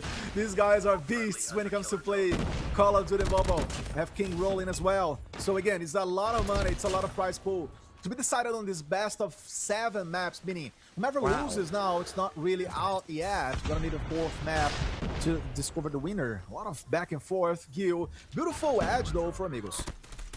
That's right, and in here they were the ones who took the most objective points, so that's why they're on offensive again. Amigos doing a great start of a round. That's going to be 23-15. GTO with the Tempest will take 1, but immediately gets spotted there by Sapuka. Sapuka took a double, then by the dodge by Struiwa. All of a sudden, that's 21-14. This round is now looking pretty for the side of Street Gaming. Amigos are pressuring way too hard. Double kill there for Sooth. Double kill then for Magi, and now a double for Rafa. Once again, the most of the kills are being present. Oh wow, yeah, great stuff. From both sides, I love the talent that we have all over the table. Once more, great game for you guys. As Amigos, they have a nice edge. Look at that. 7 lives actually. Let's check out how they're gonna manage that. GTO takes Sepulka down. We have King coming off top. Let's see how he's gonna move around as well as we're heading towards the last 30 seconds potentially of this game, or this map at least. And it is the case of, yeah, Amigos trying to make more aggressive calls maybe, because the clock's ticking up against them. As we have Rafa taken down as well, only 5 lives, 8 on the side of Amigos. This is quite a game that we're watching here, guys. Just map number 3, as you can see. Great stuff, great stuff. Rafa protecting the door. Oh my god, that's gonna be it. That's gonna be game. Amigos gonna take this one down. You're gonna move to 3-1 on maps. Look at that, Rafa! Fine, GTO! What a good catch. Again, he is the man to decide it all. Good game, well played for both sides. And Amigos, they are the ones to move ahead. 3 maps, 1 in a row. In a row, not in a row, but all in all, excuse me. Yeah. In a row? Oh yeah, row. that's right, that's right. Yeah, I almost didn't believe myself because it's quite a fact, it's quite a stat. Gil, man, what a game. I'm gonna say this. Street they got with 1-0, but that became nothing against the Amigos. I mean, I think before this grand finals match, Right. the side of Street never lost 3 maps in total against I think so. You're every right. other team. Oh yeah. And then Wow. for the side of Amigos to win 3 in a row, that's exactly why I cut you off there for a second, because Yeah. it is 3 maps in a row, and even Yeah. more so, it was a 2-0 deficit that they had on control, and they managed to once again keep their composure. You were saying it, they were lacking that consistency, they were lacking that mental state of calmness, Yes. even on a difficult situation. But that's no more the case. That's no longer the case. Amigos are a completely different team. I'm gonna get tired of saying it, but they just look completely different. But for the, I think, 3rd time in a row, so the top 1 and 2 will once again be Sepulka and Rafa. But now Procina and Zeus are joining the mix when it comes down to taking the most kills. We're moving now into a game of hardpoint. Is Yes. this gonna be a 4-1 victory for Amigos, Lopez? I mean, wow. I think either Street, I don't know, they don't want to show anymore, or they're just tired. I don't know. And I say this, but I regret immediately, because they have been trying. They have been putting quite a game. So they are definitely fighting for this Capture the one. objective. They want to show the best they can versus Amigos, because they do know that Amigos are a strong Capture opponent. They the objective. respect those opponents. So it's been quite a final. And yeah, I don't know what to expect you anymore. I mean, we spent the entirety of the championship in the summer split as well talking about how Street were favorite, why they were and how they played and in which mode, in which map. But now it all seems to be in favor of Amigos. They just found the game, they just found their style, they found the sequence. They were missing, they were lacking it so far in the World Championship. Capture So the objective. I love this kind of level that we're seeing here. I mean, the Latam region says thank you, right? Since now we have 2 powerhouses, and free agents are observing and watching this for sure and thinking, man, we got to work so much to get back to get close to these guys, because suddenly free agents who were easily the top 2 in the region just become a top 3 now, and Amigos, they're building quite a gap between themselves and free agents as they get close to Street. So I love all these changes, all these shifts of power in our Capture space the here. objective. Yeah, it's just amazing. It's amazing to see. And similar to, for example, what was Capture the witnessed on the region of North America, where Severities were winning the 3 qualifiers, but then when Right. it came to the major, UD on Dream Team actually Yeah. were the ones that claimed the championship. Why? Because they did their job. They did their homework. They prepared well enough for a team that is never easy to handle like Severities. And this is exactly the same case now against the side of Street Gaming.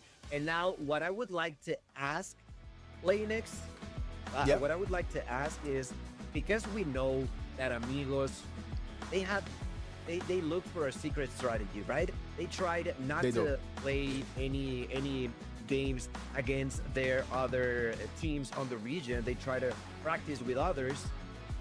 Would this mean that maybe this is specifically what they were expecting to do? Maybe go through the lower bracket, maybe just give everything, but only once where it mattered the most. Because in here, if that was the case, that's just a masterclass of how to keep secrets.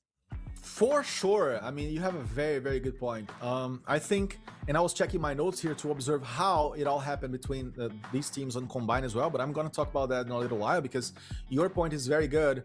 It's a matter of how can you save your strategies and what else can you do on a different capacity on a game that gets so tough, as we're going to be waiting for this next map to come up. But Gil, very much to your point, I think if they consciously did that, they've been doing that so well. I mean, you know, saving those strategies and not really spending it all, and especially behaving in a different way, because there's a lot of tactics you can train, you can, you know, synergize on many technical aspects of the game, but the mentality just comes out when you are really under pressure on a live situation, and that's what they're doing. They're just being another amigos. I mean, maybe their best versions. And this is the beauty of this format of our Call of Duty Mobile World Championship. I mean, the consistency is very much awarded here. We see teams evolving, we see teams changing. I have seen, for example, in this weekend, the best version I ever saw of Evox.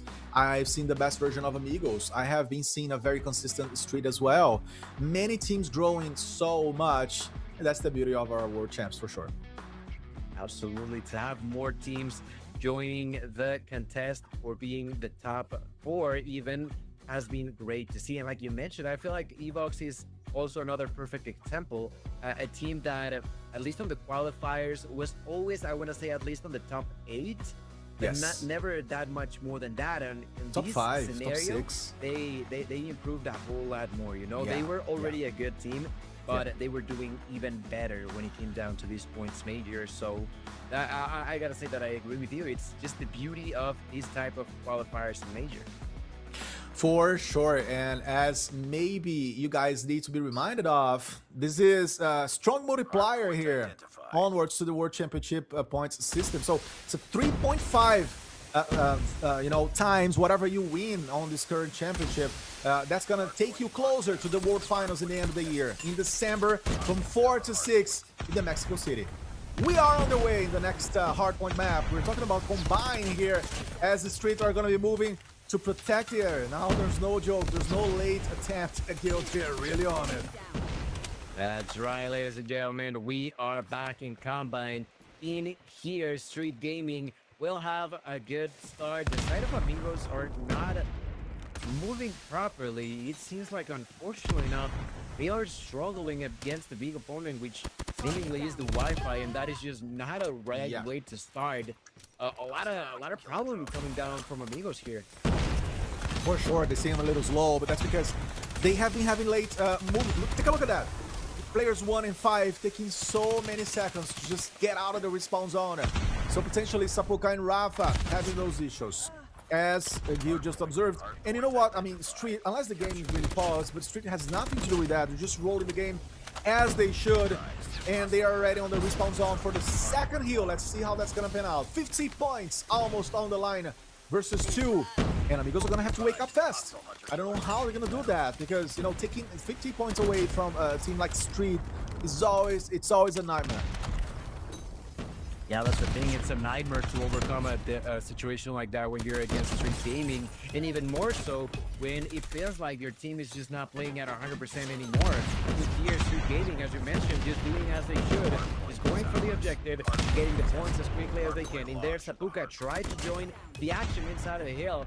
Fortunately enough, that's just not going to be possible. Another fight is about to unfold, but off of the first 2 hills that distribute a total of 120 points, there's 80 in favor of Street and only 4 for Amigos. They can just, you know, afford to maybe make, you know, those late rotations, try to set the team to make a late a breach attempt or contest whatever Amigos do in a late fashion. Let's see if that's going to be the case. Because at the same time, the Street are feeling that they need to prove themselves that they can still be on top, right? So they definitely need to work during the entirety of the map to get that map. I don't think they're going to be slowing down at any time from this point on. Now, we have to talk about all those winnable battles that we saw before from Street in the previous maps. They were just not able to drop the maps up. So that's more of a merit of Amigos than a defeat or a problem on the side of Street. and I'm saying this because I want to talk to the chat. I see some folks talking about Street potentially playing bad. It's not the case. I think it's more about Amigos stepping up and showing all they can offer here, as we're talking about a very one-sided map at still this point. I don't know how else Amigos are gonna wake up to this. I don't know either. I feel like it is just a downhill roll for the side of Amigos. They have 6 points, averaging 2 seconds per hill. As we move on to point number 4, the first one to be there is going to be King. King will try to secure the OBJ. In front of him, there's Maggie. He takes that kill like it's nothing, but they're surrounded by the dodge by GTO. The control that was given there for King immediately changes, and Rosine is the one to secure things out with the War Machine double kill. Rafa now also with the Equalizer will defend this area, and for the first time we see some sort of control from the For the first time, for sure. I mean, they gotta do something. The game is not over. So, yeah, I love how they just bunched it up, right? They just said, okay, let's just organize those backlines again. Let's just bring those operators all together. Let's just not be precipitated. Let's just wait for the best moment. And that's exactly the P4. I think they're using this map now at this point, to, try to break some of those lines from Street and learn how to deal with a strong opponent on a complicated situation, because winning may seem a little out of consideration, but even so, a game is played. That could happen. Depends also on what Street's gonna be doing from now on, as we're gonna be taking a look at the first flag again. First hill is gonna be opened, and the team's gonna be moving there. One of the most complicated space on this map to dominate, because it's so wide open. It is. The last time around, Street Gaming managed to completely dominate the area. This time, Rafa is there first. Rafa, with the help of 3 different allies, will make sure to secure the inside and out of the hill. Rafa gets the call that there's someone above him. And although he tried to defend himself, he didn't manage to do it. In here, there was Puka trying to survive, not going to be possible. Finally, Amigos getting some sort of ground when it comes down to the objective, but it is very, very difficult. They're still losing by about 100 seconds, and there's a long way to go if they want to come back in this scenario. But at the same time, you see Street stopping to produce those points. So you're kind of offering a breach here. You're offering a chance to potentially beat an opponent. And you don't know, if you do that on a very tough game like this, you may be seeing different things from now on. Let's see how things gonna roll. Obviously, the P1 is over. We're gonna be moving into the next hill, and it's going to be the case of Amigos setting themselves up for success. They have the respawn, they have the flag itself. Rafa is inside of there, and if he ever decides to bring that equalizer, I mean, it's gonna be very tough to counter that, because he's very talented at protecting lines. Let's see how Street will respond to this. As I said, it's a tough mission, but it fell real fast, so I don't know, things could be switching. Oh, and that's a great position for switching for Crocine. Takes a double, still not going to be enough. Double kill actually also for Piotica. Piotica trying to clean that area. Still gets spotted, but Gonzalez out there to help him out. Crocine trying to push through the smoke, will find one. Crocine will try to go inside. Maggie will say no, a wall that is not being able to be broken by the side of Amigos there. They only get a few seconds in, but he nearly gets kicked out again. There's still a few seconds left, which will be feeling super, super sweet for the side of Street Gaming. And actually, it is Zeus who will clean up for the scrap time. And not only that, but the rotation that Amigos are trying to do was completely shattered. The side of Street Gaming are finally awakened. And like you mentioned, it was not that they were playing bad. It was just that Street Gaming was doing amazing. But unfortunately enough for Amigos, off to a bad start, they have not managed to recover. For sure. Yeah, I mean, Amigos reinventing themselves, and I love that on real time, as we have Zeus going for a lot of kills with the Death Machine. We're gonna check now how Sapuka is gonna deal with that as well. It is a divided flag, and now Rafa comes in, guns blazing, trying to dominate the space. We have Street round and solid, getting closer to the 200 points. Let's see how Sapuka is gonna also help the team. We see 2 operators activated on the side of Street. and that could be enough to cement themselves on this spot. Even though now, amigos, they were able to breach and take that region for themselves. We see Suiva with the equalizer. We're gonna have to see how that late portion of the game is gonna roll. I love the posture, I love the fight, I love, you know, all the braveness that amigos are putting up with. Let's see if there's gonna be a time for them in combined kill. It could be a 4-1, but I think maybe 4-1 would not tell the full story of this finals, right? That's right. It would definitely not tell the full story of what we've seen so far. So Street Gaming are trying to prevent that from being the case. And in here, they're only 45 seconds away from it. Rafa will try to bounce inside of the hill. Rafa with a lot of aggression alongside with Procene. They have to be careful.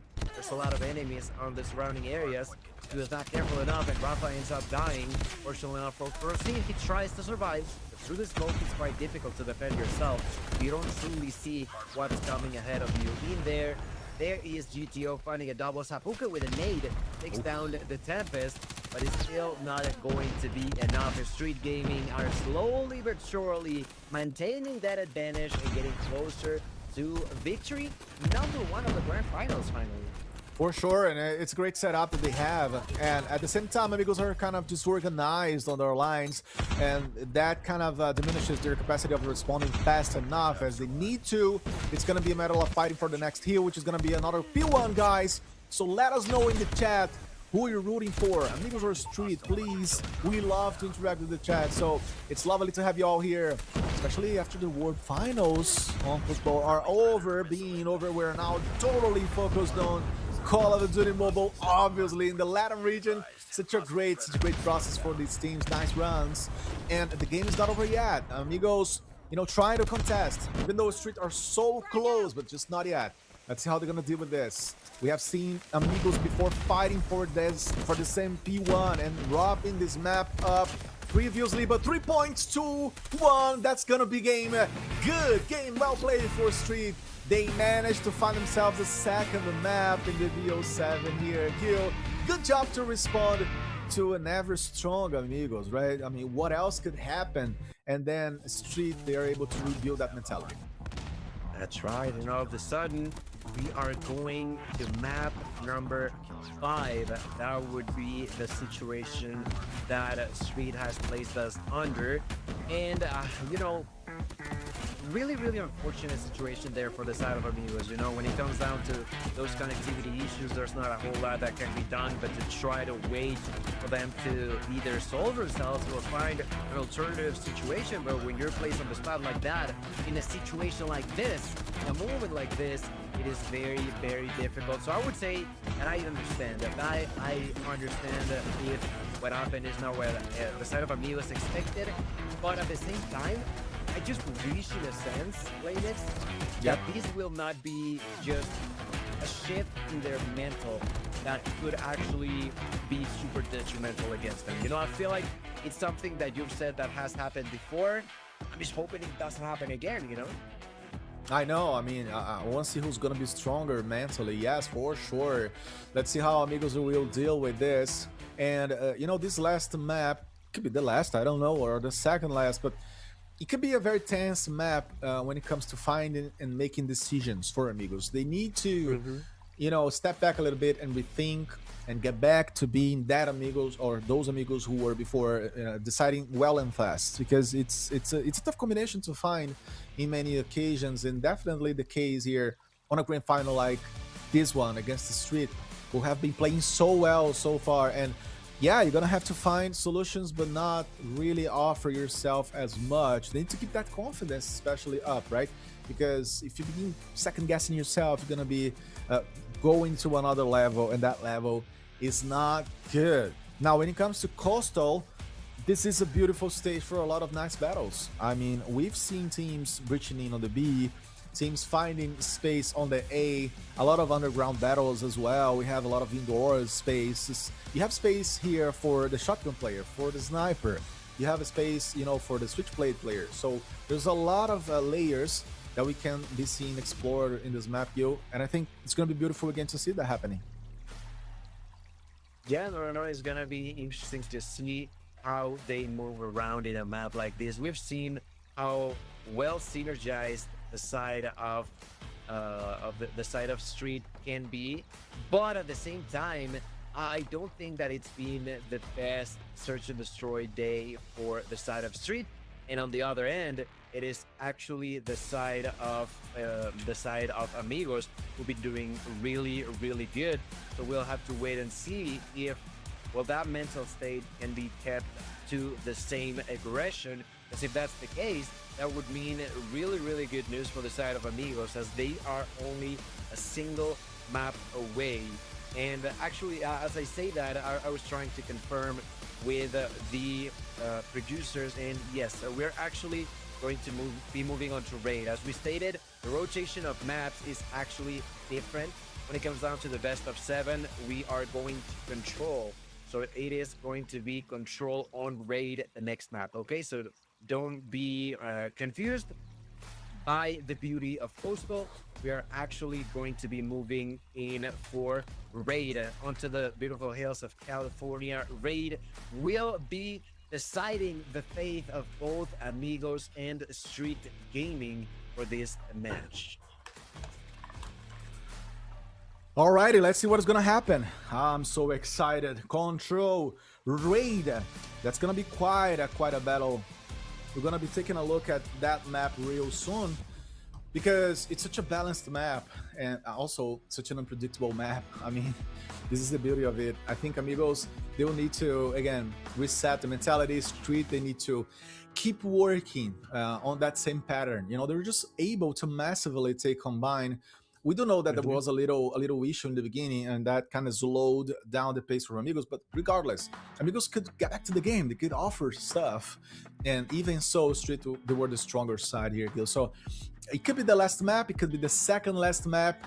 We are talking about a little bit of a difference. And you know, if I have to guess, I don't know about you, but if I have to guess who the change on the mode is gonna favor, maybe that could favor Street, because Amigos, they still need to do some work on the control mode, right? They look shaky at occasions. Yeah, no, you're absolutely correct. Let's be reminded, they lost 2 rounds when it was the time for Crossroads Strike.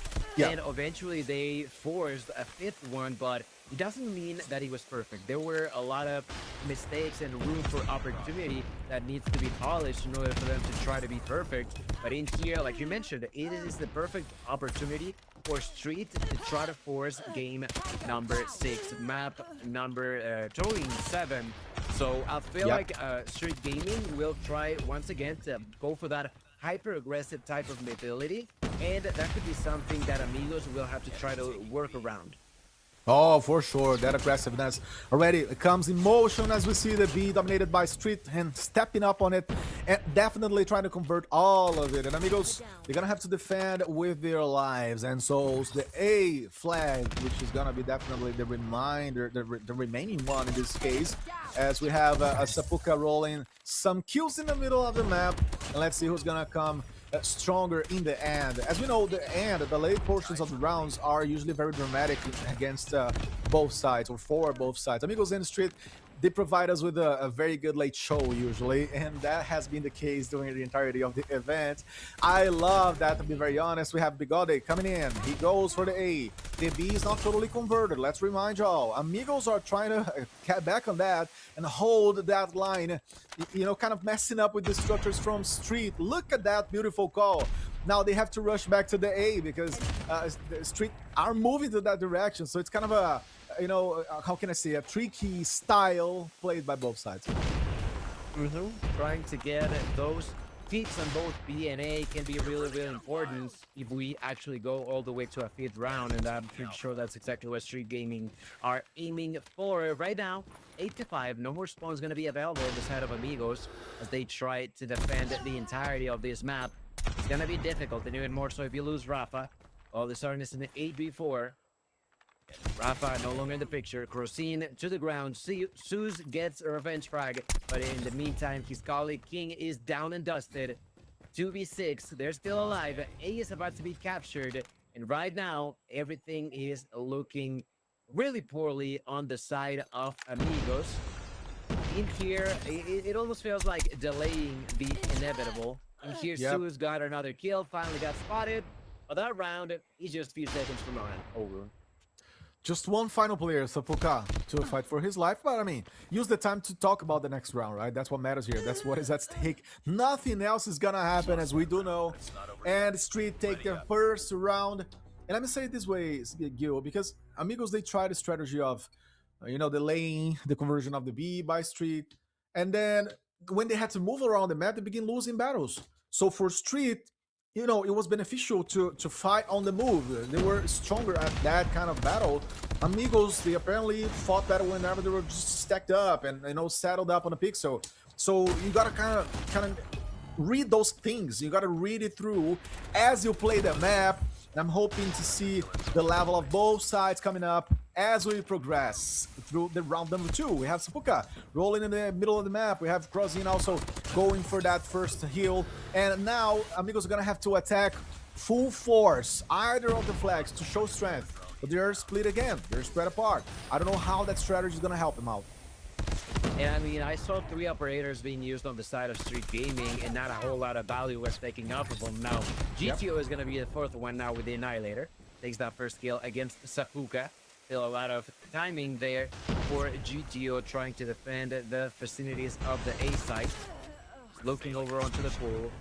We go there with a kill onto Rafa. 21-15, and GTO all the way onto enemy's territory. Trying to force a spawn trap. Unfortunately not for him, it's not working that well. They continue to just go elsewhere. GTO finally got another kill, but I feel like, although he could have done more, it is what it is. His teammates are still with things under control. And I think that's the thing, right? At the side of Street, they are not really having, I would say, like a set strategy. They are, once again, just aiming for those kills. They're just going for it. It's, you could say it's an automatic kind of gameplay style, but it's not. I mean, they know what they're doing. As they may sense that Amigos are way too focused on the objectives, yes, they're gonna go for the battles. They're gonna go for the trades, and that's gonna help you to sum up some points. And that's fine. It's not an issue. It's not a problem at all. As long as you're moving that bar towards your side.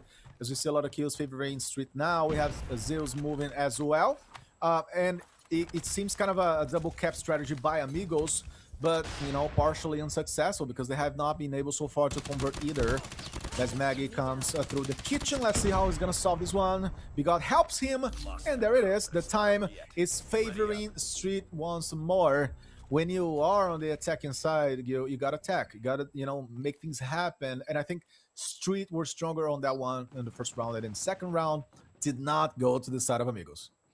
Not at all. This time around, they have 4 operators, and they're going to be popping 2 immediately.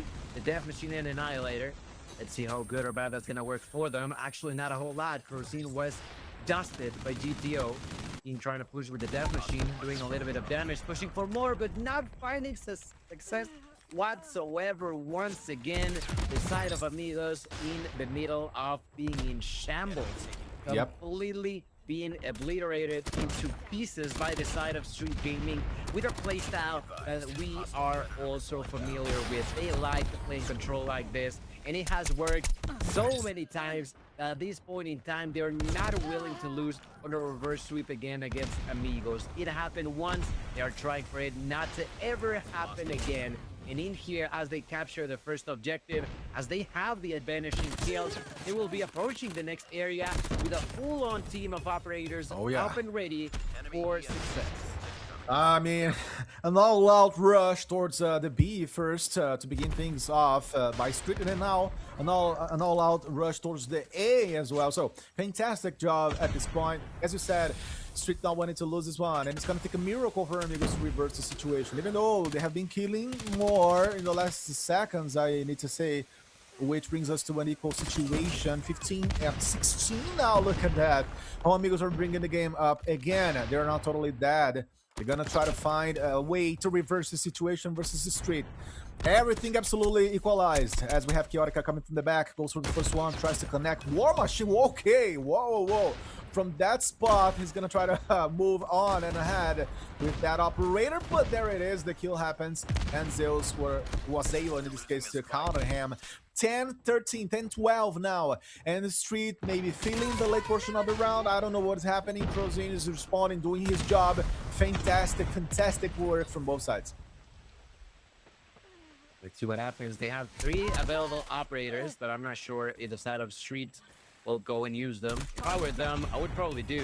This could be the final round if they close it in their favor.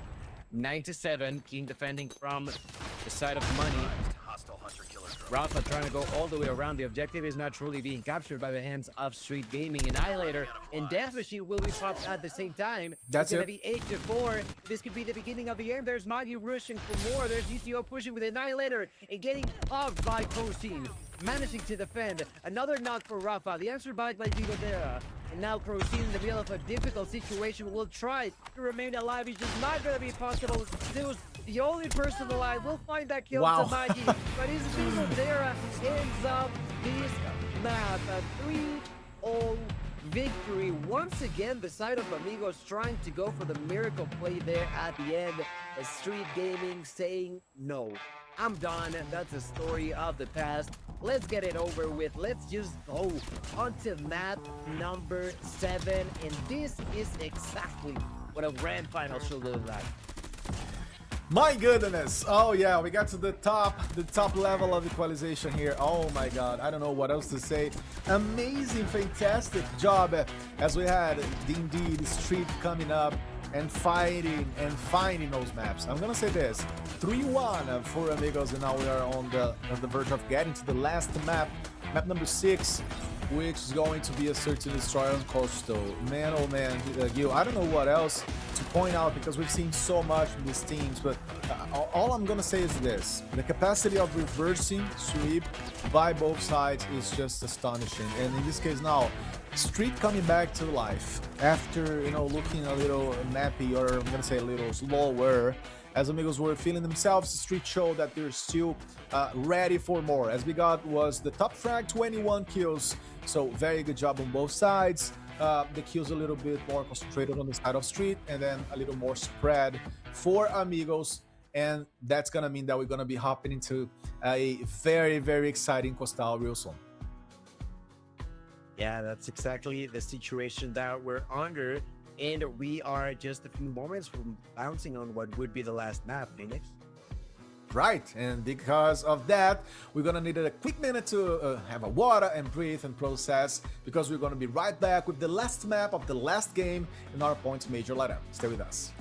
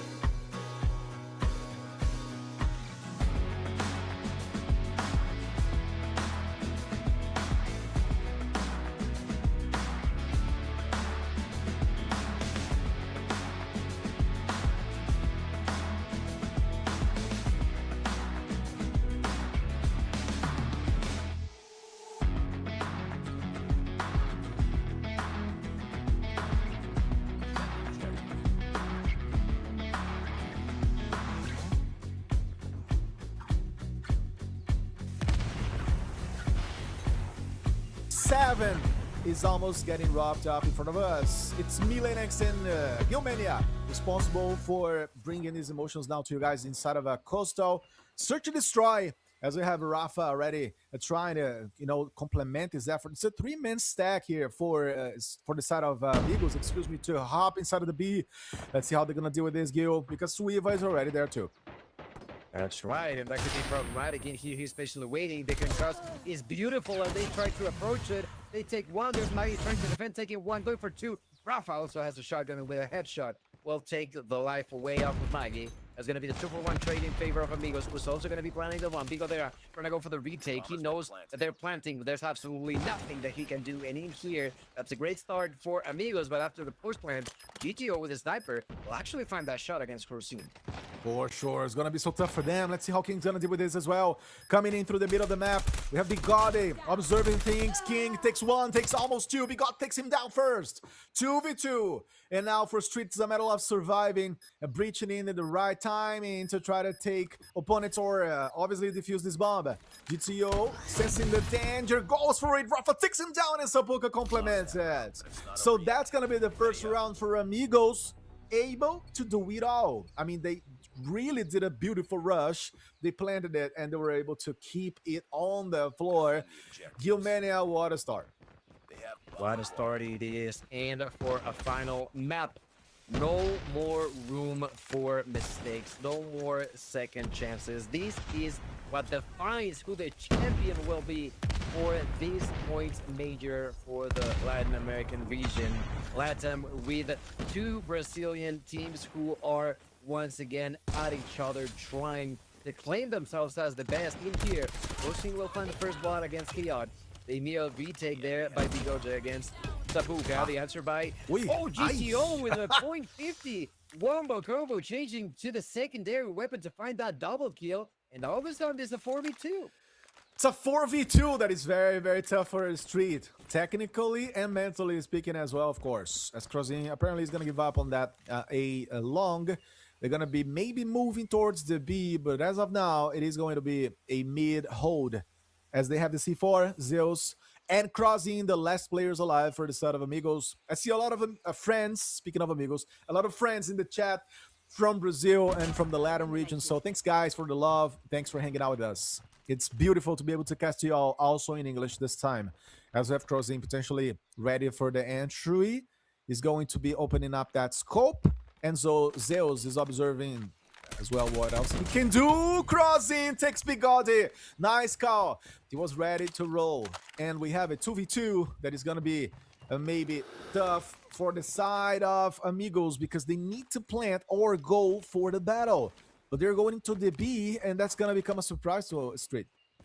I mean, I feel like that was a bit of a risky play, but it's definitely going to pay off because Amigos, Street Gaming, we're not anticipating whatsoever. The bomb is going to be down, 45 seconds on the clock, and this time it is Corsine alongside with Zeus. Zeus has the shotgun and the SKS. Proceed with a locus and possibly a switchblade there. The timing is not there while he's aiming. So we're already pushing for those kills and simultaneous kills going in favor of Amigos. What was a really interesting play, like you mentioned, going all the way around with only 20 seconds left. If Street would have caught that, it would have been different, but this is not a story about ifs. It's a story about what actually happened. And what happened is a 2-0 lead for Amigos. For sure. And on the top of Amigos playing very well as a team.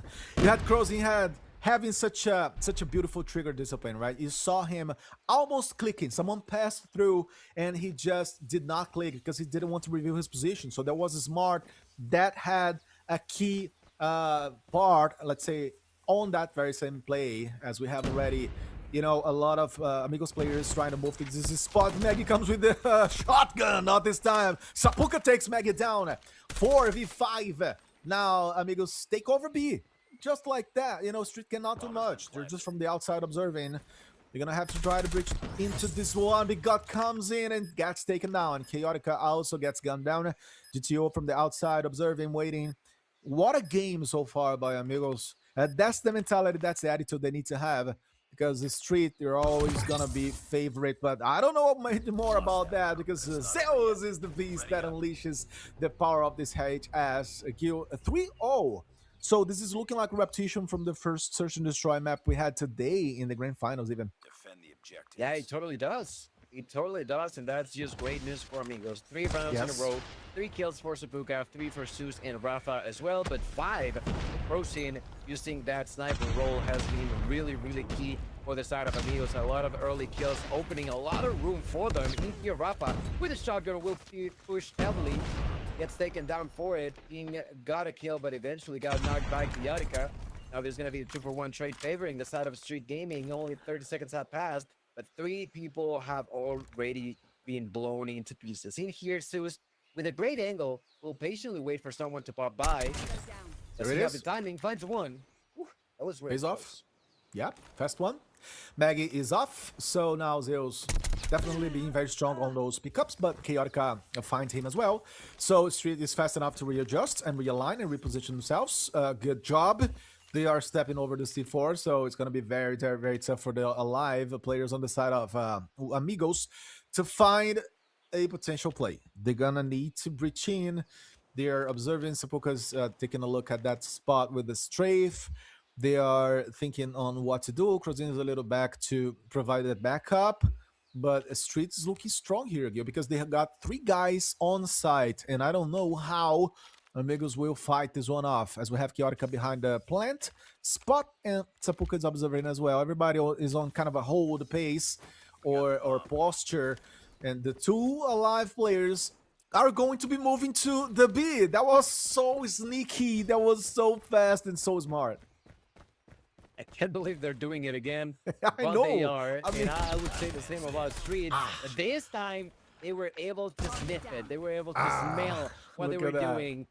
Rosin does find the shot onto Chaotica. That was a nice shot to the chest. The problem is, Bomb is not down. Does he have enough time? I think he does, but they're Nope. gonna rush for that kill like Woo. it's nothing. He almost made a surprise play, by the way. Wow. I would argue that Sriwa, come on now, man. You should have gotten that kill. You didn't, but it's okay. GTO is there to save the day. I mean, yeah, he was almost there, and yeah, great response by GTO being fast enough to react. And I love how Street is also, you know, bringing their gameplay to a reactive and responsive kind of style, because they know that whenever Amigos like to play on the move, as we say, they also Street themselves, they also change to that kind of pattern. As we have now GTO, a lot of kills, Chaotica, triple elimination, beautiful streak to take a lot of people down on the other side. Crozin alone is gonna have to fight for his life.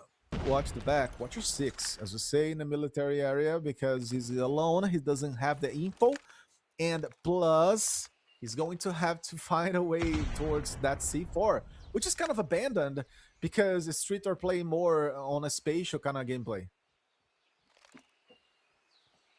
Let's Crozin see is now what observing. Crozin can do. Yeah, let's see, Gil, because I mean, you know, you can very well get the C4 and roll to the A. I guess that would be the best. I'm pretty surprised that the side of a Street actually didn't realize where the bomb was at. They took that kill. That is absolutely good news. But in a sense, that's also why Crozin is very confused, because you would think that Street Gaming would be just gathered around that bomb, but I guess they just didn't see it, and that is a big opening for Crozin. But still a 1v3 that's quite difficult to handle, and even more so if you have a player with a shotgun, with a switchblade, and one with about 27. He will plant the bomb. Let's see what happens after. Look at that. What a beautiful cleaning work, right?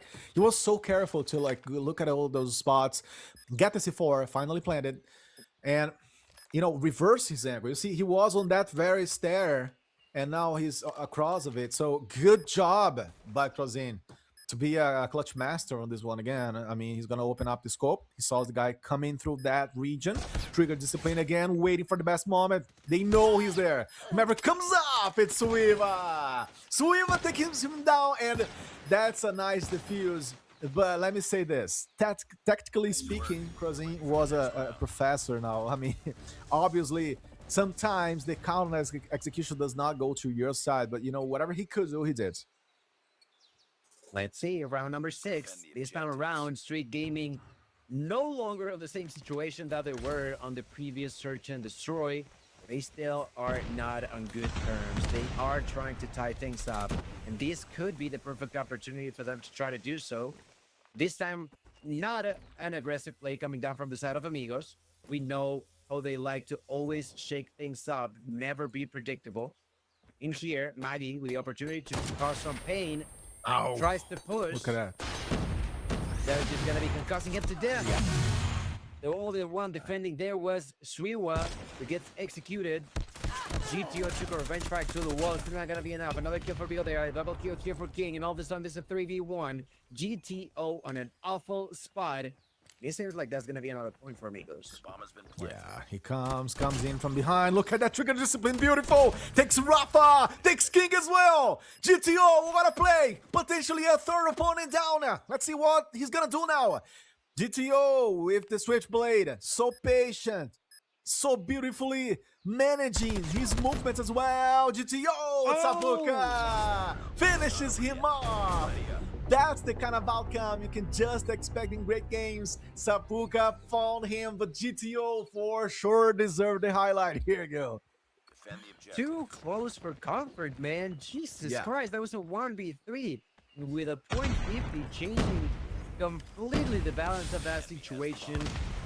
Luckily enough for the side of Amigos, Tapuka is there to save the day. Now proceeding with the first blood through a wall into the head of one of the opponents. Finds the opening shot. Now Suiwa trying to answer against that aggression. Not gonna be possible. Side of Street, I feel like they are just yet to find their own pace in this game. Yeah, much agreed. Not the same street, not the same consistent team that we have seen during the entire championship. I think at moments dropping on focus, at moments opening up doors, and Amigos will take them grandly. As we see Sapuka taking Chaotica. We're taking a look at Bigode receiving this push. 4v2, and Amigos will find themselves in a very good position because they are on site, they have the numbers. It's just a matter of locking those pixels. And Nagy gonna try to breach in. Oops, a little bit of utility. No, get back, buddy. Not now. Let's just take our butts out of here. He was fast enough to respond to that one across in. Behind, he's gonna see what is up. And rolling, and Nagy versus everybody. Not possible for him. Amigos finding their 5th round at this moment kill. And let me say this. What a nice timing, right, from both sides. I mean, Amigos, they were fast enough to set themselves. And then Street, they could roll, but not really getting there. So 5-2 for Amigos. And now if we go to the last round before we switch sides, Yes. it's gonna be crucial for the side of Street Gaming. They will try to get it. There's Mario with 1, Mario with 2. Before getting killed by Sapuka, the trade is very favorable for the side of Street Gaming, who all begin rushing towards that B side. Bomb is gonna be planted. Crossine will answer with a sniper shot against UTO. Sniper shot was majestic there for Crossine. Looking for the next one, Chaotica will spot him. 35 seconds on the clock in a difficult situation still for the side of Amigos, but let's see if they can do it. Sapuka with the trade on Suigo there. 35 seconds left. Sus with the kill to Chaotica. Suiwa in the 1v2 gets 1. Suiwa with the opportunity to take it all home. Only 18 seconds left. Sus has already been spotted, but he has the shotgun, and Suiwa knows that. Suiwa just zooming all over the way, all over the place. He was just so fast that the opponent, I think it was what, Sus. Those Zills, yeah. He was just not able to react fast enough. I mean, Sweever was zigzagging, all over. What a beautiful bunch of movements. Yeah, for sure. And Zeus, he's a very, listen, don't get me wrong, he's a very one-on-one kind of player. But then, yeah, I mean, he had he had the scope ready for that. But this Weaver was so fast to come out of the shadows and resolve that one. Good job, as we already have a round rolling here for you guys. Amigos on the defending side now. It's going to be a matter of them keeping the intensity, keeping the gameplay, keeping the pace. Because now they got to wait for Street to make decisions. So sometimes that can break you down. Now Street on the A side, 4 guys, well positioned. All the entrances dominated, and Amigos are gonna have to use wisely their 2 left players for this one. Zeus is across the map when you think about crossing as well. So very much spread apart and having to be aligned, having to play together.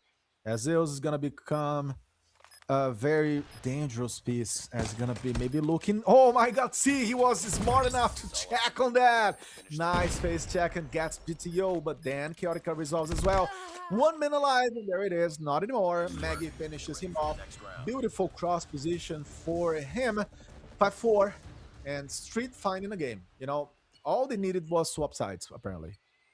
Apparently so. That is a good round and a solid way to start this flipping of spawns. Right now, Street Gaming a single round behind. They will try to close that gap right now. The one carrying the bomb is going to be Maggie. Maggie no longer using shotgun. Double kill there for Rafa. And Maggie face off the same way, but there's Zeus to knock him down. 3-for-1, 3-for-2 trade favorable for the defending team. Amigos now knocking down the player who was carrying the bomb, but I don't think that they saw where it was at. So as of right now, that's at least a glimpse of goodness for Street. For sure. And speaking of which, GTO just dominates Tapuka at this point. GTO once more. Beautiful line of sight in the middle across the well. And he's going to be maybe opening up that path as he is alive alongside Chaotica. 2v2. Beautiful stuff. Both sides handling the business as usual. Trying to find those spots. Try to create routes. We have GTO on a patience mode, actually.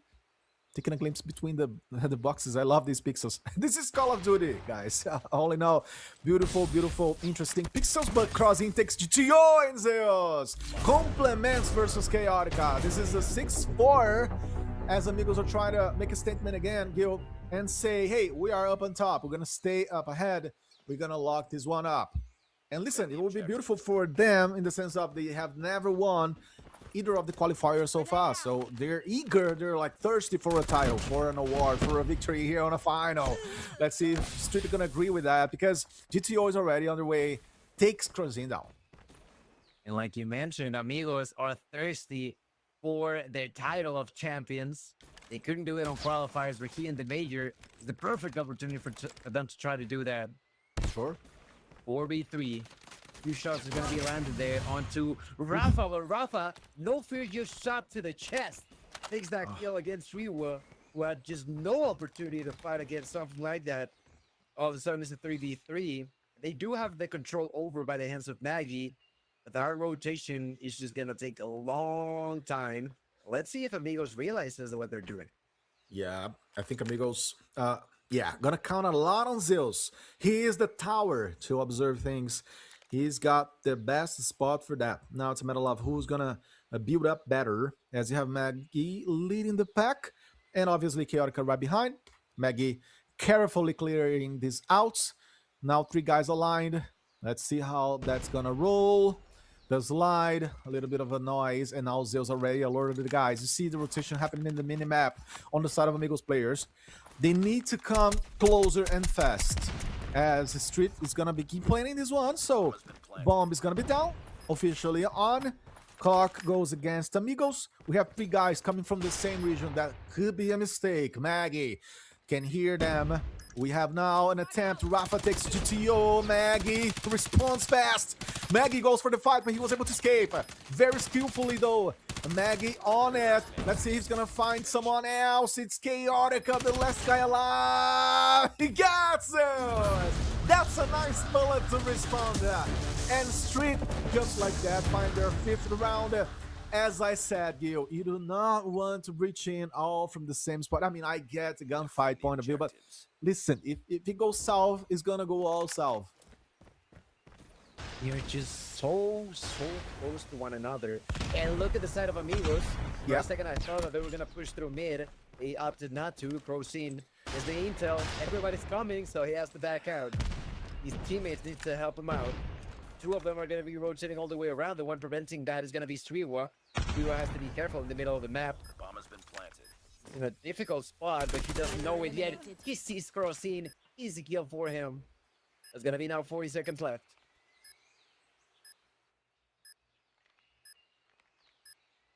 Yeah, King observing things on the indoors. We are all observing, actually. Look at that potential contact, and Swifa takes 2 guys down. Beautiful effort as King goes through the stairs. He's gonna pop his head out, and Maggie does the same. So that's 2 packs over there, and Street managed to equalize this one. Beautifully done. Reopening the conversation about a potential overtime, because so far, I'm gonna say this, Gil, Amigos were walking boldly towards a nice regular time kind of victory, but I don't think that's gonna be the case, because the Street, again, they heat up so fast and so beautifully in the end of the games.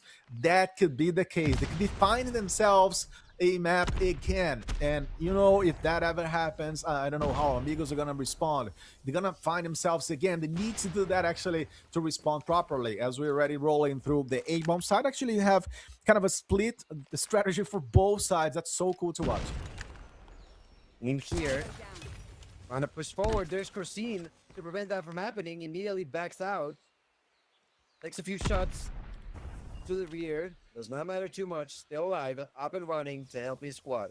In here, well, they knock on the door. Door is closed, so going all the way back. This time redistributing themselves over onto B. When defending here, this area is going to be both King alongside with Seppuka. Seppuka will be dropping the nade. Careful now. That nade not cooked well enough. A little undercooked, unfortunately, there for Seppuka. He is still alive. He knows that they're pushing.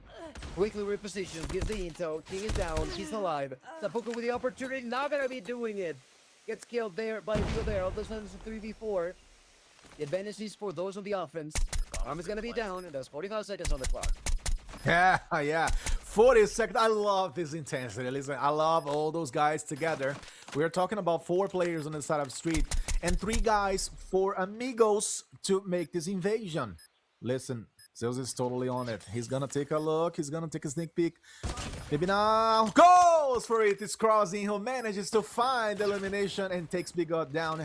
GTO looks to the back. Rafa getting close enough. Goes for it. Nice switch played. You have Crossing as well. Maggie takes him off. Let's see how Maggie is gonna solve this puzzle versus Rafa.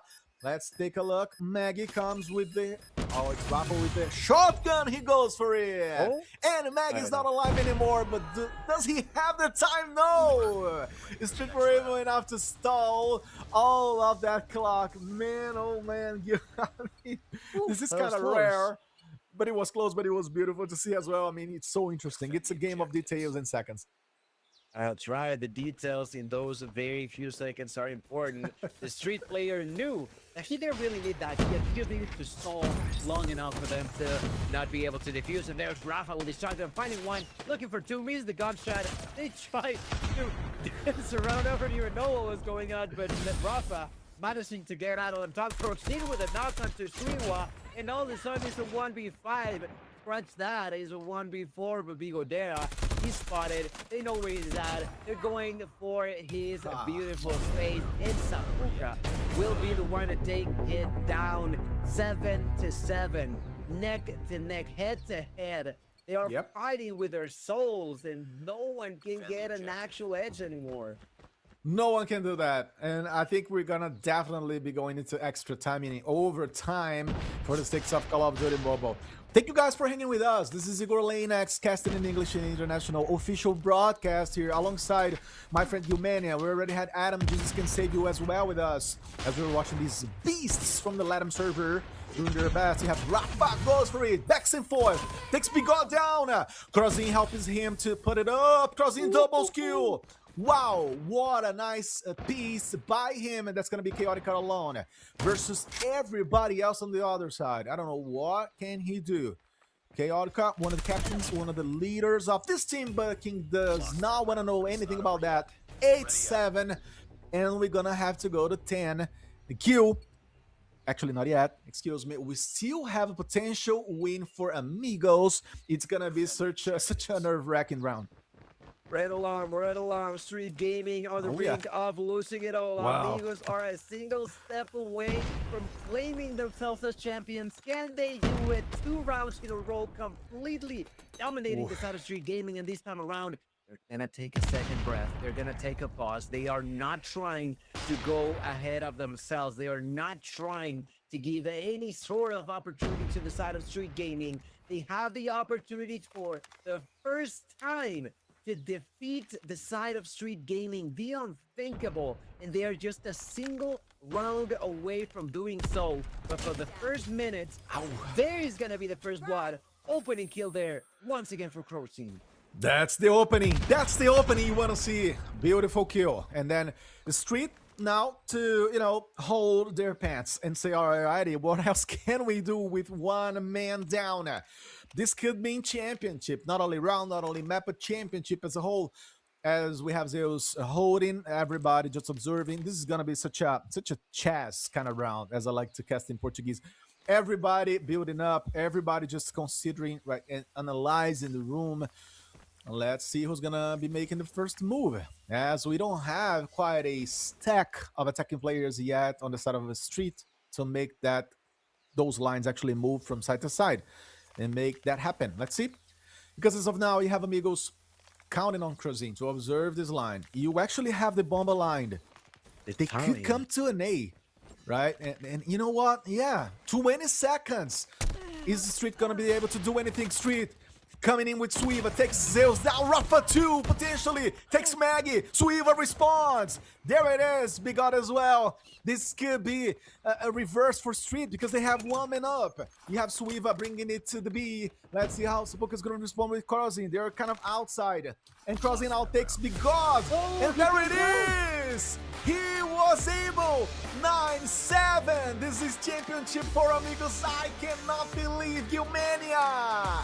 They had the victory. Congratulations, Amigos Gaming, managing in a split second to take this one away from Street.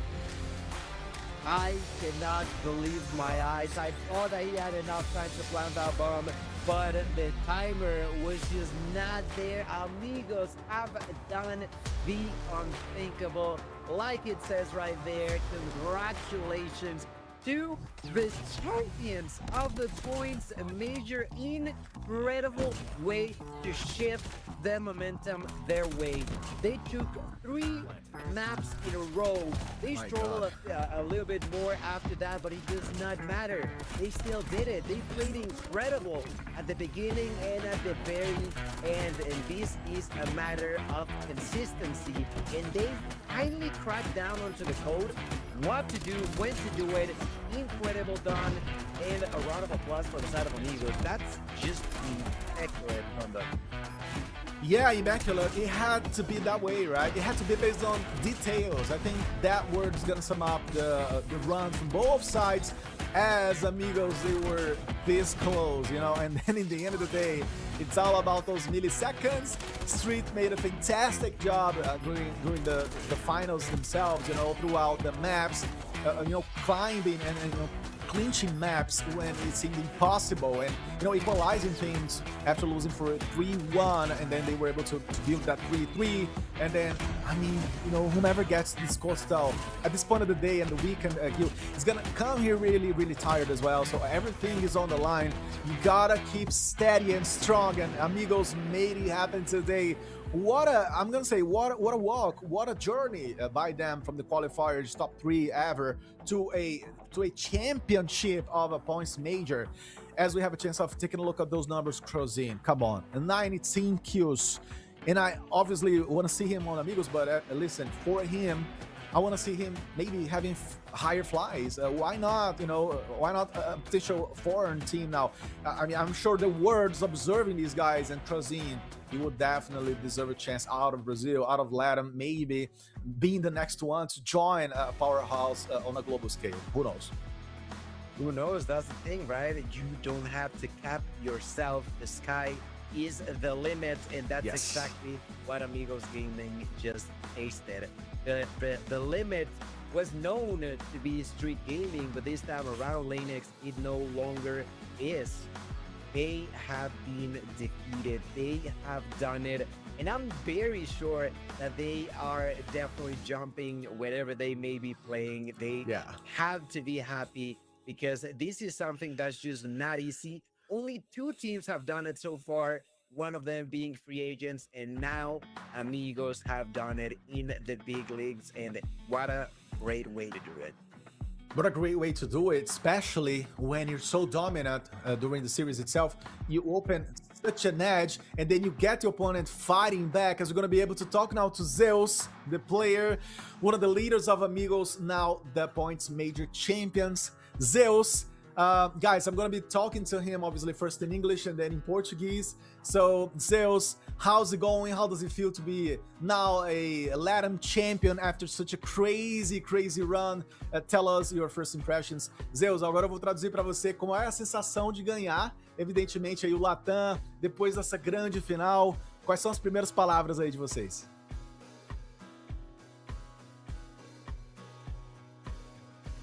I don't think we can hear him, though. Oh. Ah, você tá mutado, Zeus. Desmuta pra gente. Por favor. He's excited, obviously. Yeah. Look at Krasin's hair. I love that excitement. He's got to be. I mean, he just got, what was it, like 19 kills? I mean, 19 kills. Yeah. Look at that. As they're figuring out. Yeah. Great stuff, Gil. I mean, think about those questions also, because we got a lot to talk about, and that was so cool. Acho que a gente não tá ouvindo ainda, Zeus. We can't hear Zeus yet. Let's hope he's able to come talk with us. Ainda não. We're gonna be back to our camps as we are checking on that logistic, Gil, but all of them very excited. I can see King on the back there, on the beard, just so excited and, you know, feeling themselves in this very special moment. Yeah, no, they have to be. They've earned that victory. It is not an easy way through, but they pulled it off. So once again, have to say it. Congratulations to the team of Amigos, because it's not been an easy path. They had to go through the lower bracket because those brackets, starting from yesterday, going all the way to today, were just not easy to handle, but they managed to just keep enough of a composure to go all the way to the grand finals, and against a team as strong as Streets, who also had the edge with a map advantage and to get the victory away from them. That is just really good news. So like I mentioned, congratulations to Amigos. For sure. I think that's the best way, or the most dramatic way you want to win a championship, when during the whole season, and I'm mentioning here the last 6 or 7 weeks, Amigos, they have always lost series to Street. And then today, in the very last one, you cannot lose anymore. You're able to reverse sweep like that, as opposed to losing the first map and then making your way up all to the back again. I was going to be taking a look at the full brackets with Amigos Gaming champions on the Latam for the first time. They reached the #1 spot, and this is such a massive achievement for them, for the families, for the technical folks, you know, inside of the organization as well, defeating the top Hispanic Latam dogs. I'm talking about free agents, and then obviously beating Street in that fashion. So, you know, it's nothing but celebration mode for them. Yeah, no, and they had to celebrate, like you can see in there. Well, earlier on today, we don't even have to go back into what's happened in the past. You know, today they lost against Street, but they managed to keep their cool and do it.